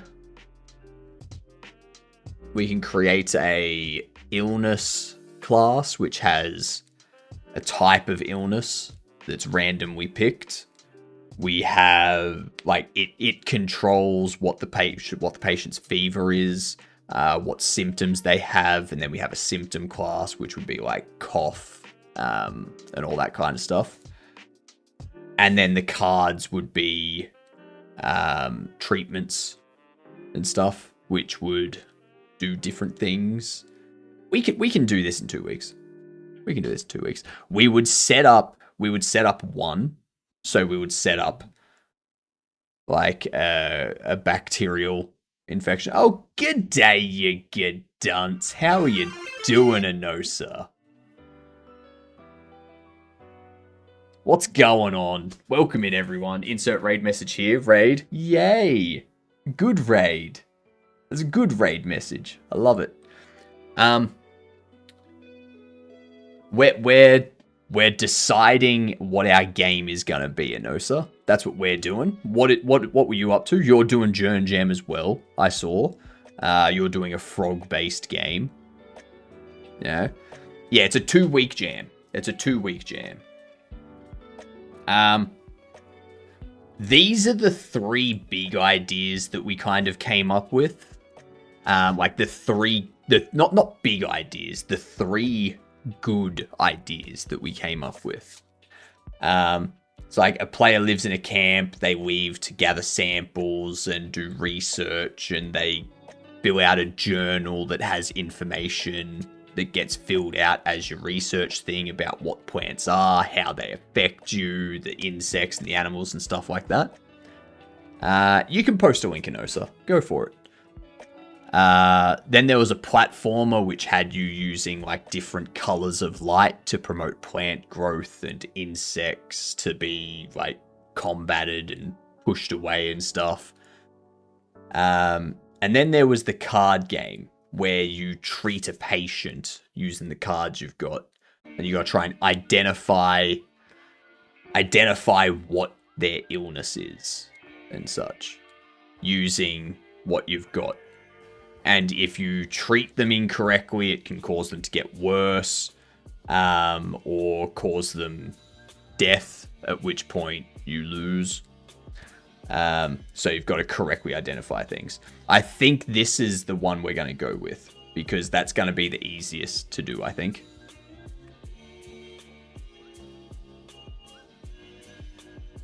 I'm going with old Beekeeper Simulator angle. Fair enough. That's planning session day 1, man vs nature. 14 days to make an interesting game, fun to play and educational. Join me. Let's see, you've got 25-cent bear, mead honey, and an axolotl. Or is that a bee? That's a bee. It's got a stinger. And that's honey. So you got beehive, bee, bear, man trying to collect honey. Where's the frog come into it? I love the idea of a god game where you have a tribe of humans and you got to breed them so you can send them out, try different plants and mushrooms. See, the problem with that, Pixel, is it's a sim game. Okay? You have to build an entire simulation and put that into a game in 2 weeks.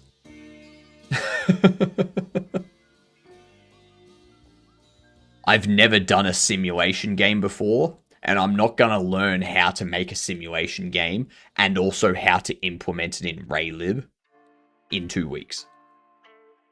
Frog's a placeholder, but it's invocative, isn't it? It is. Have a good one, Anosa. Good night. Thank you for the raid. Much appreciated. Biting off more than I can chew. That's half the fun. That's why I've chosen RayLib and C++. Because it's new. It's different. Yeah. We can close all this stuff out. So yeah, I think we go through this one. I think we pick this.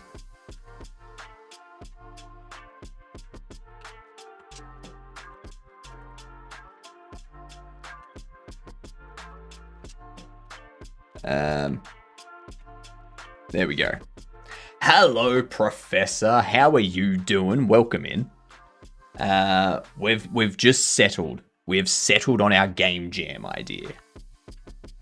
It's gonna be a bit daunting, but I think we're fine. I think we can do this in 2 weeks. We can easily do this in 2 weeks.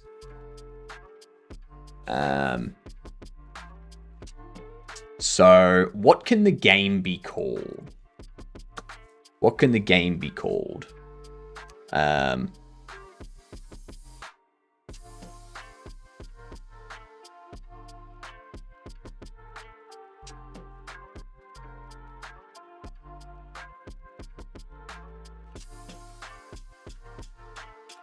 Curing cards? Is that a good name? Maybe. I have a very distinguished mustache. Thank you. It's only going to get bigger. I'm growing it to be 1 meter in length. It's about 38.5 centimeters right now. Like, it's this side like goes to like the top of my head. Like,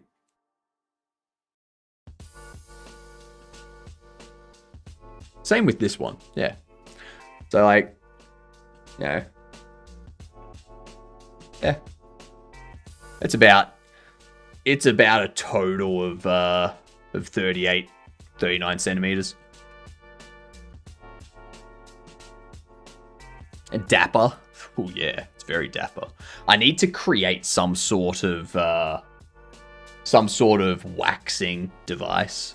So like we can have it like go out here and then straight up.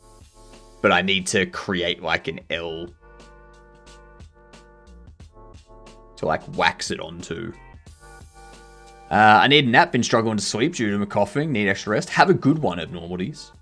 I hope your rest is restful and not interrupted by coughs. Dr. Rogue.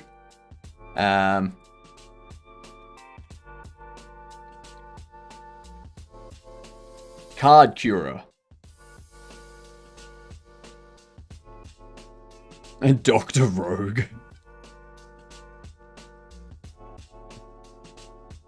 Misspelling is purposeful? Sure it is. Sure it is.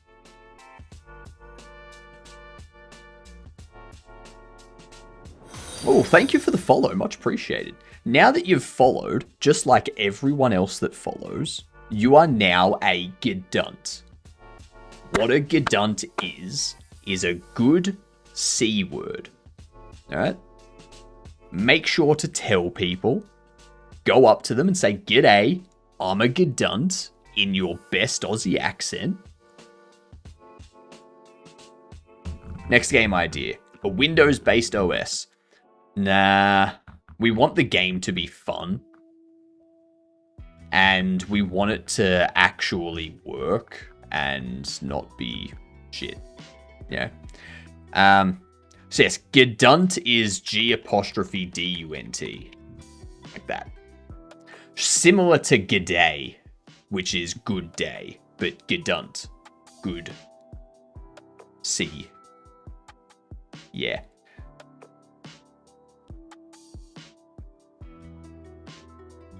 Windows can get fun with a couple of viruses installed. We have a different theory of fun.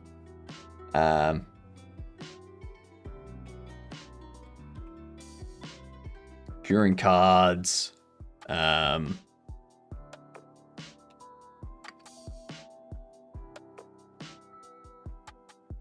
Dr. Card Captor. Dr.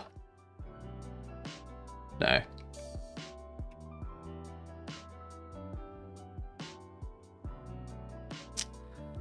I don't know. What could we call this?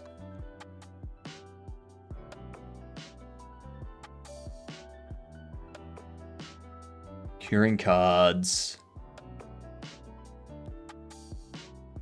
That's the only thing I can think of.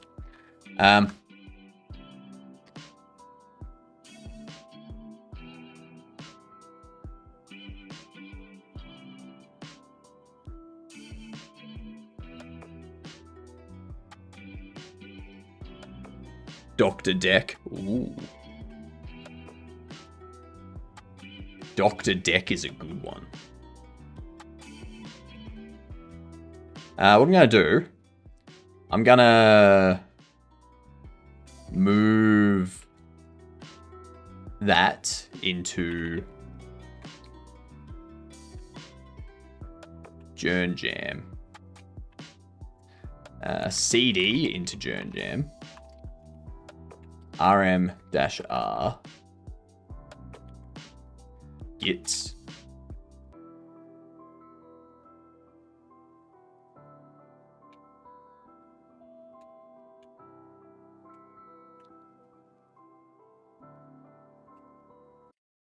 There we go. Now I can create my own.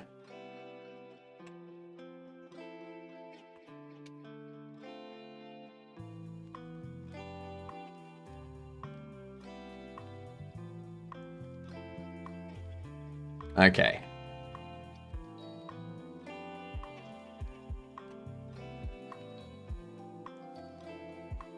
Let's add a GDD.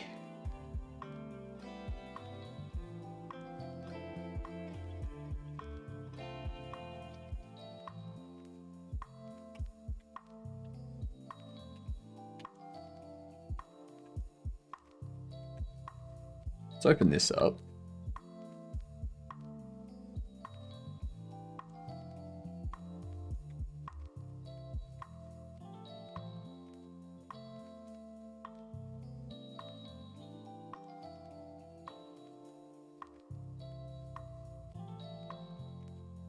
Okay.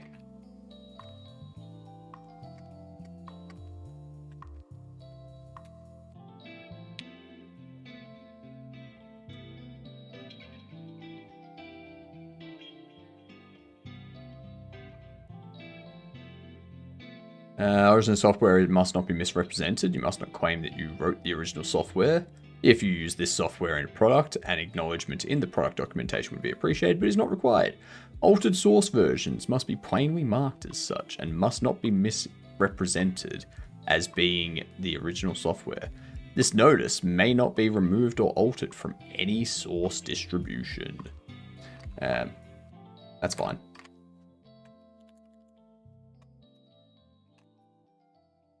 Licenses.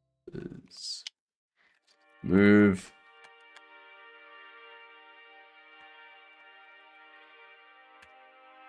Move you to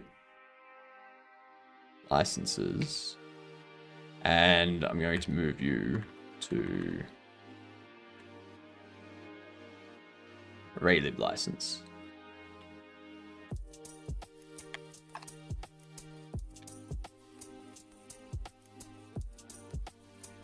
There we go. Dimensions.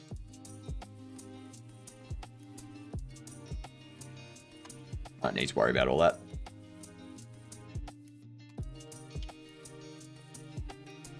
Okay. Dr. Deckerman.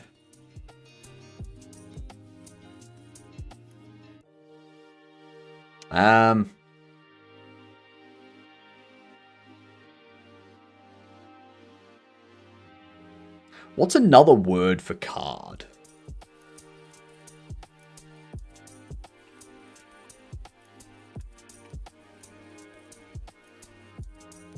Ticket, postcard, badge, voucher.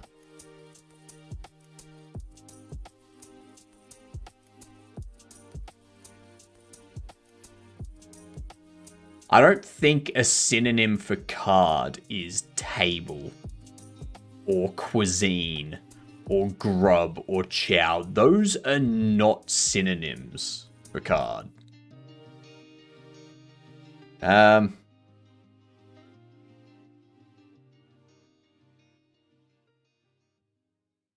Board, paper, stiff paper, pasteboard, cardboard.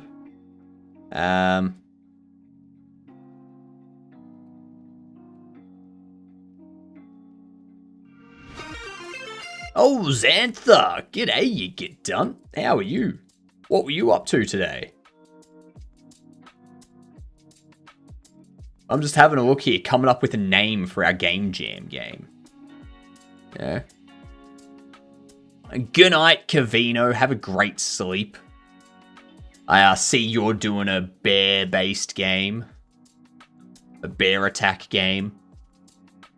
Doing alright, playing Borderlands 4. Nice, nice. Was it worth the extremely hefty price tag? And what version of Borderlands 4 did you get, out of curiosity?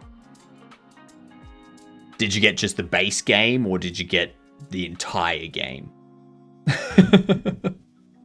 Indeed, Bear Attack Simulator. Nice. Nice. The base version? Yeah. So you can't play the entire game, unfortunately.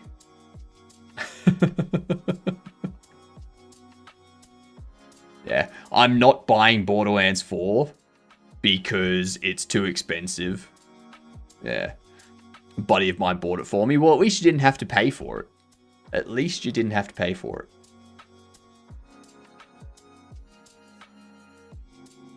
What if we did like a voucher? Or like an...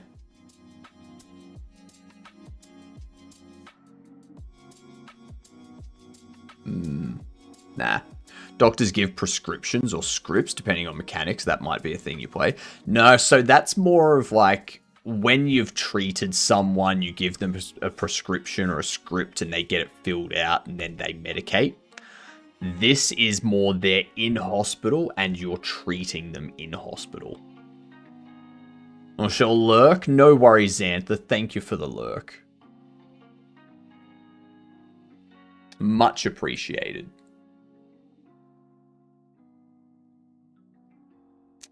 Let's see. Curing cards, Dr. Deck. It's like a diagnosis game more than a treatment game. No, it's both. It's both. So, you treat a patient's symptoms and you conduct tests to identify their illness. Once you think you've identified their illness, like what they have, you treat them with the cards that you have.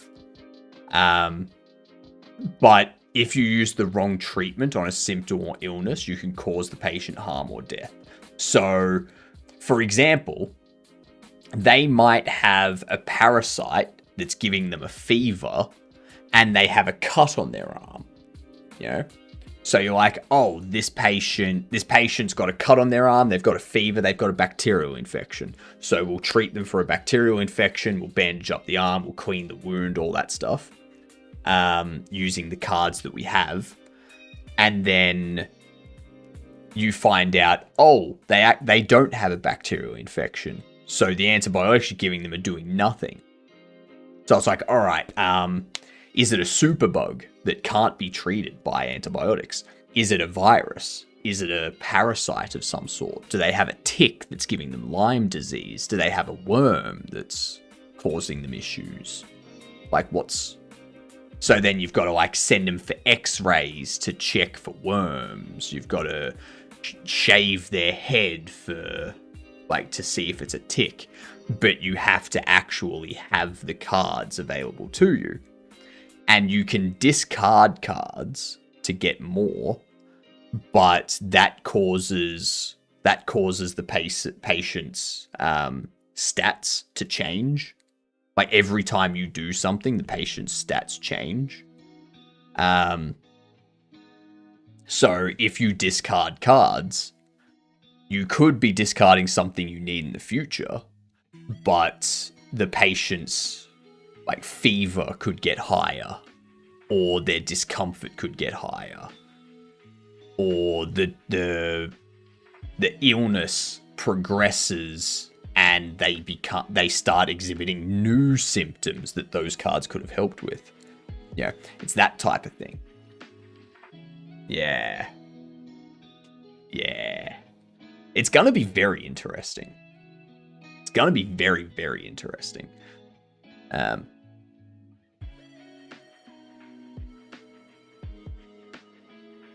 But yeah. What we'll do here is we will add... Oh, thank you for the follow. Much appreciated. Now that you've followed, you're officially a Gedunt. And what gedunt is a good C word. Similar to g'day in Australia being good day.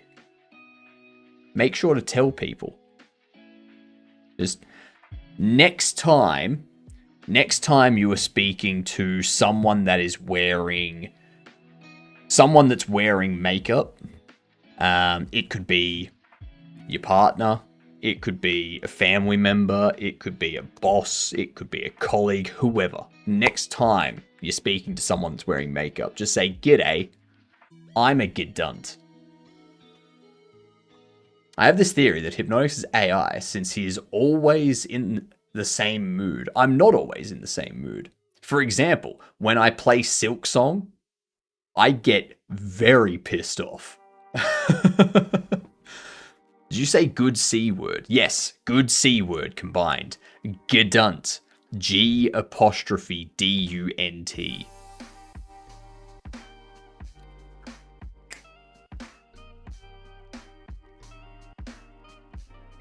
That's it, Haxa.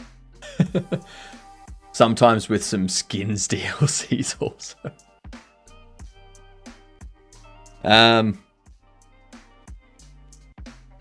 Oh, hi, Atticus.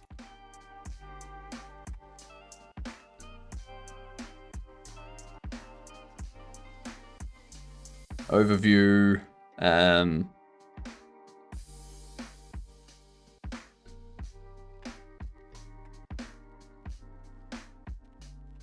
MVP.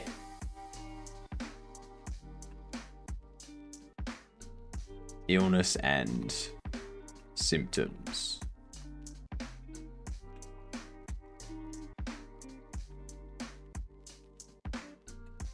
Cards.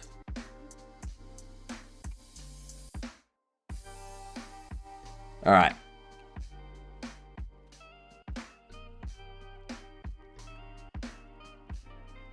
Dr. Deck. Dr. D for short. I shall spread that in the States. Good to hear, Haxa. That's the main reason why we have gedunt instead of just the C word, so that people from the States and other areas of the world know that we're not being mean to them. We're actually being very kind and calling them a friend. I've been investigating a new operating environment that the company that hosts the infra for my company uses. It's pushing us to move to it, and it sucks. That sounds horrible. G'day, Skate. How are you doing? Remember, Skate, ping me on Discord about the Popeye game, so that we can start discussing that offline.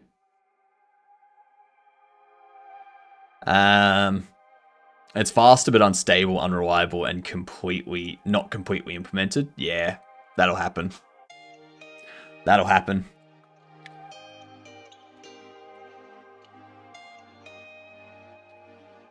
The Popeye game. It was you I was talking to about the Popeye game, wasn't it?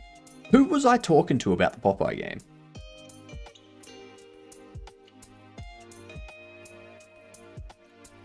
It wasn't you. Alright, I forget who it was. Who was I talking to about that?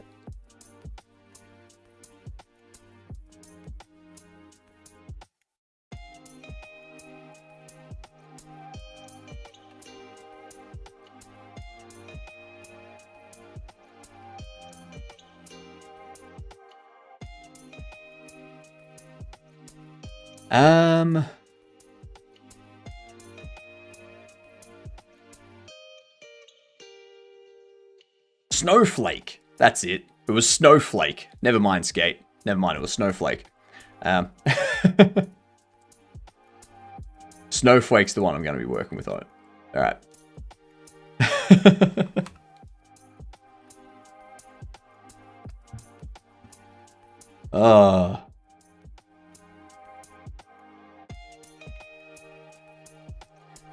In Dr. Deck, you are presented with a patient that is exhibiting symptoms. Using the cards in your hand, treat the patient's symptoms, conduct tests, and identify the underlying illness.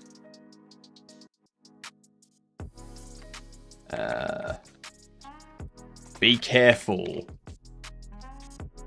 in how you progress, or be careful in your decisions, as they could cause harm or even death of the patient.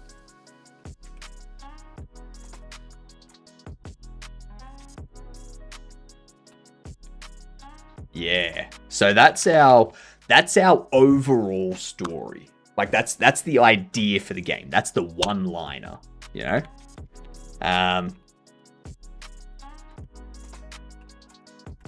So that's our short description.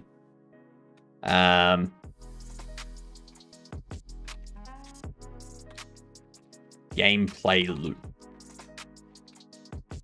Player is presented with a patient. There are different vitals on screen. Temp.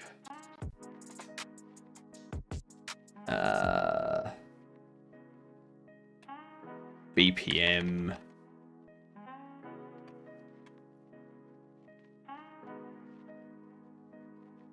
Heart rate. Blood pressure.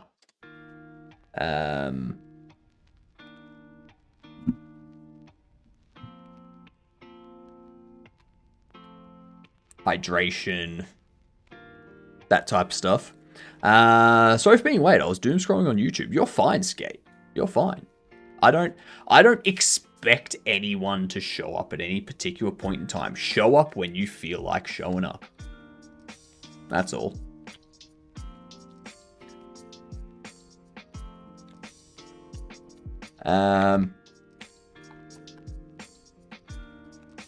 Player is given an initial 5 cards to start their treatment.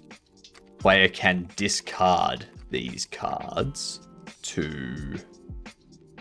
or can discard X of these cards to draw new cards.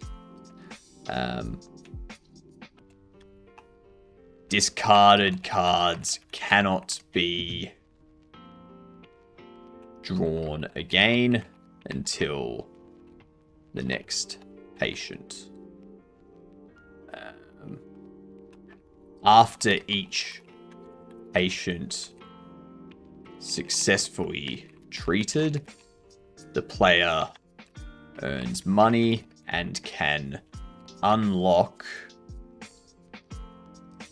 I'll get to that chess in a minute, Escamina. I'll do chess after the ad break. Hey, Boolean, I am German. Are you German, Boolean? Is that what you're doing? You German away?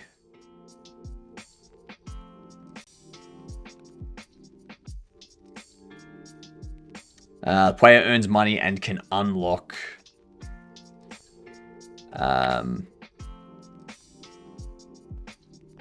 perks such as holding more cards in hand,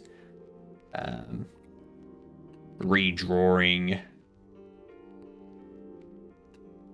discarded or redrawing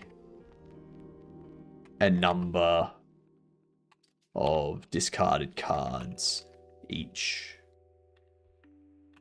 patient.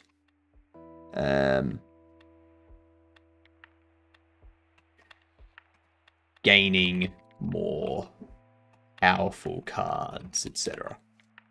That's the general gameplay loop. Tess could draw cards, gain info. I'm thinking what we do is...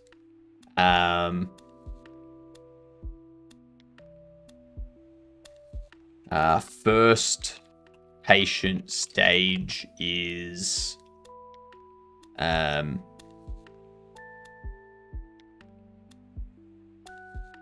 drawing cards that are treating symptoms and running tests. Second patient stage is after identifying illness.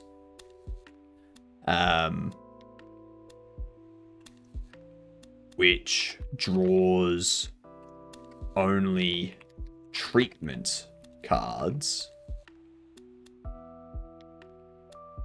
Actually, no.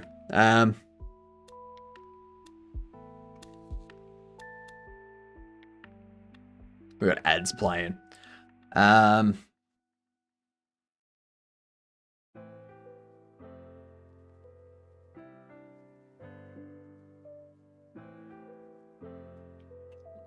Tests provide information for identifying illness and recommending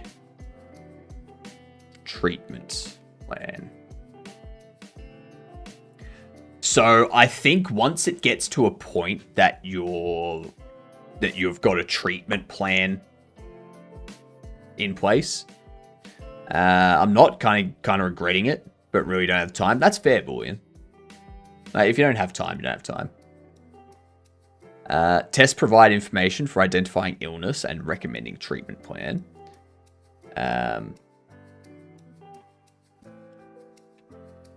Once a treatment plan is selected,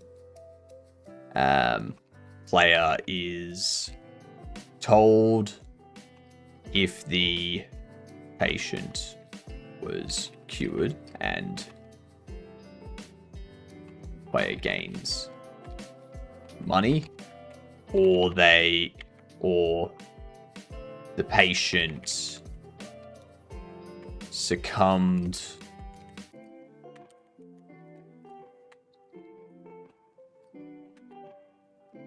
How the hell do you spell that?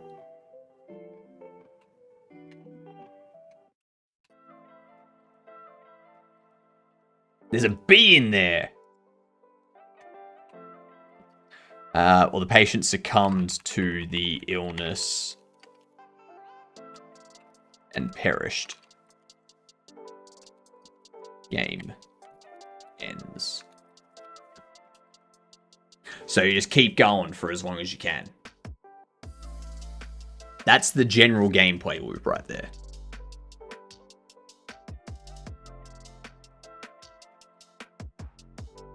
And there was much rejoicing. Yay, ads are over. The educational aspect of this would be learning about bacterial infections, and viruses and parasites. So, you've got a tick, which is identified through like shaving the head and finding the tick on the skull or in the armpit or the beard or something like that. And then treating the tick, like having the tick removed and stuff like that.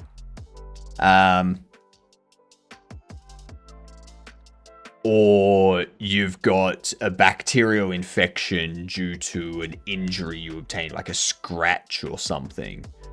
And that requires antibiotics to help fight off the bacterial infection, as well as cleaning of the wound and bandaging of the wound, stuff like that.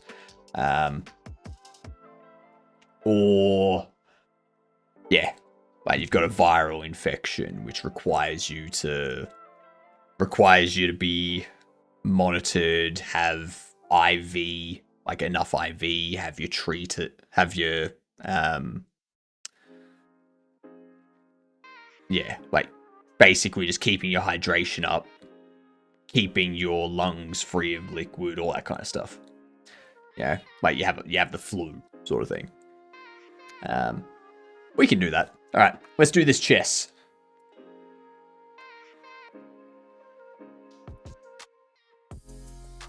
I had to go into lurk mode for a while. Have you set it on concept? Yes, we have, Sarah. Yes, we have. So we're going for this one. The card game where you treat patient symptoms and conduct tests.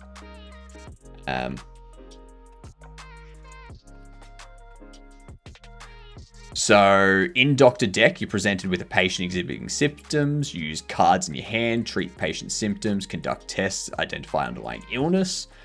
Be careful in your decisions. They could cause harm to or even death to the patient. And then the game loop is just like being presented to a patient, having their vitals kind of thing, their hydration, their feet, their temperature, their heart rate, their blood pressure, all that stuff. And cards that you then like use to like treat symptoms, like treat the fever, clean an infection, or like clean a wound, bandage the wound, shave the head to check for ticks, send them for an x-ray to check for parasites like worms or something, run blood work, all that type of stuff. And then, yeah, after successfully treating the patient, you earn money, unlock perks to, hold more cards in your hand or to be able to redraw cards that you've disposed of. If you uncover something, gain more powerful cards, unlock new treatments and stuff like that. And then once you select a treatment plan, you're told if the patient was cured and you gain money, or if the patient succumbed to the illness and perished. And then the game ends because you failed.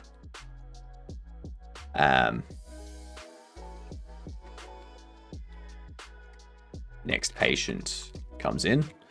Yeah. That's the idea. That is the idea. It's going to be a very, very fun implementation, I think.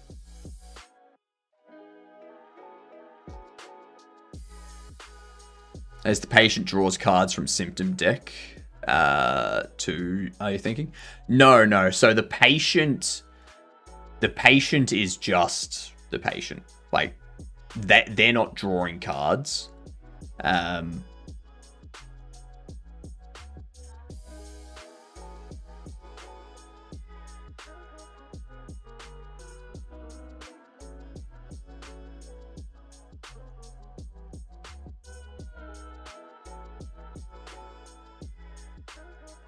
The player is just drawing cards for the...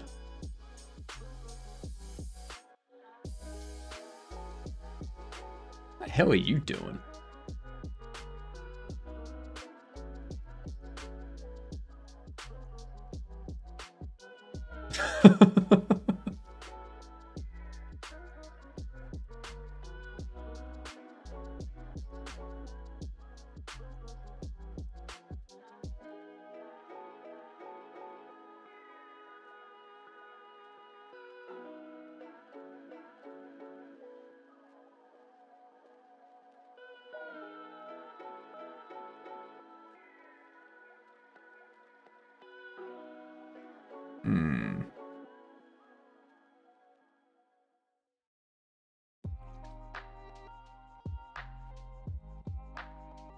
I'm not in a good spot here.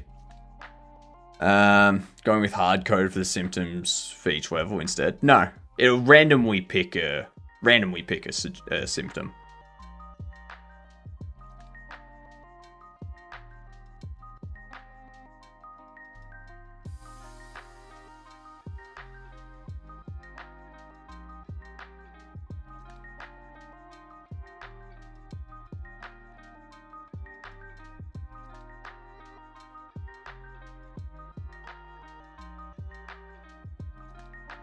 I'm going to push you there.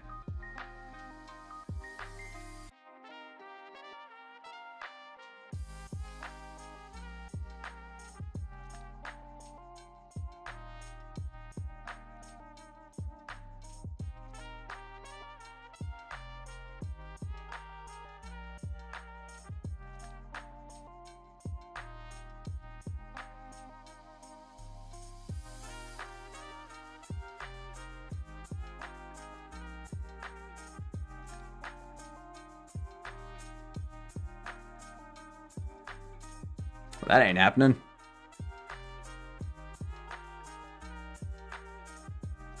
I knew they were going to go for that.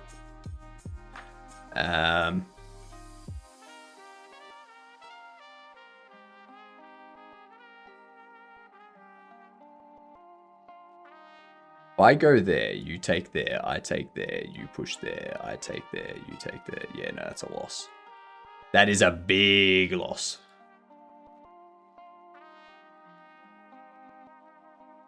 I can go there, because now if you take there, I take there. You take there, I take there. That's easy for me. But now I can also move you there.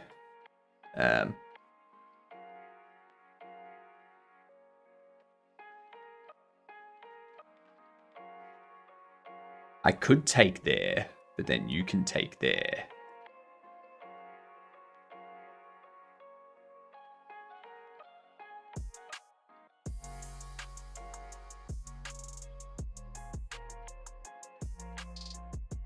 And then you can come back down here.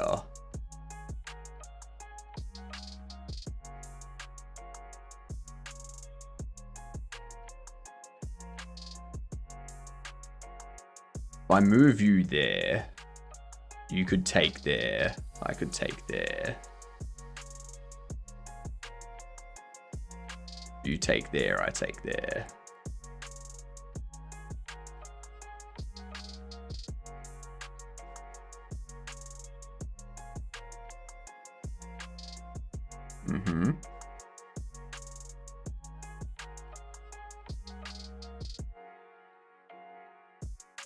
Now the question is, do I push there and have you fuck off? No, because if I push there, you can just go there.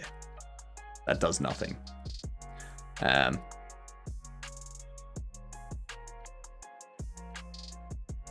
you can go there. I go here. Now if you take there, I just take there. So...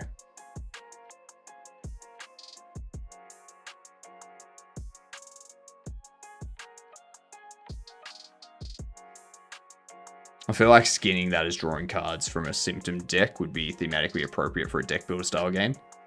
I realize that is functionality is distinct without a reference mechanically though. RNG versus random shuffled cards. Deck, same result. What? Are you going with hard-coded symptoms for each level instead, or you realize that it is functionally a distinct... No, Sarah. If I have them just picking cards, or like if I have it as the same illness each time, then the player can just go into the go into the illness selection and select the illness straight away. They don't need to go through the process of trying to identify which illness this patient has been assigned. Yeah.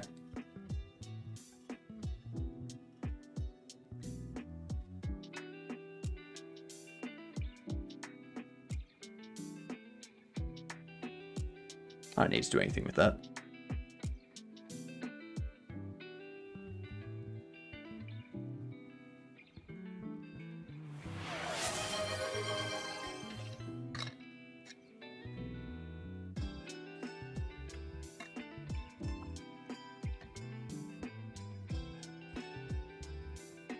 Sweet, now I can push you there. If you take that, I'm just taking there. If you go there, I'm just moving here. No, fuck, no, now you can go that shit. Yep, that was fucking stupid of me.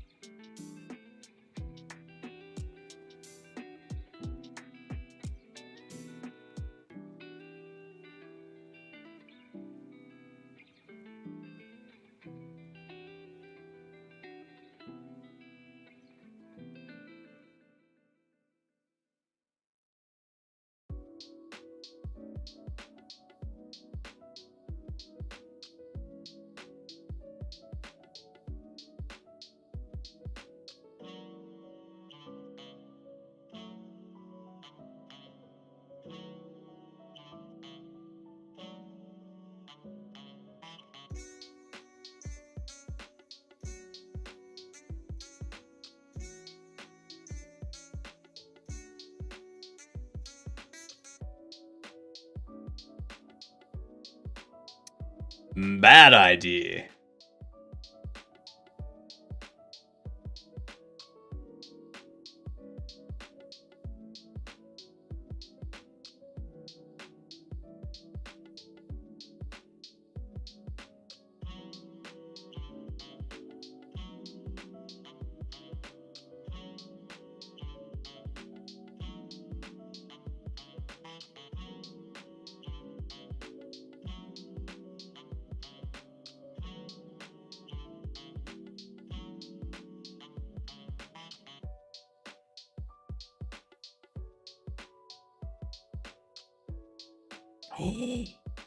Hang on. If I go there, you take there. I go there and check you. You can just come back down. So that doesn't really do shit.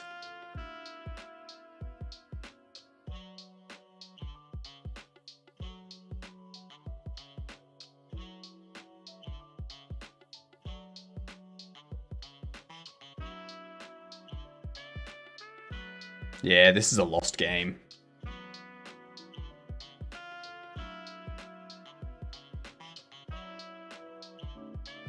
This is a lost game.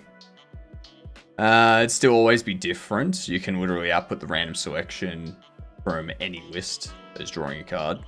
No, so I want you need the patient to have a random illness assigned to them. And then the cards that they draw are just cards used to do treatments and tests, and then identify, kind of determine, figure out what illness that patient has. I can't just do it as, okay, the first patient always has a bacterial infection. Now you have to hope that the cards that come up allow you to identify that. I can't do that because there's no replayability in that. You always know that the first patient has the exact same thing. You always know the second patient has the exact same thing. It no longer becomes a game, it just becomes memory.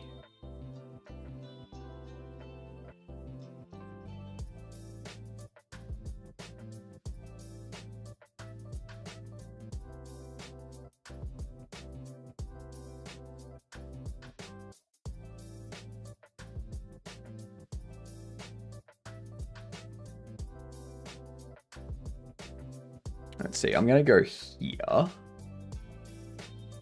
You'll come out. I can go...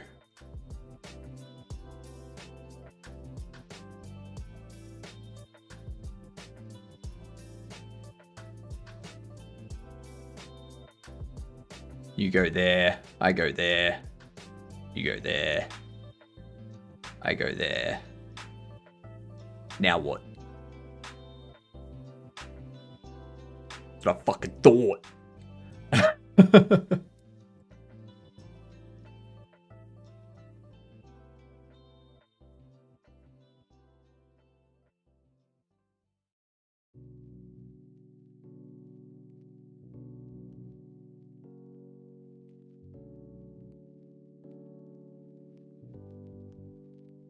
I should have gone there.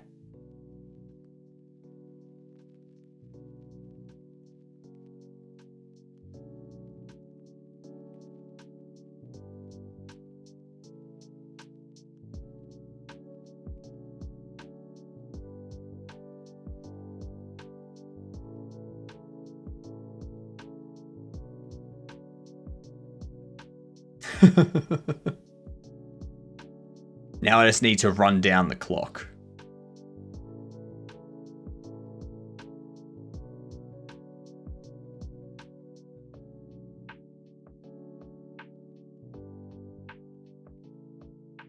Yeah, no.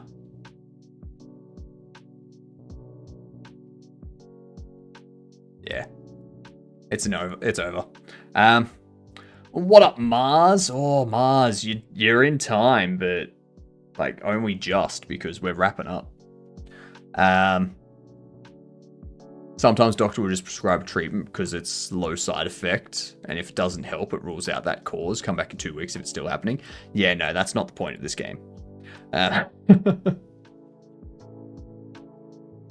It's never too late, use a bot. No. Why the fuck? Stupid suggestion, Mike. Absolutely stupid suggestion. We are gonna go say hi. I know you were joking. Don't worry. We're gonna go say hi to Science. Okay. Science is the one that is co-running this. Science is co-running this thing. So what we're gonna do tonight, we're back in 5, well, a bit under 5. We're back in about 4.5 hours. Okay. We are back in 4.5 hours. And we are going to start detailing the entire, like all of the information here. We're going to go through what our MVP is, what the illnesses and symptoms are, what the cards you can draw are, and also what the medical tests are. We're going to go through and we're going to document all of those. Simply suggesting when we pull the symptom from symptoms, have the return be an object with 2 properties, being the symptom identifier you want, and an image property is part of the image file of the card for that symptom. Simplifies the cards and symptoms are no less random if you add the card dealt face down to the generation. What? What?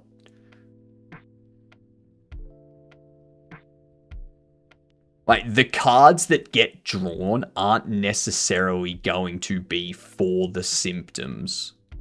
Damn it, we raided. Alright, have a good one, y'all.